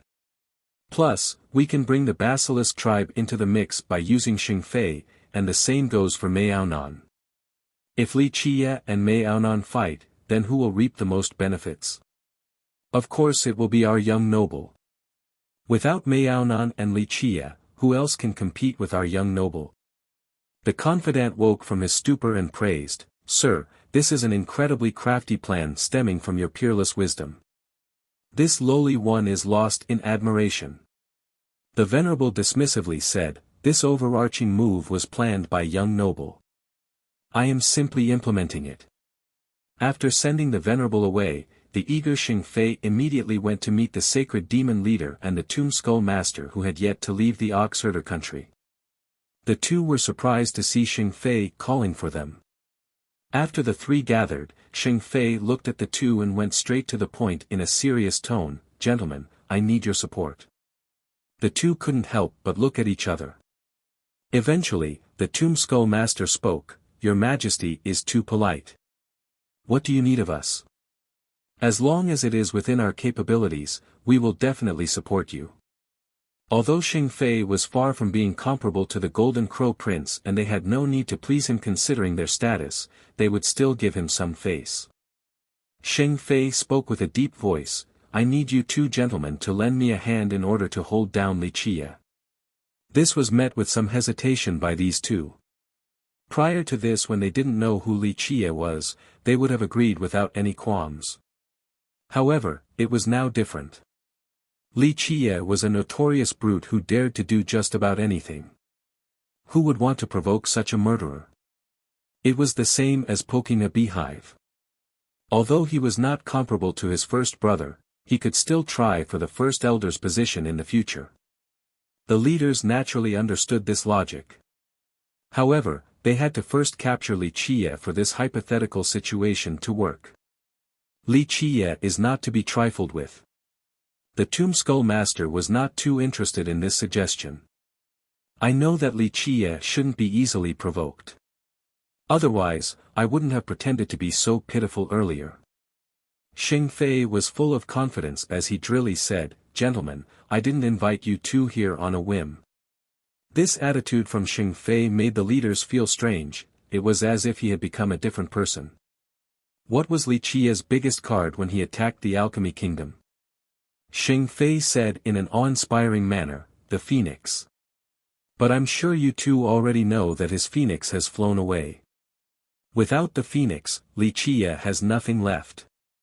Xing Fei stared at the Tomb Skull Master and threw out a rhetorical question. Even though people say that Li Qia knows how to summon undead, can anyone actually compare to the Tomb Skull sect in this regard? Li Qia's Tao of Alchemy is no joke. He also has many treasures that are quite hard to deal with. The sacred demon leader replied. Xing Fei responded, I know. But you two shouldn't look down on my ace. I have the support of the Radiant Sea sect. They have been searching everywhere for Li Qia to take revenge. Right now, Li Qia is within our territory, so the Radiant Sea sect is willing to work with us. This slightly dazed the two. They didn't expect Xing Fei to have a backing as powerful as the Radiant Sea sect. I'm sure you two are still doubtful. Xing Fei continued, don't worry, I will let you meet a big character from the sect. The two glanced at each other once more. Eventually, the sacred demon leader asked, what is the stance of the Ravine's elders? They hoped to hear the opinion from the Ravine. In their opinion, if the Ravine took action, then everything would be much easier. What do you think? Xing Fei spoke deeply, for what reason am I here? For what reason am I working with the Radiant Sea sect? Is it not clear by now? My master and grandmaster are supporting me as the vanguard so that I can have the first meritorious opportunity. I believe I don't need to say more. Xing Fei was merely bluffing. He still hadn't received an answer from the Ravine. However, he must use this chance to draw these two sects into his camp. The two shuddered after hearing this. They knew that among the younger generation, Xing Fei was indeed worthy of the Ravine's investment. If his master and grandmaster were purposely giving Xing Fei a chance to contribute, then everything would be different. With this merit, his seat as the future number 2 would be fortified. Thus, it could be just as he had said earlier. He could truly become the first elder and have tangible influence. Gentlemen, the Radiant Sea sect is not the only one I have reached out to. I also have the support of the Basilisk tribe and Imperial Edge Maonan. Xing Fei spoke solemnly. Even Maonan is willing to help your majesty. The leader shuddered after hearing this. Xing Fei continued, if you two don't believe me, then just wait until the people from the Basilisk tribe are here. You two surely must know that there is an invincible character from this tribe working under Maonan. Maonan will be ordering experts from this tribe to be the vanguard. The two of them thought that if all of this were true, then it seemed that the Ravine was indeed interested in nurturing Xing Fei. What is your majesty's plan? Eventually, the sacred demon leader relented. We shall, after obtaining their agreement, the happy Xing Fei revealed his plan. Chapter 8:14, Jian Wushuang's arrival. After returning from the Oxherder's imperial palace, Li Qia had been staying at the Tai clan the whole time. Outside of chanting to the old monument outside of the mansion, he had been training as well. He would also occasionally teach the old turtle a thing or two about cultivation. Although the old turtle was a heavenly sovereign, calling his merit law as an indescribable, chaotic mess was not an exaggeration. There was no other way. He was a vagabond cultivator with a lowly origin. His merit laws were all either stolen or found. Moreover, they weren't great merit laws to begin with. It could even be said that it was a miracle for him to reach his current level. Any other cultivator would have already suffered from qi deviation long ago. Li Qia could only make this comment, you had a good river gestating you. If this wasn't so, then you would have died countless times over. It was impossible for the old turtle to completely change his merit laws outside of completely restarting his cultivation, which required destroying his current Tao foundation and cultivation. However, he was quite old. Destroying his cultivation was the same as taking his life. He would immediately die from old age, so Li Qiye could only mold his incorrect training methods. As for Tai Lan, Li Qiye was too lazy to care about her. Whether she cultivated to enter the Tao or not was not important to him. He had given her the merit law, the rest was up to her. Tai Lan was also a cold person with an unyielding stubbornness. She remained unwelcoming towards Li Qiye's stay at the Tai clan and never gave him a friendly gaze. She never went to him to ask questions about cultivation either. Of course, she was puzzled by Li Qiye's actions. If, say, he was here for her clan's treasures, then he should be searching around the Tai clan.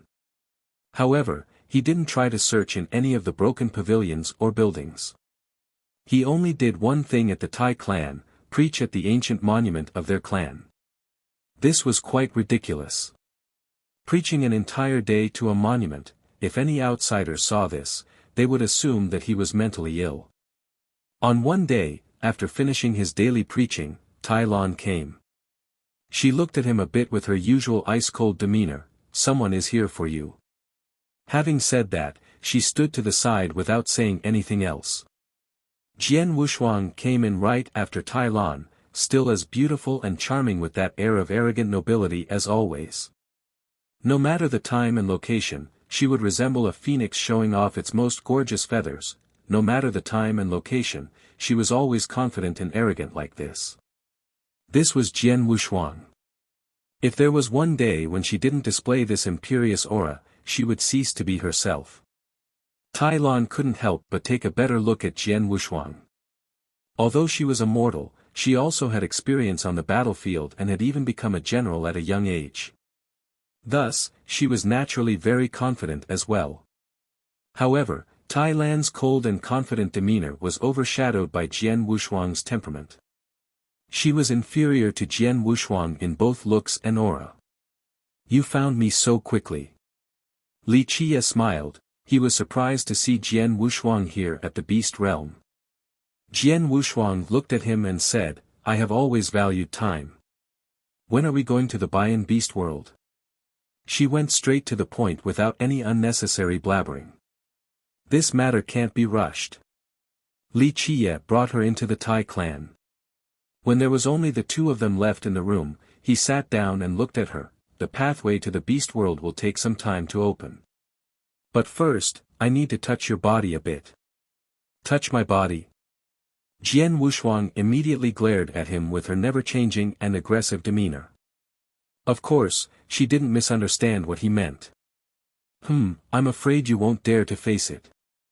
Li Qiye touched his chin before speaking. "I have to let you know beforehand, this process is very painful. Will you be able to withstand it? Just reveal the alteration." She leered at him. In fact, back during her oath with Li Qiye, she was already mentally prepared. Li Qiye slowly said, "In terms of physical conditions such as talents, aptitude, and merit laws, very few youths can compare to you. However, I want to turn you into an unprecedented divine general, thus I will have to change you. Are you interested? I suppose you can train me into an immortal emperor." Jian Wushuang proudly smiled. In Jian Wushuang's case, her weapon had been through enough tempering and was mighty enough. "You should know that my true fate weapon was crafted from a 9 heavenly accumulation stone. There is nothing better than it in this world." Jian Wushuang responded with a serious tone. Li Qiye replied with a smile, "You are erroneous about this matter. There is no good or bad destiny stones, only the most suitable one." Having said that, Li Qiye looked at her again. "You must change if you want to follow the path of your forefather, immortal Emperor Dai Jian. You must understand that although your true fate weapon is related to the Bao, even if it was more powerful, it would not allow you to reach the end of the road. Cultivation is different for everyone. Some reach the extreme from a singular sphere while others take in everything to reach the same peak. You must go on the path of one and from one to reach the zenith." Li Qiye solemnly said, "If you want to surpass your forefather, you must use purity to reach the top with the Bao alone in your heart and solely the arrow in your life. Only with this would you be able to transcend. Otherwise, you will never be able to surpass your forefather. Jian Wushuang turned silent after hearing this. She had many wise teachers from her imperial lineage, but even their god monarchs couldn't clearly explain this path. This was due to the fact that even immortal Emperor Dai Jian couldn't reach the end. The future of this path was full of unknowns. Jian Wushuang couldn't help but say, "What kind of stone are you replacing mine with?" It is very difficult to find a stone that relates to the Bao, not to mention one that could surpass the 9 words true Bao. In fact, she loved the Bao after receiving it. She was determined to use all of her effort to refine this Bao for the rest of her life. The Jian clan was known as the best archery clan. They had countless Bao artifacts, and the strongest was the emperor's Bao. However, this Bao belonged to the emperor, so if the clan's descendant wanted to surpass their forefather, they must refine a Bao that belonged to them and them alone. She understood the moment she held the 9 words true Bao that it would surpass her forefather's Bao. Even though it was not a true treasure, she already considered it to be the most important weapon in her arsenal. It was ranked even higher than her true fate weapon. "I've already picked one for you." Li Qiye took out a destiny stone and handed it to her. "I plan for you to replace it with this stone. You can start refining it now if you're ready." In the past, Li Qiye had taken many destiny stones from the prime ominous grave. Many among them were 9 accumulation stones. This destiny stone only has 1 heavenly accumulation. Jian Wushuang took a look and was not happy at all. After returning from the Oxherder's imperial palace, Li Qiye had been staying at the Tai clan the whole time. Outside of chanting to the old monument outside of the mansion, he had been training as well. He would also occasionally teach the old turtle a thing or two about cultivation. Although the old turtle was a heavenly sovereign, calling his merit law as an indescribable, chaotic mess was not an exaggeration. There was no other way. He was a vagabond cultivator with a lowly origin. His merit laws were all either stolen or found. Moreover, they weren't great merit laws to begin with. It could even be said that it was a miracle for him to reach his current level. Any other cultivator would have already suffered from qi deviation long ago. Li Qiye could only make this comment, "You had a good river gestating you. If this wasn't so, then you would have died countless times over."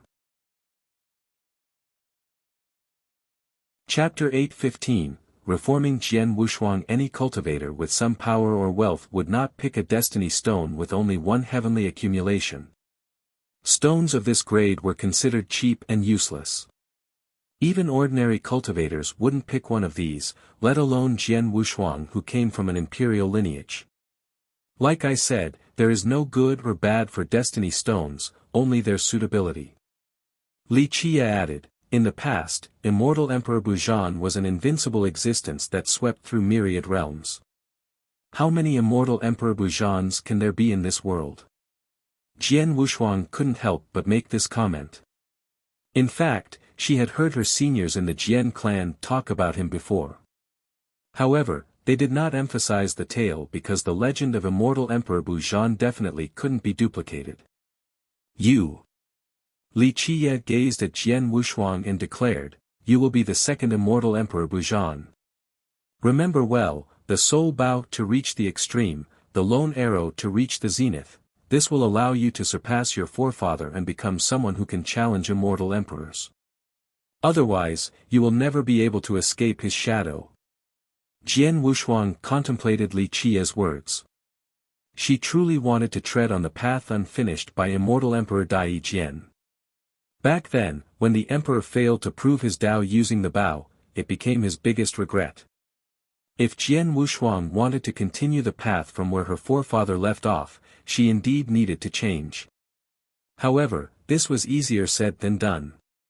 A destiny stone with 1 heavenly accumulation replacing a 9 accumulation stone. Moreover, it required scraping her existing true fate weapon and starting from scratch. Only a madman would even consider such a thing. However, Jian Wushuang took a deep breath and formally accepted the suggestion. "Okay, I will change." As long as it will be a better pairing with the 9 words true bow, I am willing to do so. The decision for such a sacrifice was not easy to make for Jian Wushuang. This determination is necessary to reach the peak. Li Qiye praised. Despite her arrogance, she was brilliant in that she was able to back up her words. What else do you want me to do? She threw caution to the wind after having made up her mind. She would tread this path to the very end. Li Qiye replied in a serious manner, Second, I want you to change your longevity treasure. I want your blood energy and longevity blood to maximize the power of your arrows. This shocked her a second time despite mentally preparing herself. This wasn't something she could easily accept. First he wanted her to change her true fate weapon, and now he wanted her to change her longevity treasure. This was starting over from the beginning in the truest sense. I know your longevity treasure is amazing. The Jian clan has expended a lot of effort and thoughts on you. Li Qiye dismissively said, however, I will repeat the same thing again. If you want to challenge emperors or even slay them, you must change.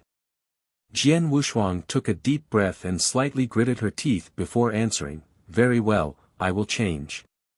What kind of longevity treasure do you want me to use?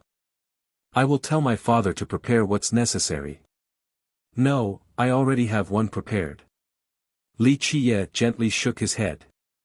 Back in the beast vein, he had massacred countless monsters, so he had a large quantity of life rings, longevity blood, and beast marrow. Okay, I'll change both of them then. Jian Wushuang nodded. This required great determination and perseverance. Others would surely think that she was crazy right now. Li Qiye solemnly said, We'll change your true treasure first. The changing of your longevity treasure can wait a bit. I'm afraid you won't be able to handle both at the same time since this is a complete redo. Li Qiye pulled out all the stops for Jian Wushuang. He only had one goal, to train an invincible general under his banner. Even though Jian Wushuang didn't have unparalleled talents nor was she the strongest, Li Qiye took note of her fearless heart, boundless confidence, matchless arrogance, and especially her heart that stood undaunted by failure and even death. This was exactly what he was looking for. Outside of the treasures, is there anything else I need to change? Jian Wushuang didn't care about anything anymore. Since she was already changing the treasures, what else was off the table? I want you to refine a physique law. Li Qiye said, in the future, I want you to rely on this physique to make your archery unfathomably stronger. My physique is only an ordinary one. Jian Wushuang shook her head, I'm afraid there won't be a suitable law for it. Don't you worry, I have prepared everything for you. You are not someone who is aiming for a saint or immortal physique, you're just aiming for a supreme Tao of archery. Thus, I will not pass down any immortal physiques to you. Li Qiye said. Then let's begin. Jian Wushuang agreed. Cultivating a new physique was no big deal at this point. Li Qiye nodded, we'll have to first refine this physique then change your true weapon. Once your true weapon takes form, we'll switch to the longevity treasure. Trust me, only at the apex of the bow would you be able to challenge immortal emperors and maybe even kill them. I'll leave the arrangements to you. Just give me the conditions and I'll fulfill them. Jian Wushuang responded with confidence. Li Qiye taught her a new physique law. Of course, it also stemmed from the physique scripture. However, it was not an immortal or saint physique, it was only a Hotian physique. Hotian physiques were nothing special in the eyes of many people. It wasn't even considered a real physique law. However, this Hotian law from Li Qiye was not ordinary due to its origin. Of course, this was not Li Qiye's attempt of getting her to create an invincible body to use it to crush all of her enemies. This physique was merely to complement her archery, to take it to an even higher level by exerting the most powerful force. Her talents were great and she also had a solid foundation, so it was incredibly easy for her to learn a Hotian physique. After Li Qiye passed on the incantation, she only took several short days before achieving some results. During this process, Li Qiye was preparing a physique paste for her to temper her body. All was ready. Li Qiye summoned the Pentagate to seal the room with only him and Jian Wushuang inside. Li Qiye took out all the materials and the myriad heavenly cauldron to begin the boiling process. What kind of physique paste is this? Jian Wushuang was surprised after seeing all the materials. Although she was not an alchemist, she still had an understanding about paste formulas. Li Qiye shook his head. I am going to make you extraordinary, so this is no common formula. Moreover, the common pastes were created by the alchemy god to spread to the rest of the world. Your paste is different from these common pastes as it will have 3 different tempering acts. Each tempering will be different from the others. She carefully identified these medicines. All were treasures of the world, and many of which were ones she had never seen before. A 3-million-year-old calmstream turtle's marrow, this is the calmest and most righteous type of marrow. It's even combined with an old root of a soldier tree several million years old. There's also some juice of a violet blood ginseng ancestor and some young leaves from a bewildering bamboo. After noticing her careful examination and confusion, Li Qiye introduced them with a smile. After hearing these names, even an arrogant person like her took a deep breath and stammered, These are legendary immortal medicines. That's right, some of them are indeed immortal medicines. Li Qiye gently nodded as if there was nothing special about it. Why are you being so nice to me? Jian Wushuang was dazed for a moment. Even her clan wouldn't be able to gather this batch of medicines together. Even if an imperial lineage could do so, it wouldn't give it to a junior. This particular batch could be considered supreme.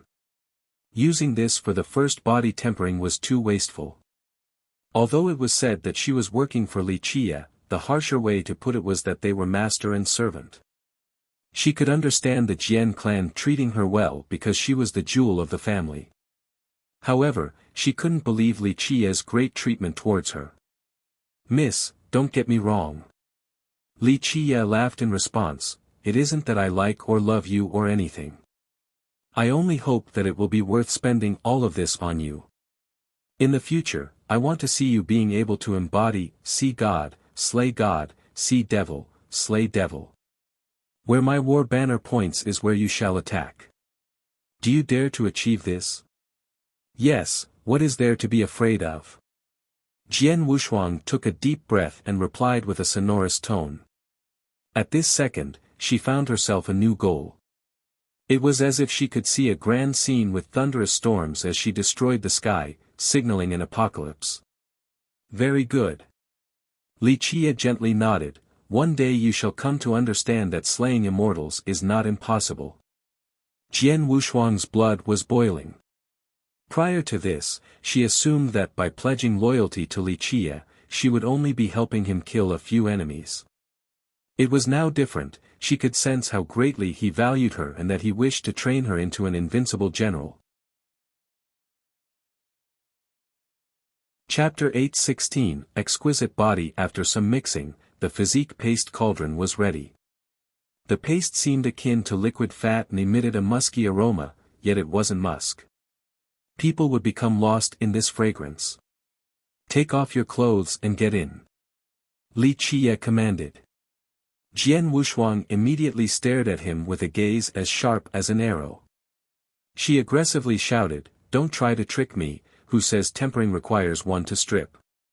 Li Qiye only smiled in response, I do. If you don't take them off, that's fine, it'll be your problem then. Jian Wushuang continued to look at him for a bit before taking off her clothes. A dazzling scene appeared right before Li Qiye's eyes, a scene so beautiful that it was impossible to describe with mere words. Trembling white peaks, full and round with a touch of red like 2 budding flowers. Skin as white as jade and as soft as satin. The lack of clothes revealed a beautifully tempting figure. Not only were her features pretty, her figure was also impeccable. Slender shoulders and a thin waist, and a pair of long and healthy legs that only accentuated her peerless beauty. Li Qiye looked up and down at this beautiful scene before him. He took his time appreciating it as if it was a unique piece of art in this world. Had your fill? Jian Wushuang coldly quipped. Of course, Li Qiye was simply enjoying it without any dirty thoughts. This made Jian Wushuang a lot more comfortable than it could have been. Not bad. Li Qiye gently nodded and turned his gaze away from the pretty scene. He leisurely smiled. Your body can be called a masterpiece. However, out of all the beautiful figures I've seen, it would be a bit difficult for your body to be among the top 10. She was about to vomit blood from anger. She knew that Li Qiye didn't have vulgar thoughts towards her, but this evaluation was still enraging. Everyone liked beautiful things to an extent. Jian Wushuang was very confident with herself, whether it was her talents, face, or even her figure, she was sure that very few people in this world could compare to her. But now, Li Qiye had seen all that she had to offer only to comment with, not bad, as if it was a common sight. Who is number one? Ming Yeshue. Jian Wushuang arrogantly glared at Li Qiye and grew a bit competitive. Li Qiye smiled and shook his head. I haven't seen Yeshue, but thinking about it, I'm afraid Yeshue would not be number one either. This was met with a scowl from Jian Wushuang. Okay, no need to be competitive about something like this. Li Qiye chuckled, I picked you not because of your bag of skin, so who cares about first place? Listen and go in for me. Delaying any further would decrease the effect of the paste. After giving another cold glare to Li Qiye, she stepped into the physique paste and let her entire body soak in the medicine. Li Qiye controlled the cauldron with great concentration. He was grasping the slight changes in the flame to utilize the paste's effect to the degree of perfection. Li Qiye wanted something even better than perfect for this physique paste. It was not just because he used precious materials for this batch, he also wanted Jian Wushuang to be free of errors. This went beyond her physique temperament. Her physique was also an experiment to him as he strived for perfection. Time passed by quickly. Eventually, Jian Wushuang finally finished the tempering process. She stepped out from the cauldron with a foggy violet aura. Lotus flowers seemed to be blooming from her steps as an extraordinary aura permeated the atmosphere. She appeared before Li Qiye, nude like before. Li Qiye meticulously looked over her again with a serious expression as if he was inspecting his flawless masterpiece. Prior to this, Jian Wushuang's jade-like figure was already very beautiful. However, after the tempering process, it was different from before. A magical light pulsed above her skin, her body seemed to be encompassed in an immortal energy. From inside came a faint yet clear aura. This made her body seem even more flawless. Seen enough yet? She only looked at him without a hint of embarrassment or awkwardness. In fact, she couldn't become bashful. Li Qiye simply didn't see her as a woman. She understood very well that in his eyes was a reflection of a piece of art, there was no lucidity. After a careful observation, he was very pleased and nodded his head, hard and soft in coexistence, fire and water in harmony, this tempering will lay down a strong foundation that will make your future much easier. What do you take me for? Jian Wushuang had the urge to puke blood. She was the jewel of the Jian clan, the pearl of an imperial lineage. Her body had never been seen by an outsider before. Today, Li Qiye got a good look. If, say, Li Qiye praised her by saying that she had a pretty figure, she would feel much better. This kind of observation only made her angry.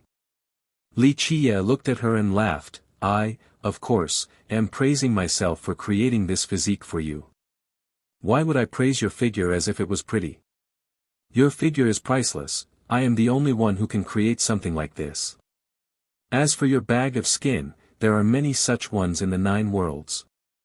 You. She fiercely glared at him before angrily putting on her clothes. Okay, miss, no need to be mad. Li Qiye smiled, be ready, I will change your true treasure tomorrow. She took in a deep breath and met his gaze, don't worry, I will be ready at any time and won't let you down. After all, she was the arrogant and confident Jian Wushuang. Someone that would never back down. The next day, Jian Wushuang changed her true treasure with Li Qiye helping her by the side. This process required a lot of courage and was a big price to pay for any cultivator.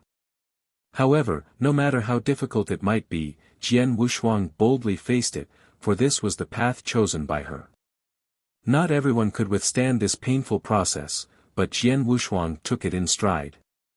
With Li Qiye's help, the whole process was very smooth, and there were no mistakes. Li Qiye was very content with everything as a whole. Now, take the time to train and start the aggregation. Li Qiye commanded after the swap, you just need to refine this destiny stone so that it takes shape, then everything will be well. There is no need to be stringent during this process, just let it flow naturally. Jian Wushuang went into seclusive training after the swap in order to gestate her new destiny stone. Li Qiye continued to stay at the Tai clan. Outside of preaching was training, he had stepped into the Heavenly King realm. This was also a very important realm for cultivators. They would have to face the most powerful and difficult calamity in one's life. Life reduction. This was the most difficult tribulation for many cultivators. Even extremely powerful kings couldn't surpass it in the end and would miserably die to this test. However, after defeating it, reaching the virtuous paragon realm would be quite simple. Li Qiye meditated inside his room as divine rings pulsed from his body. Each divine ring appeared to be opening an entirely new world with an eternal grand Tao. Li Qiye resembled an ancient god at this point. For inner physiques emerged from his chest at this moment: Hell Suppressing, Soaring, Void Imperfection, and Sky Destroyer. The Sky Destroyer physique was from the same branch as the Hell Suppressing physique. Both originated from the word taint among the 6 words of the physique scripture. Upon completion, this physique would allow for endless unyielding strength. This meant that the user became a very powerful weapon that was capable of breaking treasures and other weapons. If the Hell-Suppressing physique was meant for suppression, then the Sky Destroyer physique was meant for oppression. Imagine this: the weight of the Hell-Suppressing physique, the speed of the Soaring physique, the avoidance of the Void Imperfection physique, and the destructive force of the Sky Destroyer physique. The 4 physiques together were something beyond imagination. Their combination meant that nothing was impregnable against its unstoppable might. This turned Li Qiye into a walking humanoid weapon with several times as much power as before. What defense could withstand such destruction? Li Qiye chose the Sky Destroyer physique in order to increase his body's power by several orders of magnitude. One day during his meditation inside his room, his eyes suddenly opened with a streak of lightning flashing across his pupils. At this time, he heard shouts outside of the premises with a scream from Tai Lan. Although he couldn't be bothered to teach her and he didn't care about her matters, she was ultimately still the heavenly flame goddess descendant. Li Qiye would absolutely not let anything happen to her. Chapter 8:17, The Tombskull Sect. In the blink of an eye, Li Qiye's figure shifted. He instantly rushed out of the Tai clan. He appeared in the ruins and saw more than a dozen cultivators there. Some of them were excavating the ruins. Their looks were quite varied. Some had a stronger blood energy than others, and some resembled corpses that had just climbed out from a grave. However, they all had the same uniform, so it was clear that they came from the same sect. Tai Lan was captured by a middle-aged cultivator that looked like a ghost that had been hanged. His eyes were completely white and he had a really long neck. A sizable blood energy emanated from his body, revealing that he was an ancient saint. "Can I help you?" Li Qiye smiled after seeing these cultivators. All the cultivators shifted their eyes to Li Qiye. The cultivator who caught Tai Lan cupped his hands and said, "You must be young noble Li." Li Qiye dismissively said, "If you know who I am, then you should know what I have said before." The cultivator quickly responded, "Young noble Li, we're here for a different matter. I am an elder of the Tombskull sect. A corpse monarch from our sect disappeared, and while we were giving chase, it hid in these ruins." "And then?" Li Qiye chuckled upon hearing this. He cultivated the death scripture that was capable of controlling all undead. How could he not know if there was a corpse monarch hiding underground in these ruins? The elder hastily said, "We have spent a lot of effort to groom this corpse monarch. Right now, we want to excavate these ruins in order to find it." He cleared his throat before continuing, "This young miss misunderstood us and didn't allow for us to dig here, so I had no choice but to calm her down a bit. I hope that young noble Li can sympathize with our problem. In the end, this corpse monarch costed us a lot and we wouldn't be able to answer our seniors if we were to lose it. So please, be generous and let us dig through these ruins. We will compensate for any losses." This was Xing Fei's plan. Let the Tombskull sect come with an excuse for excavating the ruins. Nothing would be better if Li Qiye gave permission. Then, they would be able to see if there were treasures here. If there were actually treasures, then they would use all kinds of excuses to seize them.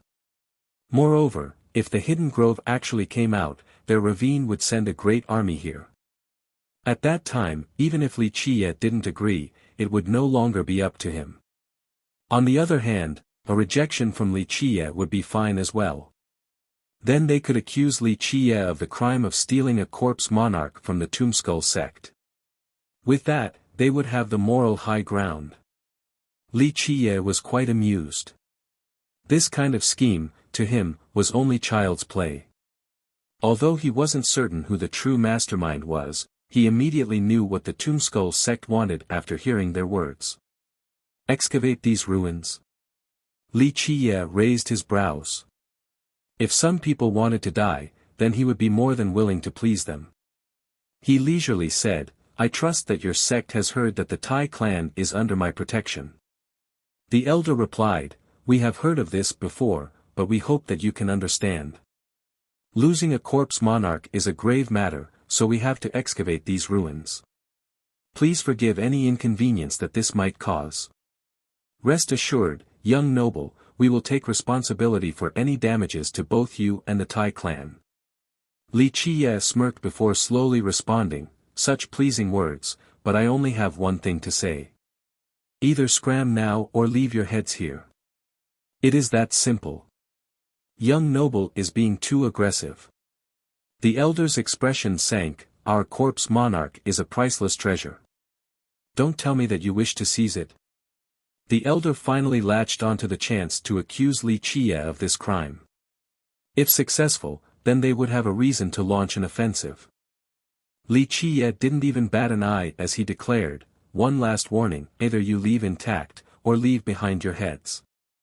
Li Qiye, don't be so presumptuous. The elder had reached his goal and was ready to retreat. He coldly said, "Don't think that our Tombskull sect is so easily bullied. If you steal our corpse monarch, then don't blame us for what's to come." With that, the elder winked towards the other disciples. They held a small Dao platform while chanting a mysterious and devious incantation. Clack, clack, clack, from their summoning, countless skeletons came out from their platform. Their eyes were flashing with red lights. Moreover, they all emitted a powerful evil energy. They were swift and some were flying as well. This was quite a formidable force. Boom! The elder summoned an even more powerful skeleton. It was a skeletal knight with a terrifying aura that rode a draconic corpse. Although the sect considered themselves demons, many other lineages didn't think so. Rumor has it that the patriarch of the sect was a corpse that turned into a demon, allowing him to summon the dead. It could be said that this sect was the only lineage in the stone medicine world that could summon corpses. From the first day of cultivation, its new disciples would train corpses that belonged to them alone. These corpses, more often than not, were even more powerful than their controllers.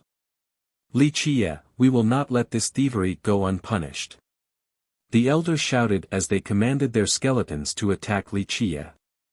At the same time, they began to retreat since they didn't wish to fight directly with Li Qiye. Their goal was to frame Li Qiye, and it had been accomplished, so retreating was the next course of action. Meanwhile, the elder had also captured Tai Lan. When necessary, he would use her as a hostage to threaten Li Qie. Rumble. The earth shook from the stampede. Under the control of the Tomb Skull disciples, this skeletal army maneuvered towards Li Qie with an aggressive momentum. This was especially true for the skeletal knight. It appeared to be the general of the battlefield as it took the vanguard with an unstoppable might capable of stamping the earth. Damn! The old turtle was shocked to see such a terrorizing scene. He paled from fear and immediately shrunk his head back into his hard shell. Li Qie only smiled against the oncoming skeletal onslaught. He stood still without moving. The moment these skeletons got close, death energy emerged from Li Qie's body along with the death chapter. With a buzz, the death chapter created by countless intertwining laws shot out rays of light. These laws instantly pierced the powerful bodies of these skeletons, causing them to stand still on the spot as if petrified. Go! The elder and the other disciples were startled after seeing this unfold. They immediately unleashed more chance to regain control of their skeletons. However, the skeletons didn't have the slightest reaction. Their minds almost shattered from this. Although they had heard that Li Qie could summon undead, their sect was very confident that no one could compare to them in this regard. Their patriarch was the tyrant of myriad corpses. What they didn't know was that the death scripture was one of the 9 greats. Compared to its art, their corpse-controlling technique was simply insignificant and unable to reach the apex. After locking and taking over these skeletons by using the death chapter, they were completely under Li Qie's control. The Tomb Skull crowd wanted to run from fear, but Li Qie smiled. You still want to run away after coming here? In a split second, the death chapter created a loud blast as it activated the maximum potential of these skeletons. They were now even stronger than they used to be when they were controlled by their original masters. Boom! These undead went forth with killing intent towards the other cultivators. Get back! The group tried to use their laws to control the skeletons, but these undead simply didn't listen to their commands. Ah! In the shortest time, a disciple had been killed by his own skeleton. The elder wanted to grab Tai Lan and escape. However, he couldn't even take 2 steps forward before Li Qie appeared in front of him and blocked his path. The elder quickly turned pale. However, his reaction was still quite fast. He immediately grabbed Tai Lan by the neck and shouted, "You, don't come over here or I'll kill her first." Li Qie looked at him and smiled, "You should know that no one has ever been able to threaten me." Ah, the moment Li Qie's words came out, blood spurted everywhere. The 2 hands that were holding Tai Lan were instantly torn apart. She was already in Li Qie's embrace. "You're only at this level yet you still dare to come and threaten me?" Li Qie threw the elder's hands to the ground and smirked. "Even a lowly character like you knows who I am. He, I can easily imagine just how notorious my fame is as a 4-eyed basilisk." Li Qie chuckled at the smug demon and said, "Of course I know the basilisk tribe. In the past, I've stewed some of their members before. The taste was not bad. Although it wasn't as good as dragon meat, it could still be considered a delicacy in this world." "My ass." The demon immediately jumped and shouted, "Li, quit your bullshit. Do you know how powerful my basilisk tribe is? We are the noble god race of the stone medicine world. You actually dared to stew our people. Watch me stew you instead." Its 4 eyes quickly shifted and shot out a very bizarre ray. The moment this light covered Li Qie's body, a strange buzz could be heard. Li Qie was immediately petrified into a statue. The demon pompously declared after seeing his petrification succeed, "Ha ha ha, foolish human brat. Daring to bluster about eating my race. Humph, I'm gonna bring you back this time and throw you into a pot and take my time stewing you. This handsome one has lived for so long yet I haven't tasted human flesh yet." Crack. However, he didn't have much time to gloat. The sound of rocks breaking emerged as the stones on Li Qie's body shattered and fell to the ground. The demon's smirk quickly froze. He stared at Li Qie as if he was a ghost and pointed at him. Impossible. Even if I can't mesmerize you, it is impossible to dispel our petrification unless we remove it ourselves. Li Qie patted the dirt off his shoulders and grinned. Your skill is still quite lacking. I actually thought your 4 eyes would be much more powerful than this, but you are not even using them to 30% of their potential. How disappointing. The demon's face turned red. Not even in his dreams would he expect for Li Qie to be able to withstand his petrification. One must know that his tribe had 2 great abilities. The first was mesmerization and the other petrification. No one dared to look in their eyes because only their tribe was able to remove the petrification. The innate ability of a 4-eyed basilisk was even stronger. They should be able to petrify heavenly kings, and he clearly froze Li Qie. However, the petrification was suddenly nullified. Ah! The partially dismembered elder bellowed. He was already wounded, so he was instantly killed by the skeletal knight that he had summoned. No, all of a sudden, screams could be heard everywhere. Many disciples died to the skeletons. Only 3 to 5 managed to escape. Blood filled the ruins in a short moment as it flowed down the muddy soil. The numerous corpses lying on the ground in addition to the skeletons standing there made this night even eerier. Blech, after Tai Lan's bindings were removed, she couldn't help but vomit repeatedly after seeing this scene. She had seen blood and death many times as a general, but this was her first time seeing skeletons massacring cultivators. Oh man! The old turtle peeked out from his shell and paled as well. He shuddered the moment he saw these undead skeletons, overwhelmed by a creeping sensation. Li Qie looked at Tai Lan who was puking and insipidly said, "In the next few days, stay inside for me and stop overestimating yourself. Otherwise, I'll throw you into the most terrifying location in this world." Chapter 8:19 The basilisk that loves to boast. The basilisk naturally didn't know that Li Qie cultivated the void imperfection physique.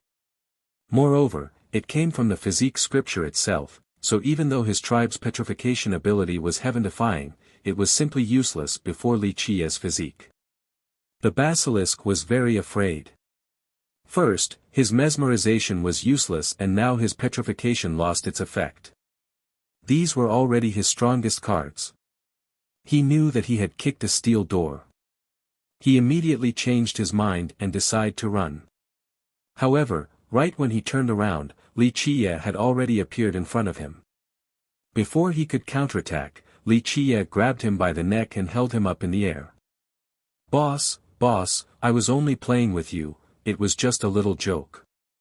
After being subdued, the basilisk immediately put on his most brilliant and dazzling smile, at least in his own opinion.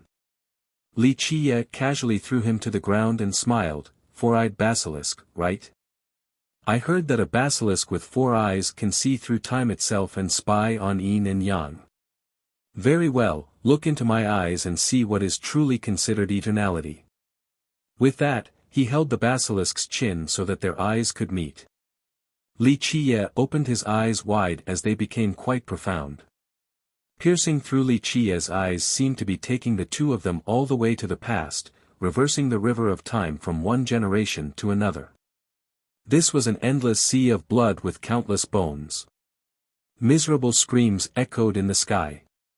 Countless gods were massacred in the firmament. On the ground, many existences that had swept through their generation were being harvested. Mommy, the basilisk was scared out of his wits after looking into Li Qie's eyes. This was an unending war filled with a cruelty that painted the 9 worlds red. All of this would shock any existence. Boss, please spare me, the paled basilisk was drenched in cold sweat. He dropped to the ground and almost soiled his pants. Li Qie let go of him and leisurely said, "Your basilisk tribe actually dared to maneuver against me? Have you all forgotten how the divine beast realm was destroyed in the past? Boss, I have eyes but might as well be blind. I didn't know that you are the invincible existence across the eons." The 4-eyed basilisk quickly flattered Li Qie. Li Qiye looked at him with one eye. Spare the flattery. I can spare your life, but what do you have to trade for it? The basilisk quickly replied, Boss, I can tell you a secret. He, I'm sure boss will definitely want to hear this news. Is that so? What kind of news? Li Qiye leisurely looked at the basilisk. In fact, this reptile would have been dead if Li Qiye wanted to kill him. Boss, you should know very well that our basilisk tribe rarely comes out since we love to stay in our nests. With this being the case, why did I run to this desolate location? The basilisk hastily tried to explain his circumstances. Li Qiye glanced at him. Okay, let it out, don't go in circles with me. That whatever bird king sent me a message. The basilisk was truly scared out of his mind earlier, so he immediately revealed everything. He came to me saying that there was a treasure at the Tai clan, so I rushed here. I didn't expect to see boss here. Oh. Since when was your tribe impoverished to the point of having to rush over for a treasure? If I remember correctly, your tribe's treasury is not that bad. Li Qiye slowly spoke. The basilisk rubbed his palms together and laughed. Boss is so wise. Of course I wouldn't come running here for an ordinary treasure. It's just that that bird king told me the Tai clan's treasure is quite extraordinary and has something to do with the old divine beast realm. Li Qiye narrowed his eyes. This Xing Fei was indeed a little bit capable. However, the secret of this matter was not something he should have known. If someone like him could find out, then others would have been able to as well. They would have seized the item long ago. Li Qiye stared at the basilisk. Xing Fei really said that to you? He isn't someone who can know the stories behind the Tai clan. The basilisk quickly replied, I thought so as well. I was afraid that he was tricking me, so I questioned him extensively. He said that this one guy named the cloud-soaring venerable told him. Moreover, this venerable found out from Yi Qingqing's calculations. Yi Qingqing. Li Qiye became serious. He understood now that the true mastermind was not the Tombskull sect or Xing Fei, it was Yi Qingqing. The former two were nothing more than cannon fodder. Li Qiye couldn't help but smirk at this point. This Yi Qingqing was really trying to push him to the brink of death. Boss, I know many things regarding this Yi Qingqing. The basilisk noticed that Li Qiye didn't want to kill him, so he grew courageous and wanted to curry favor. Li Qiye leered at him, Oh. Have you seen Yi Qingqing before? It doesn't really matter because our tribe has known his real identity for a long time now. The basilisk laughed. Everyone knows that this Yi Qingqing is the Stony Edge Kingdom's ultimate stone, but very few know that he has great ties with the old Bayan beast world. There is no need for you to tell me something I already know. Li Qiye waved his sleeve dismissively. The basilisk laughed and rubbed his palms together awkwardly before asking, Boss, can I leave now? Li Qiye gave him one more look that made him quiver inside. Li Qiye then said, Do you know why the divine beast realm was destroyed that year? I know a thing or two about it. The basilisk smugly replied, That year, the beast realm was bullish and thought that it was invincible in this world. Unfortunately, they offended someone they couldn't afford to offend. In the end, they were completely annihilated with a loud bang. Their entire sky dome was dragged down from the sky. I heard that scene was truly spectacular. He licked his dry lips at this moment. Although he didn't see it with his own eyes, the seniors back in his tribe said that the battle of that year was extremely cruel. Did you know that a very long time ago, your basilisk tribe was also part of the divine beast realm? Li Qiye leisurely said. The basilisk's expression quickly changed after hearing this. He awkwardly smiled, Boss, you are just messing with me. Our basilisk tribe is only a small tribe who know our place. We have nothing to do with the beast realm, nothing at all. Even the seniors in their tribe didn't want to speak of this, which was why the basilisk was shocked after this matter was brought up. Li Qiye ignored the basilisk and continued on, Why was the beast realm destroyed while your basilisk tribe escaped the disaster unscathed? Do you know why? It is because your ancestors were smart and had a sense of propriety.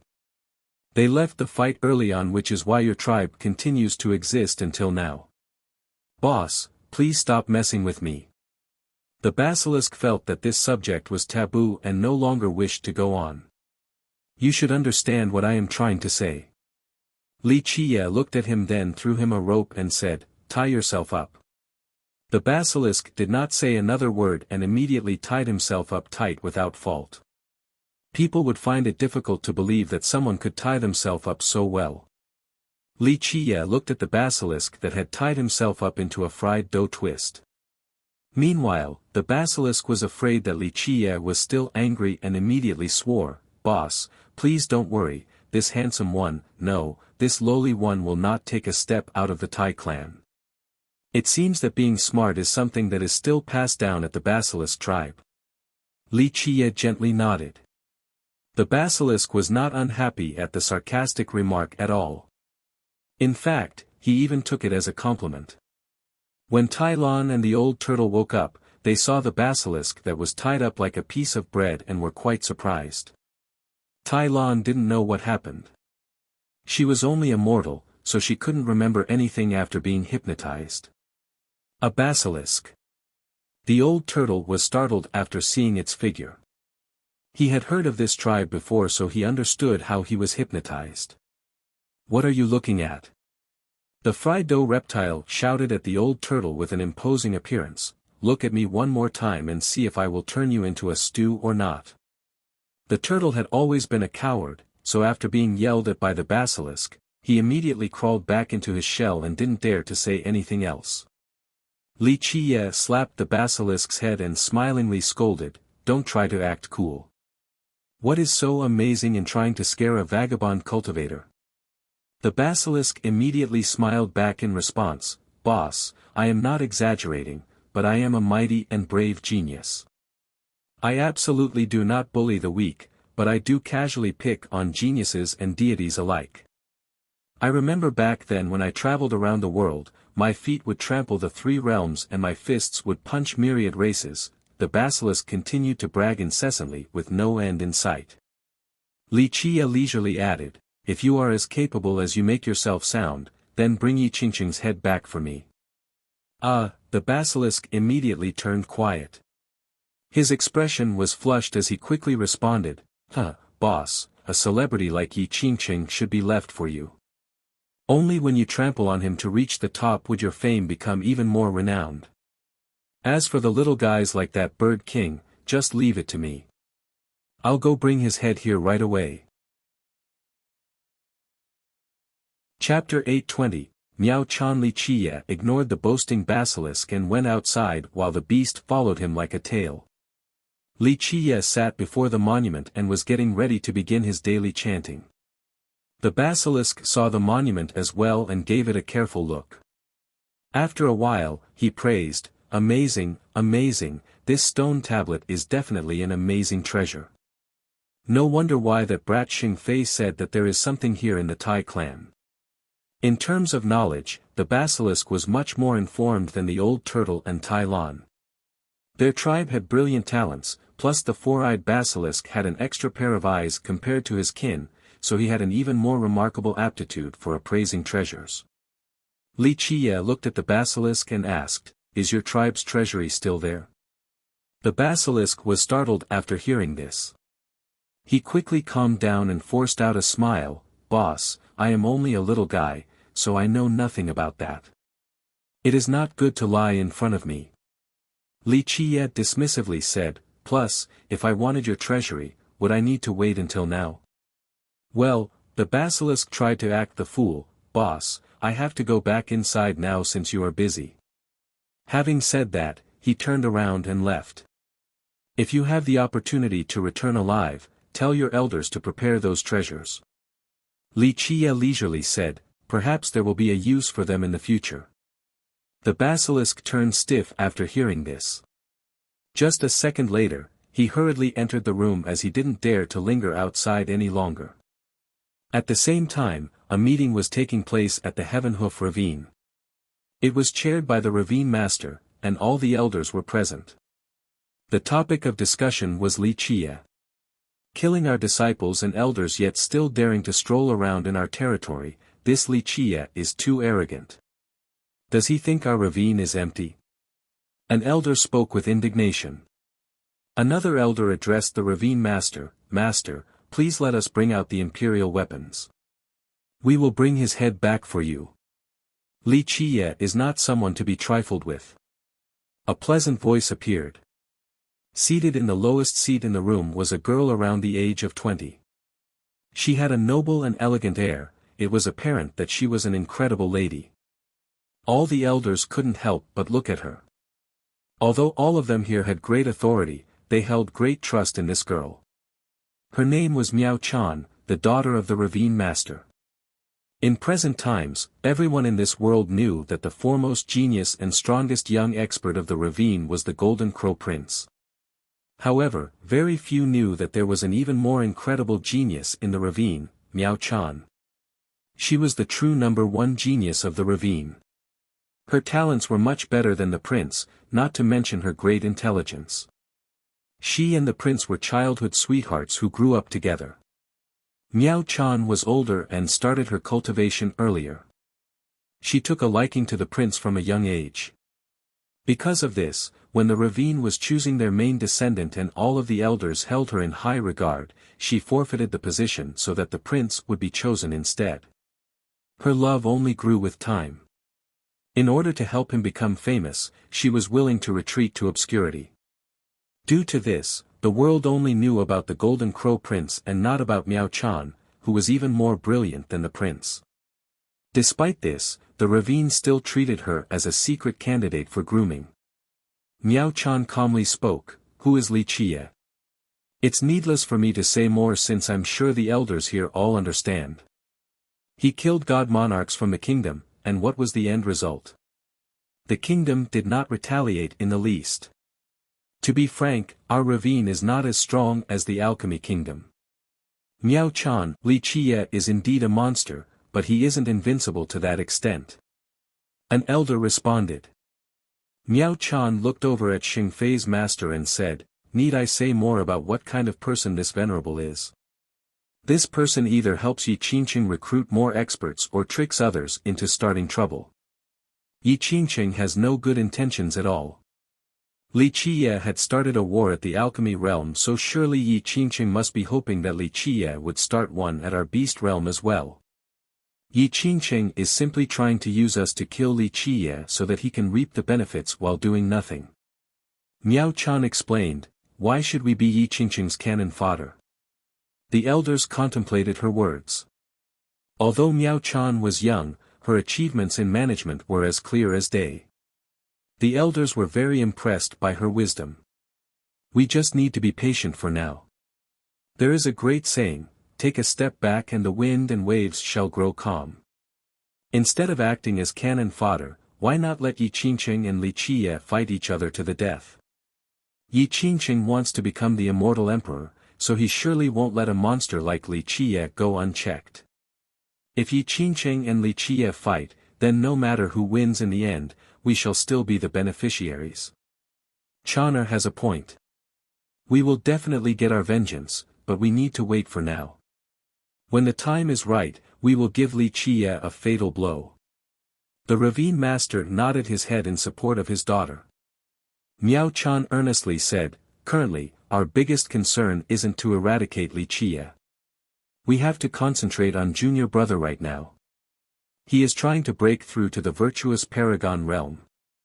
If he can surpass this bottleneck, then he shall become a paragon. I'm sure all you elders understand that junior brother cannot compete with Yi Qingqing at all right now, but if he reaches virtuous paragon, then there is still hope." No matter the occasion, Miao Chao would always plan for the prince, she would prepare everything for him. Golden Crow's cultivation will be the focus. One of the elders nodded in agreement. Xing Fei's master pondered for a moment before speaking, but recently, the Tombskull sect and the Sacred Demon tribe have been maneuvering their troops. Miao Chan explained, "This must be Xing Fei's idea. He is in a rush to prove himself." Xing Fei's master wryly smiled and said, we can't really blame Feyre for this. He is only doing this for the ravine, to get revenge for Elder Fu. The young can be impatient at times. Elder, I am not trying to blame Xing Fei. Miao Chan elaborated, being able to convince these two sects proves that he has become more capable. This is also a good chance. Let them go and scout out Li Qi's abilities. At the end of the day, this was their own doing and has nothing to do with us. Having said that, she stared at this elder and deepened her tone. However, I hope that Xing Fei will stop being so close to people like this cloud-soaring venerable. Junior brother Xing Fei is still very naive compared to the sly venerable. It is better to be careful, lest he be sold by the venerable and still assist him with counting the money. I will warn Xing Fei about this. The master quickly nodded. Chapter 821, Great armies surrounding the Tai residence. Thunderous rumbles echoed as a great army trampled the sky. Auspicious beasts and chariots along with pavilions were flying at great speeds. Many people who saw this were quickly alarmed.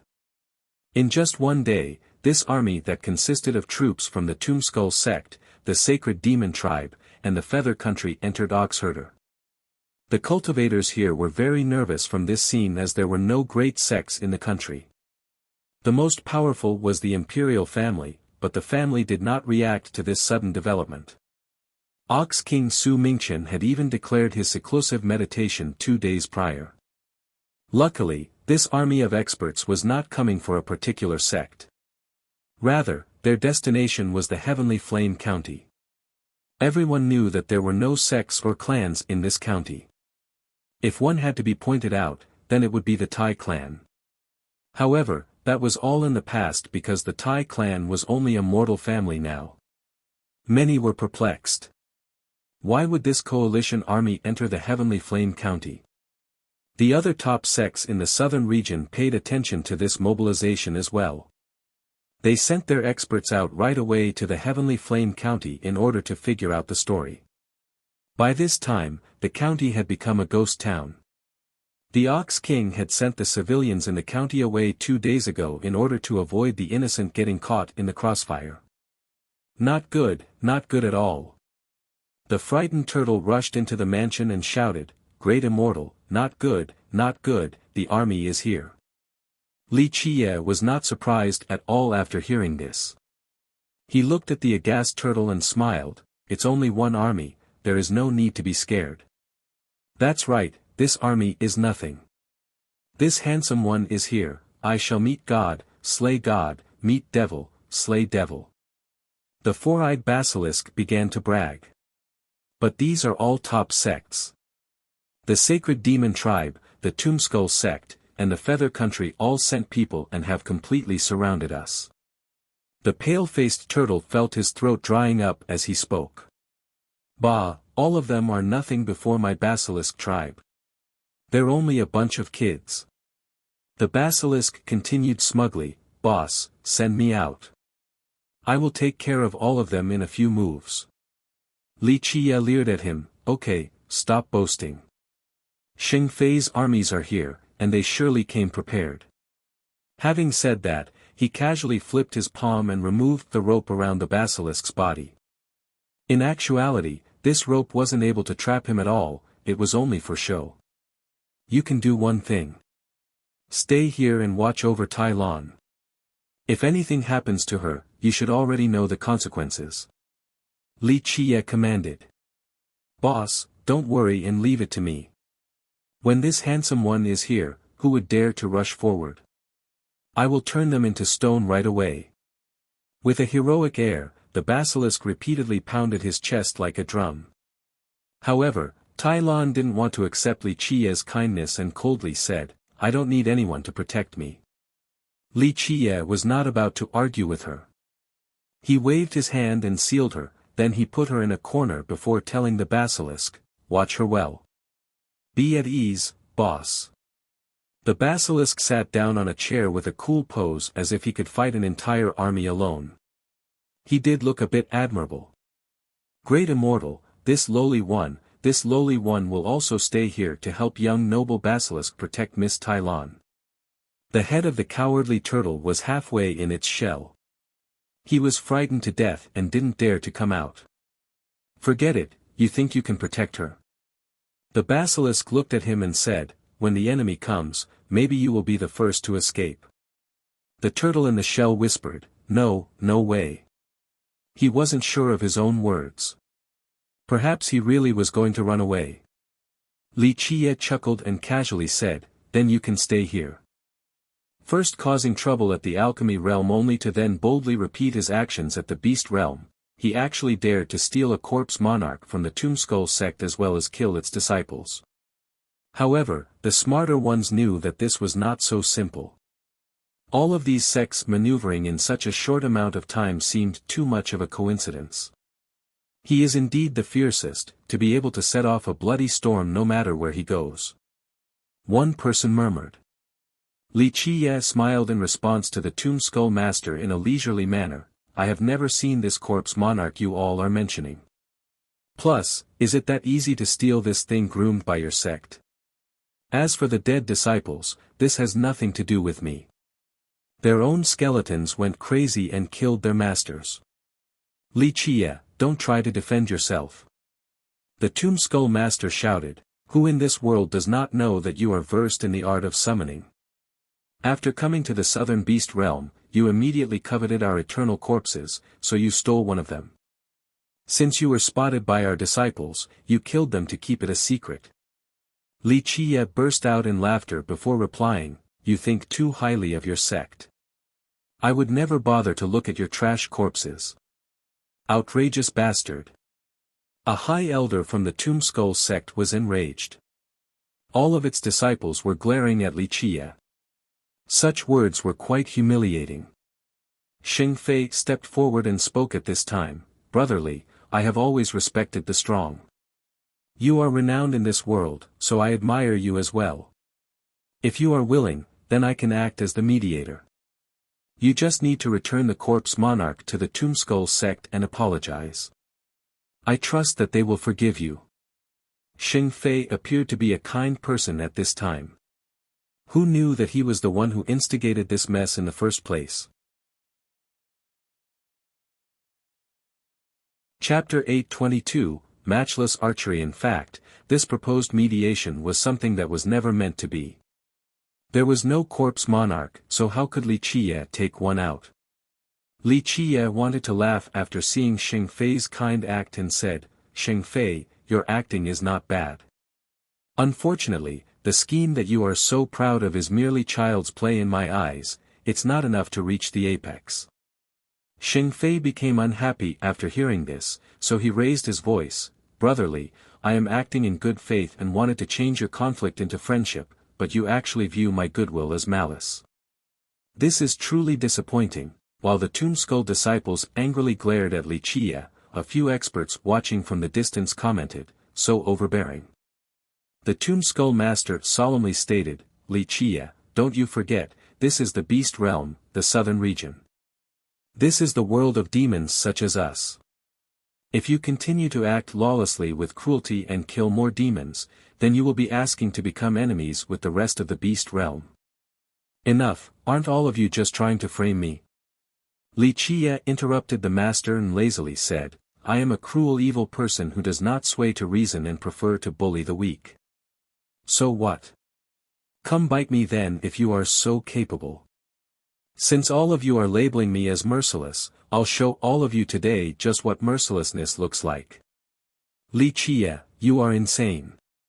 Committing theft and murder, yet you still choose not to repent while spewing audacious words.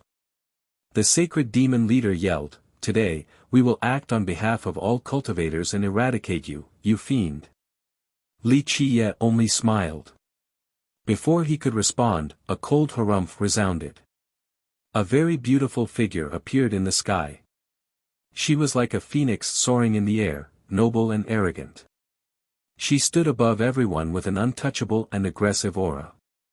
No one would dare to come close. Fairy Jian. Xing Fei cried out at the sudden appearance of this girl. The newcomer was Jian Wuxuan. At this time, she looked at Wuxia then shifted her sharp gaze towards the crowd. The golden daughter of the Jian clan. The cultivators outside saw her and were startled.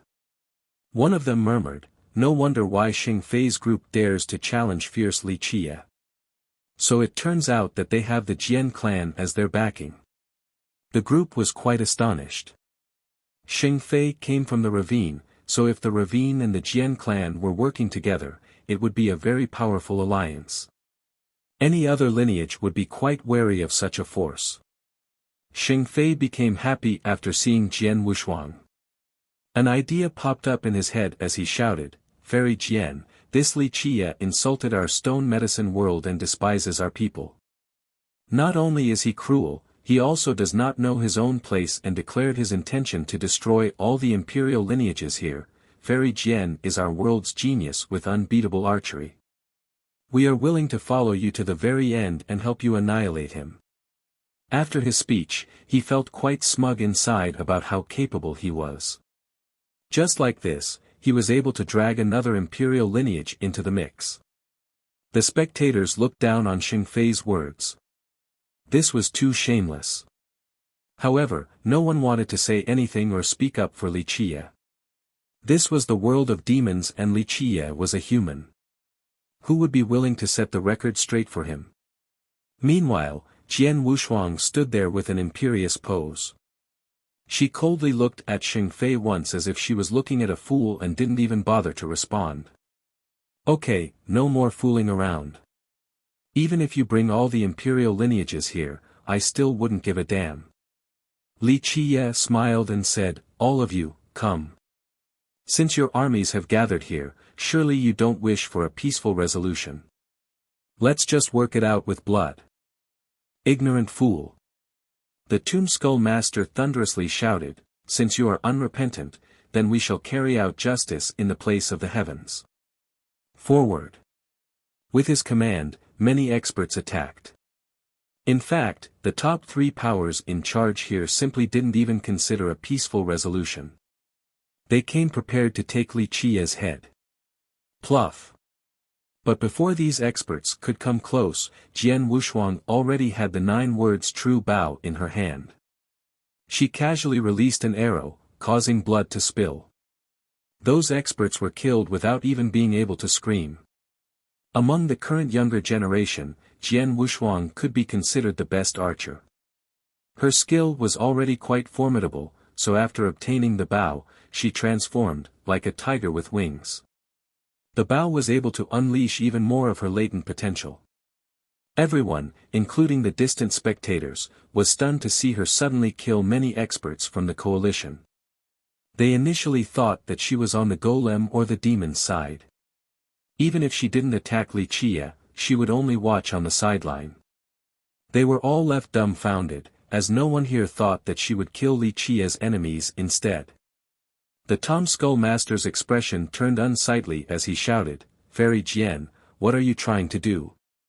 Jian Wushuang just arrogantly stood in the sky, too lazy to look at the sect master.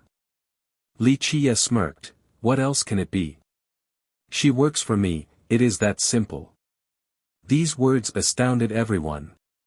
Jian Wushuang was the golden daughter of the Jian clan, the main descendant of an imperial lineage.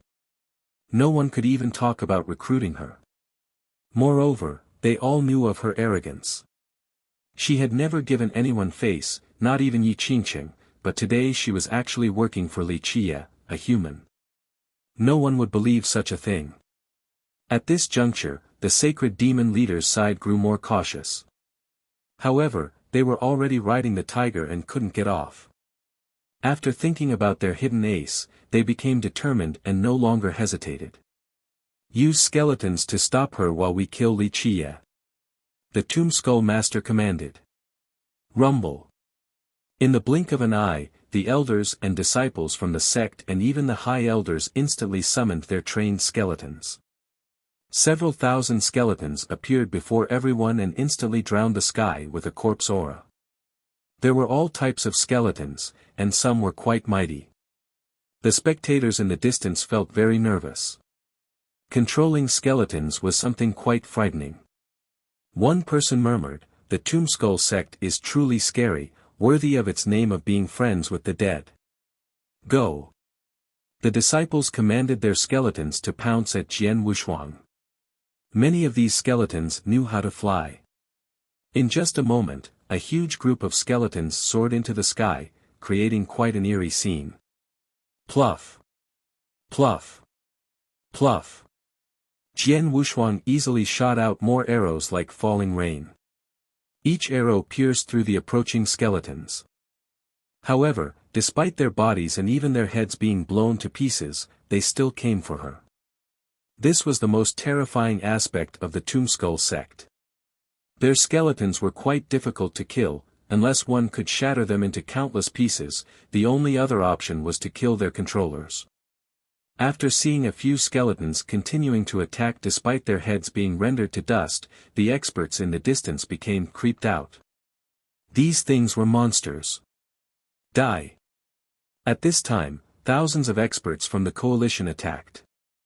Countless treasures unleashed their might as a terrifying light tore apart the sky, causing the world to shake and the stars to lose their brilliance.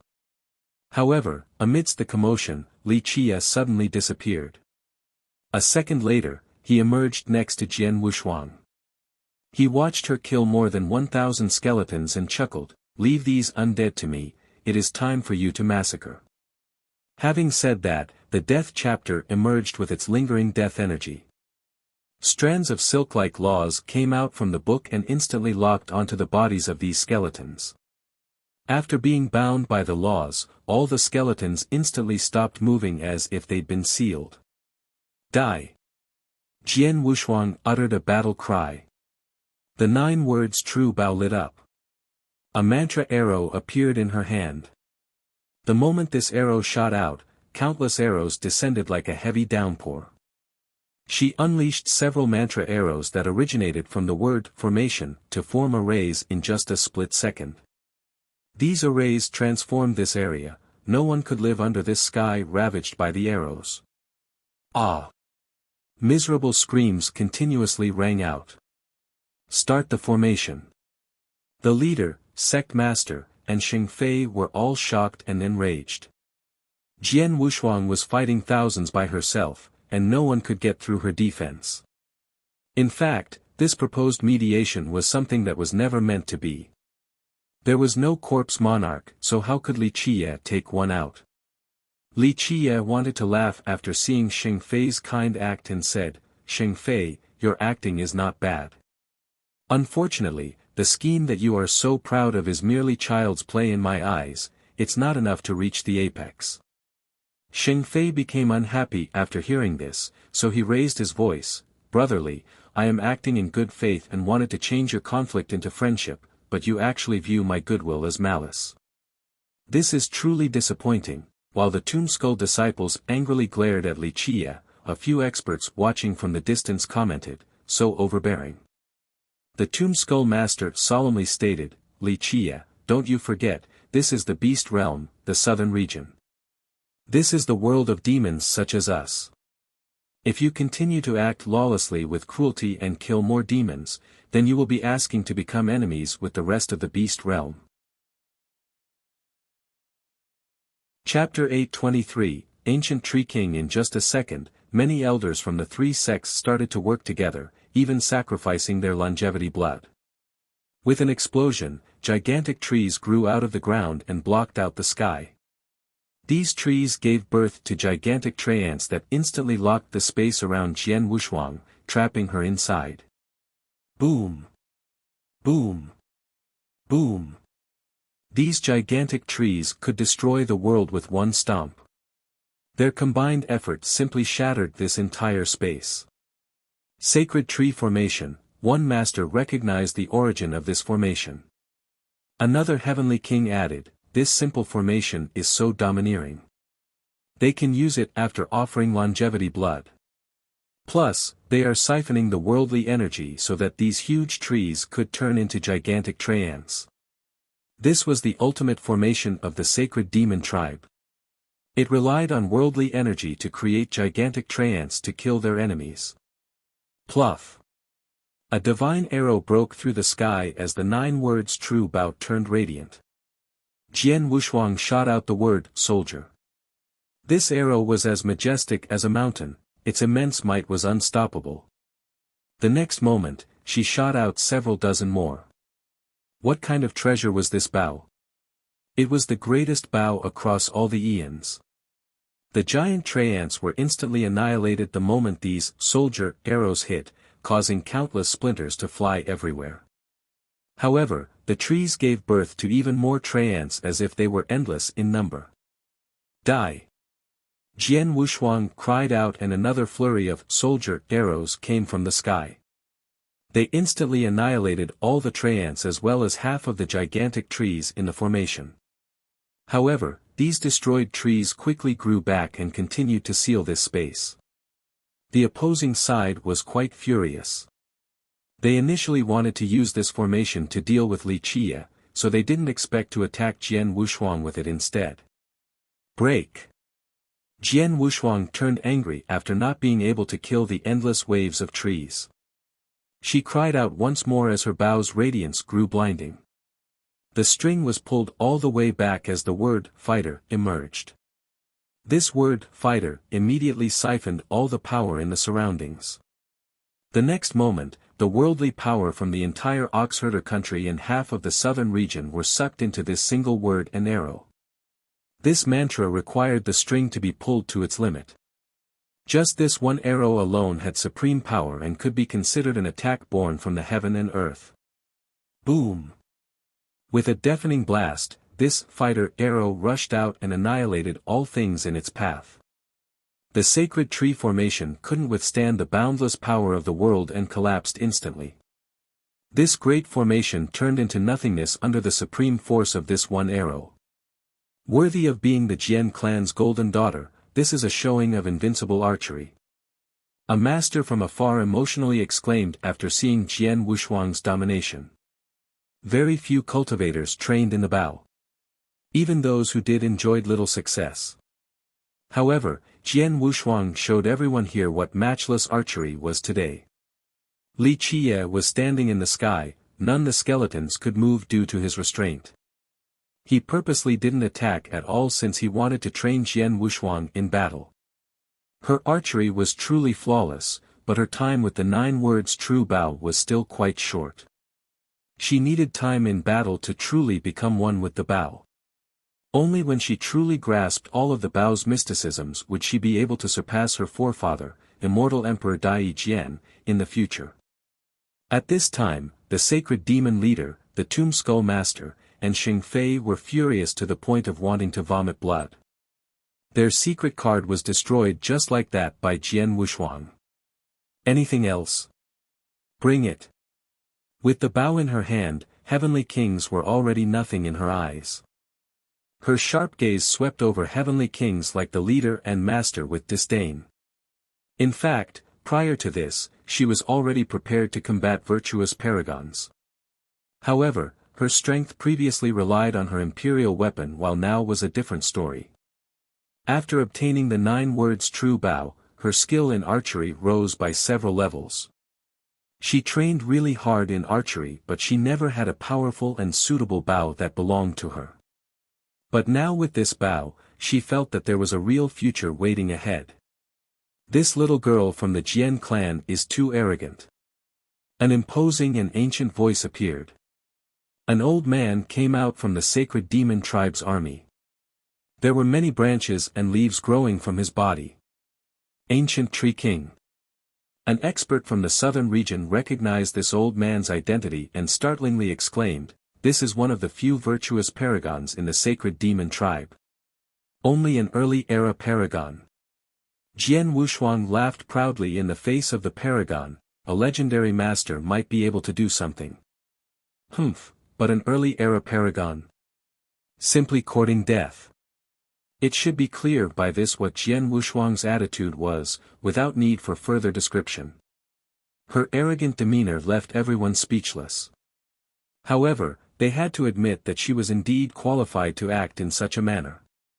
In the end, an imperial descendant would have advantages unavailable to others.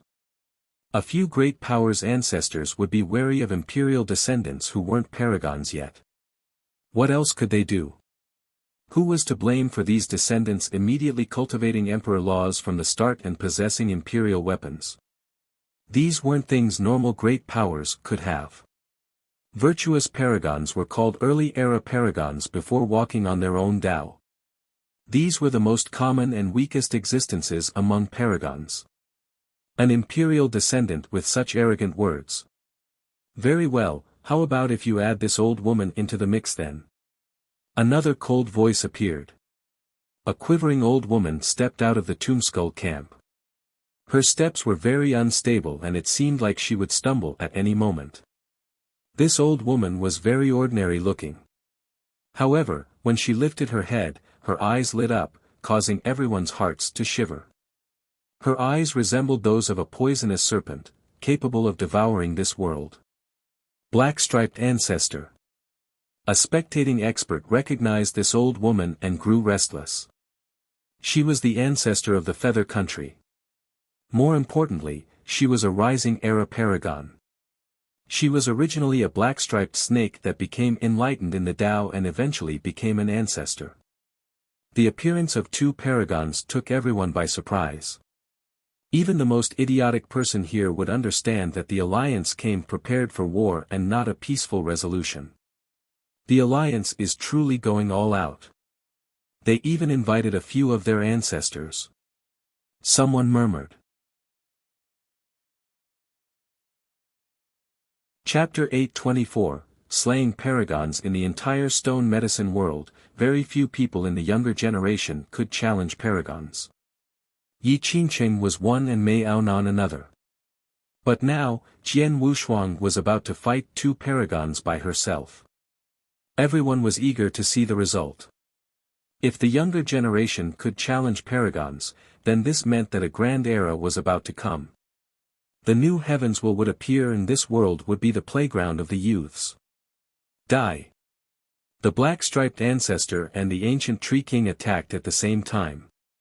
One was an early-era paragon and the other a rising-era paragon. They both summoned their true fate weapons. One was a long whip that snapped through the sky like a flood dragon. The other was a shield artifact, taking a direct impact was akin to a mountain crashing down on you. Their attacks were extremely tyrannical. They shattered the surrounding space and shook the entire county. Amidst the dazzling lights, a phoenix's cry resounded. Right afterwards, one phoenix after another soared up into the sky. They were all dazzlingly blinding as if they were coming back to life via fiery rebirth. In the blink of an eye, the sky was covered in images of phoenixes. Meanwhile, Jian Wushuang disappeared. Although the ferocious attacks from the two paragons struck these dancing phoenixes, they didn't hit Jian Wushuang. One couldn't see her among the countless shadows. Shadow Phoenix Physique, this was Li Qia's creation tailored for Jian Wushuang. It had two amazing properties. The first was its elusiveness. The moment these phoenixes appeared, Jian Wushuang would disappear. Even a paragon wouldn't be able to pinpoint her location. Pluff. Right after the two paragons failed to land their attacks, an arrow was unleashed. No one saw how Jian Wushuang appeared right behind the ancient tree king. The arrow turned into a formation that generated a rain of arrows. All of these powerful arrows aimed for the tree king. Pluff. Pluff. Pluff. The tree king immediately used his shield to block the torrent of arrows and shouted, "This little amount of power cannot hurt me." Buzz. A blinding arrow emerged amidst the action. The 9 words True Bao gathered all of the worldly energy at this point. The force of the surrounding 100,000 miles was focused into the mantra, fighter, and culminated in a supreme void-piercing arrow. The tree king's expression quickly shifted. His shield also lit up with a dazzling divine light.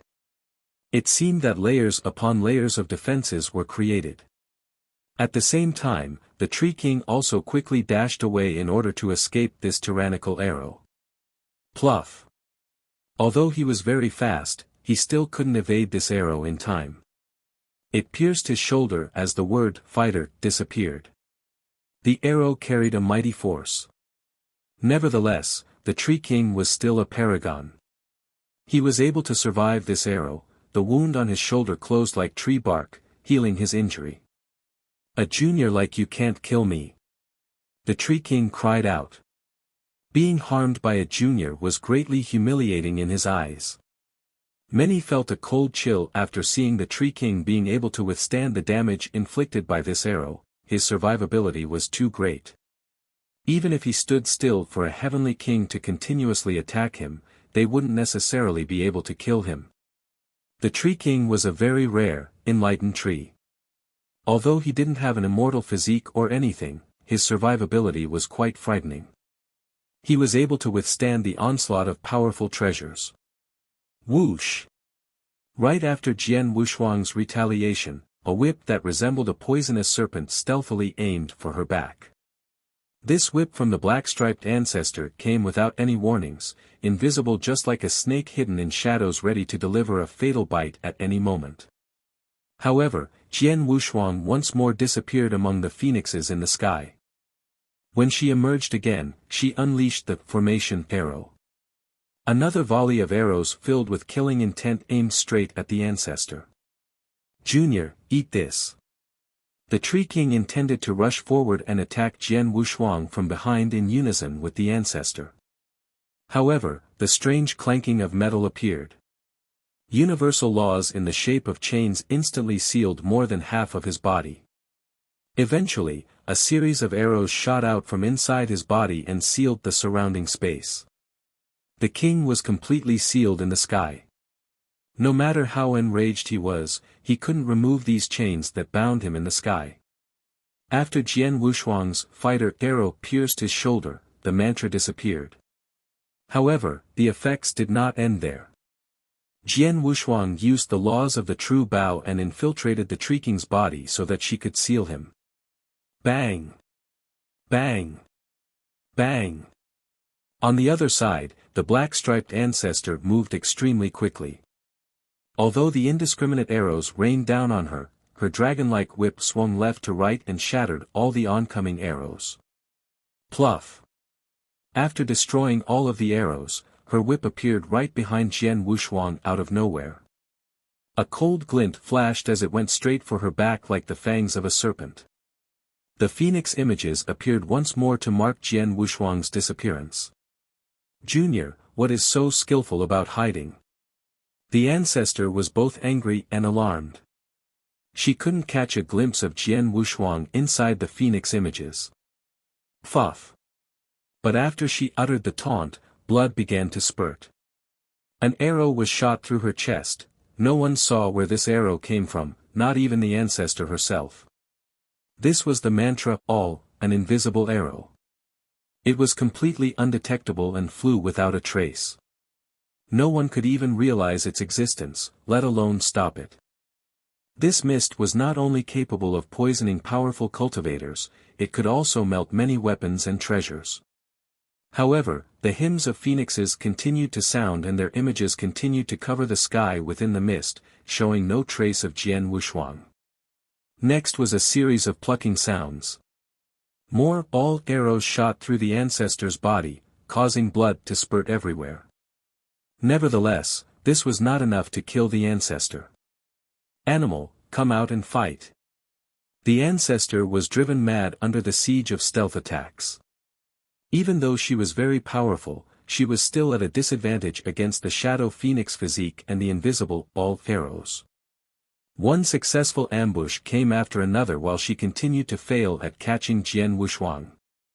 Ultimately, despite bleeding in multiple areas, she was still a rising era paragon. It wasn't so easy for a heavenly king to kill her. People shivered after seeing this scene and the apparent gap between the two. Although Jian Wushuang's archery was matchless, she was not as powerful as the ancestor, so killing her was quite a difficult task. A paragon only needed one move to kill a heavenly king, while 100 slashes from a heavenly king might not be enough to slay a paragon. Jian Wushuang eventually appeared again. She wielded her bow while her sharp gaze was fixated on the ancestor. The ancestor stopped spewing out mist and sneered, "Little wretch, you finally dared to show yourself.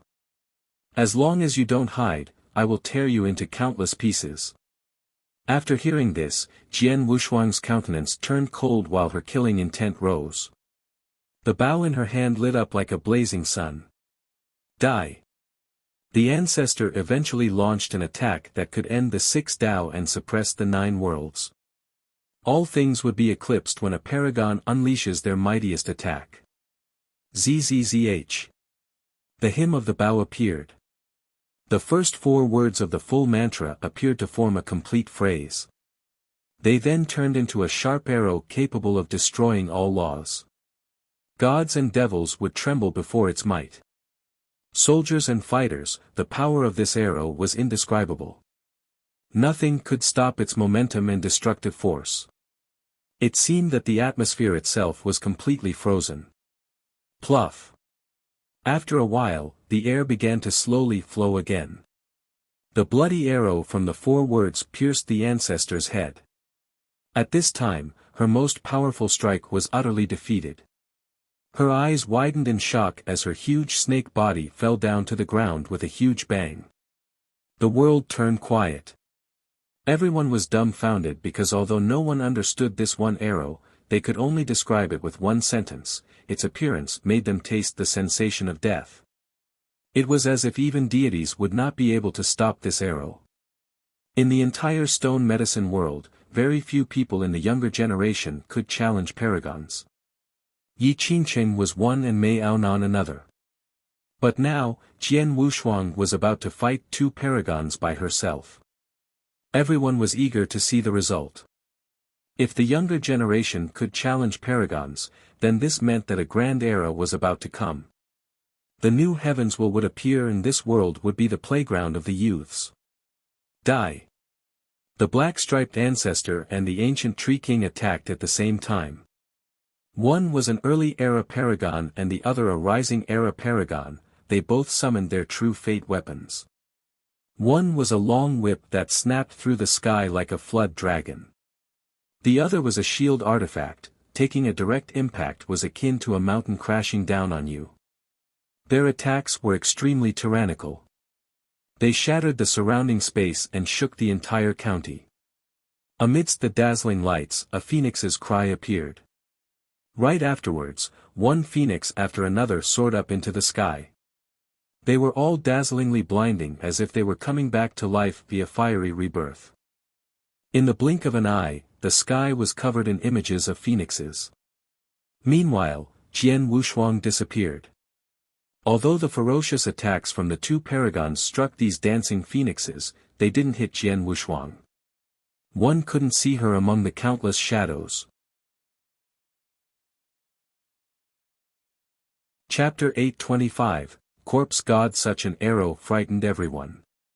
Heavenly kings like the sacred demon leader and the tomb skull master felt chills throughout their bodies. Although all of them were kings, they were far from being Jian Wushuang's match. From start to finish, Jian Wushuang never used her clan's emperor laws. Just her bow alone was enough to slay a paragon. Just how horrifying was this?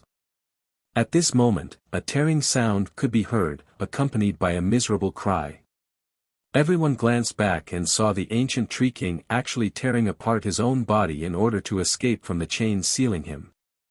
He dragged his crippled body away, but Jian Wushuang unleashed another arrow.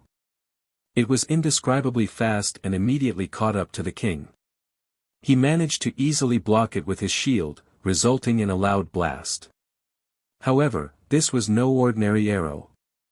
With a strange noise, the king and his shield were instantly covered in ice. However, he was still a paragon. His blood energy rose and dispelled this layer of ice instantly. Nevertheless, this slowed him down quite a bit. Exit. A second arrow came flying just as fast as the last one. The slowed tree king couldn't dodge this arrow. His broken shield tried to block it but was penetrated along with the tree king's body. After making contact, the king lurched to a halt as his blood energy weakened. At this moment, it seemed that time suddenly began to flow faster. The king's body suddenly changed at a rapid rate as his blood energy grew weaker and weaker. This was a fighter arrow with a special effect that caused time to flow faster around his body. It caused his blood energy to weaken, aging him by several dozen years or more. Boom! The king was not someone who just sit idle and wait for death. A green light emerged from his body. His wood-like body suddenly became spirited with budding seedlings. His destroyed body came together like tree bark and turned more powerful and magical.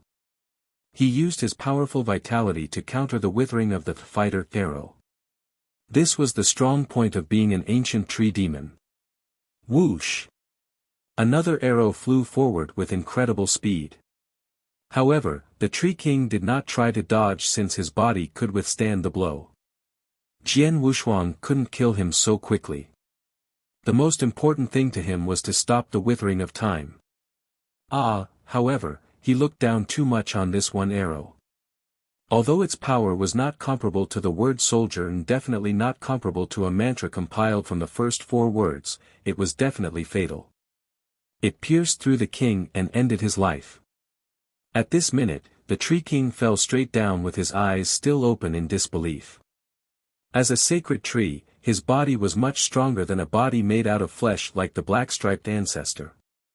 As long as the arrow didn't hit a weak spot, it was virtually impossible for him to die even if struck by countless arrows. However, this particular arrow pierced through his most vital area. However, only he knew about this weak spot. Even at the moment of death, he didn't understand how Jian Wushuang's arrow was able to strike this area so accurately.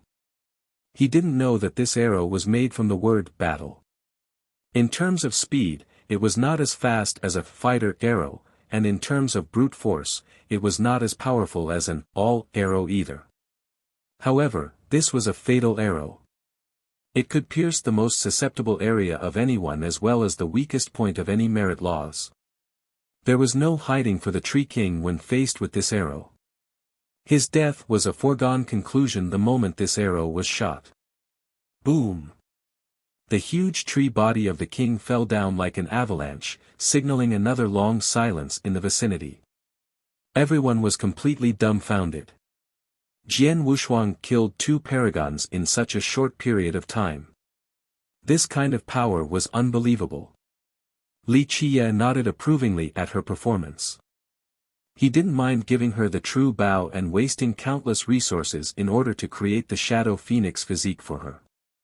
She did not disappoint him since she was the most suitable person for the Tao of archery. This is your last chance, come. Jian Wushuang coldly glared at the coalition army from the Sacred Demon Tribe, the Tombskull Sect, and the Feather Country before letting out a chuckle.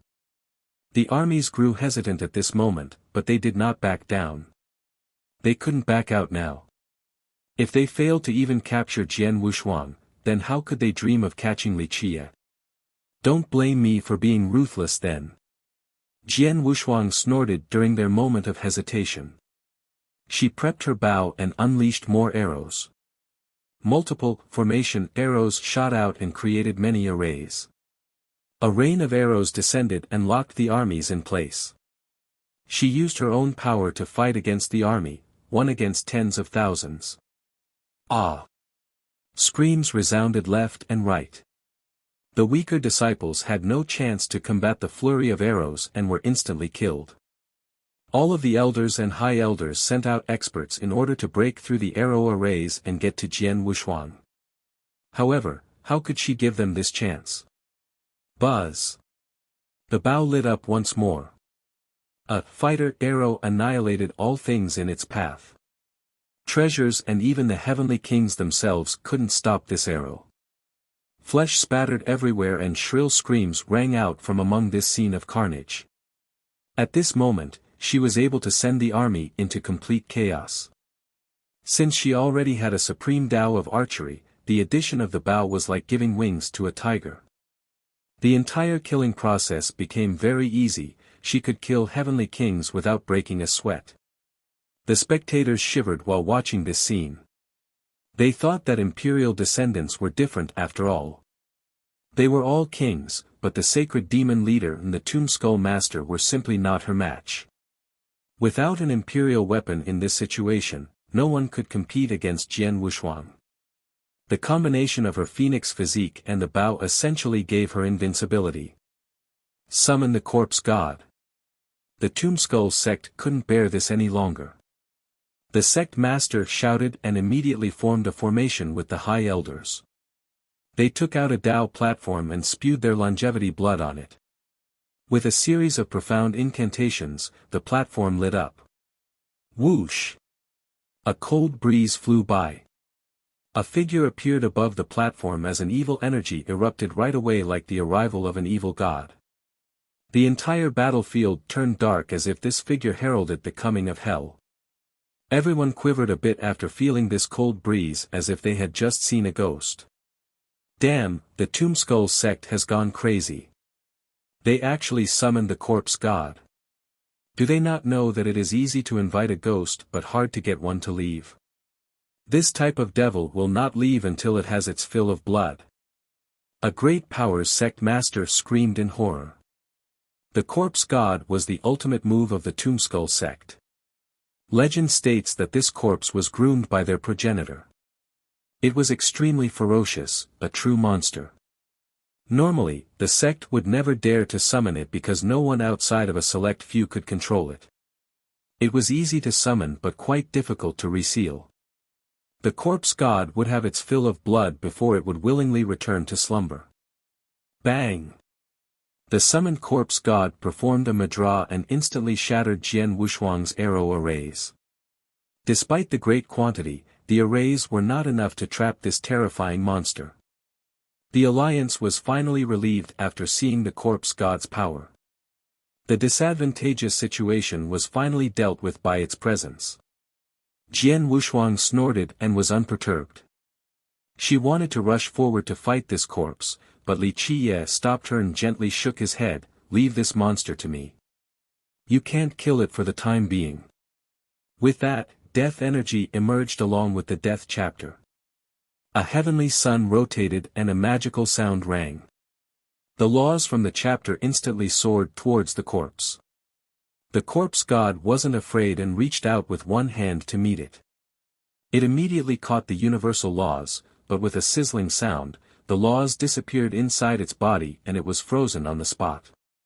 Impossible. The Tomb Skull Master and the other elders were horrified, they didn't dare to believe their own eyes. The corpse god was something they fed with blood for generations. No outsiders could control it. Li Qiye's undead manipulation art is stronger than the Tomb Skull sect's. Many experts saw this in the distance and became moved. Li Qiye's ability was no secret, but people still found the sight of him easily controlling the corpse god incredible. Blood sacrifice. The Tomb Skull Master bellowed. With the cooperation of the elders, they spewed out their longevity blood as an offering to the corpse god. More noises could be heard. The corpse god's entire body radiated a bloody light. It seemed about to escape Li Qiye's grasp as a terrifying red glimmer flashed across its eyes, just like a devil. Such an arrow frightened everyone. Heavenly kings like the sacred demon leader and the Tomb Skull Master felt chills throughout their bodies. Although all of them were kings, they were far from being Jian Wuxuang's match. From start to finish, Jian Wuxuang never used her clan's emperor laws. Just her bow alone was enough to slay a paragon. Just how horrifying was this? At this moment, a tearing sound could be heard, accompanied by a miserable cry. Everyone glanced back and saw the ancient Tree King actually tearing apart his own body in order to escape from the chains sealing him. He dragged his crippled body away, but Jian Wuxuang unleashed another arrow. It was indescribably fast and immediately caught up to the king. He managed to easily block it with his shield, resulting in a loud blast. However, this was no ordinary arrow. With a strange noise, the king and his shield were instantly covered in ice. However, he was still a paragon. His blood energy rose and dispelled this layer of ice instantly. Nevertheless, this slowed him down quite a bit. You're tuning into the Han Lee's Wuxia Chronicles YouTube channel. We're so grateful for your support, and don't forget to subscribe to join us on this incredible journey through captivating stories. Your generosity through donations truly makes a world of difference, as it's the primary source of revenue that allows me to expand and enhance this channel for you. Thank you from the bottom of my heart for being a part of this adventure.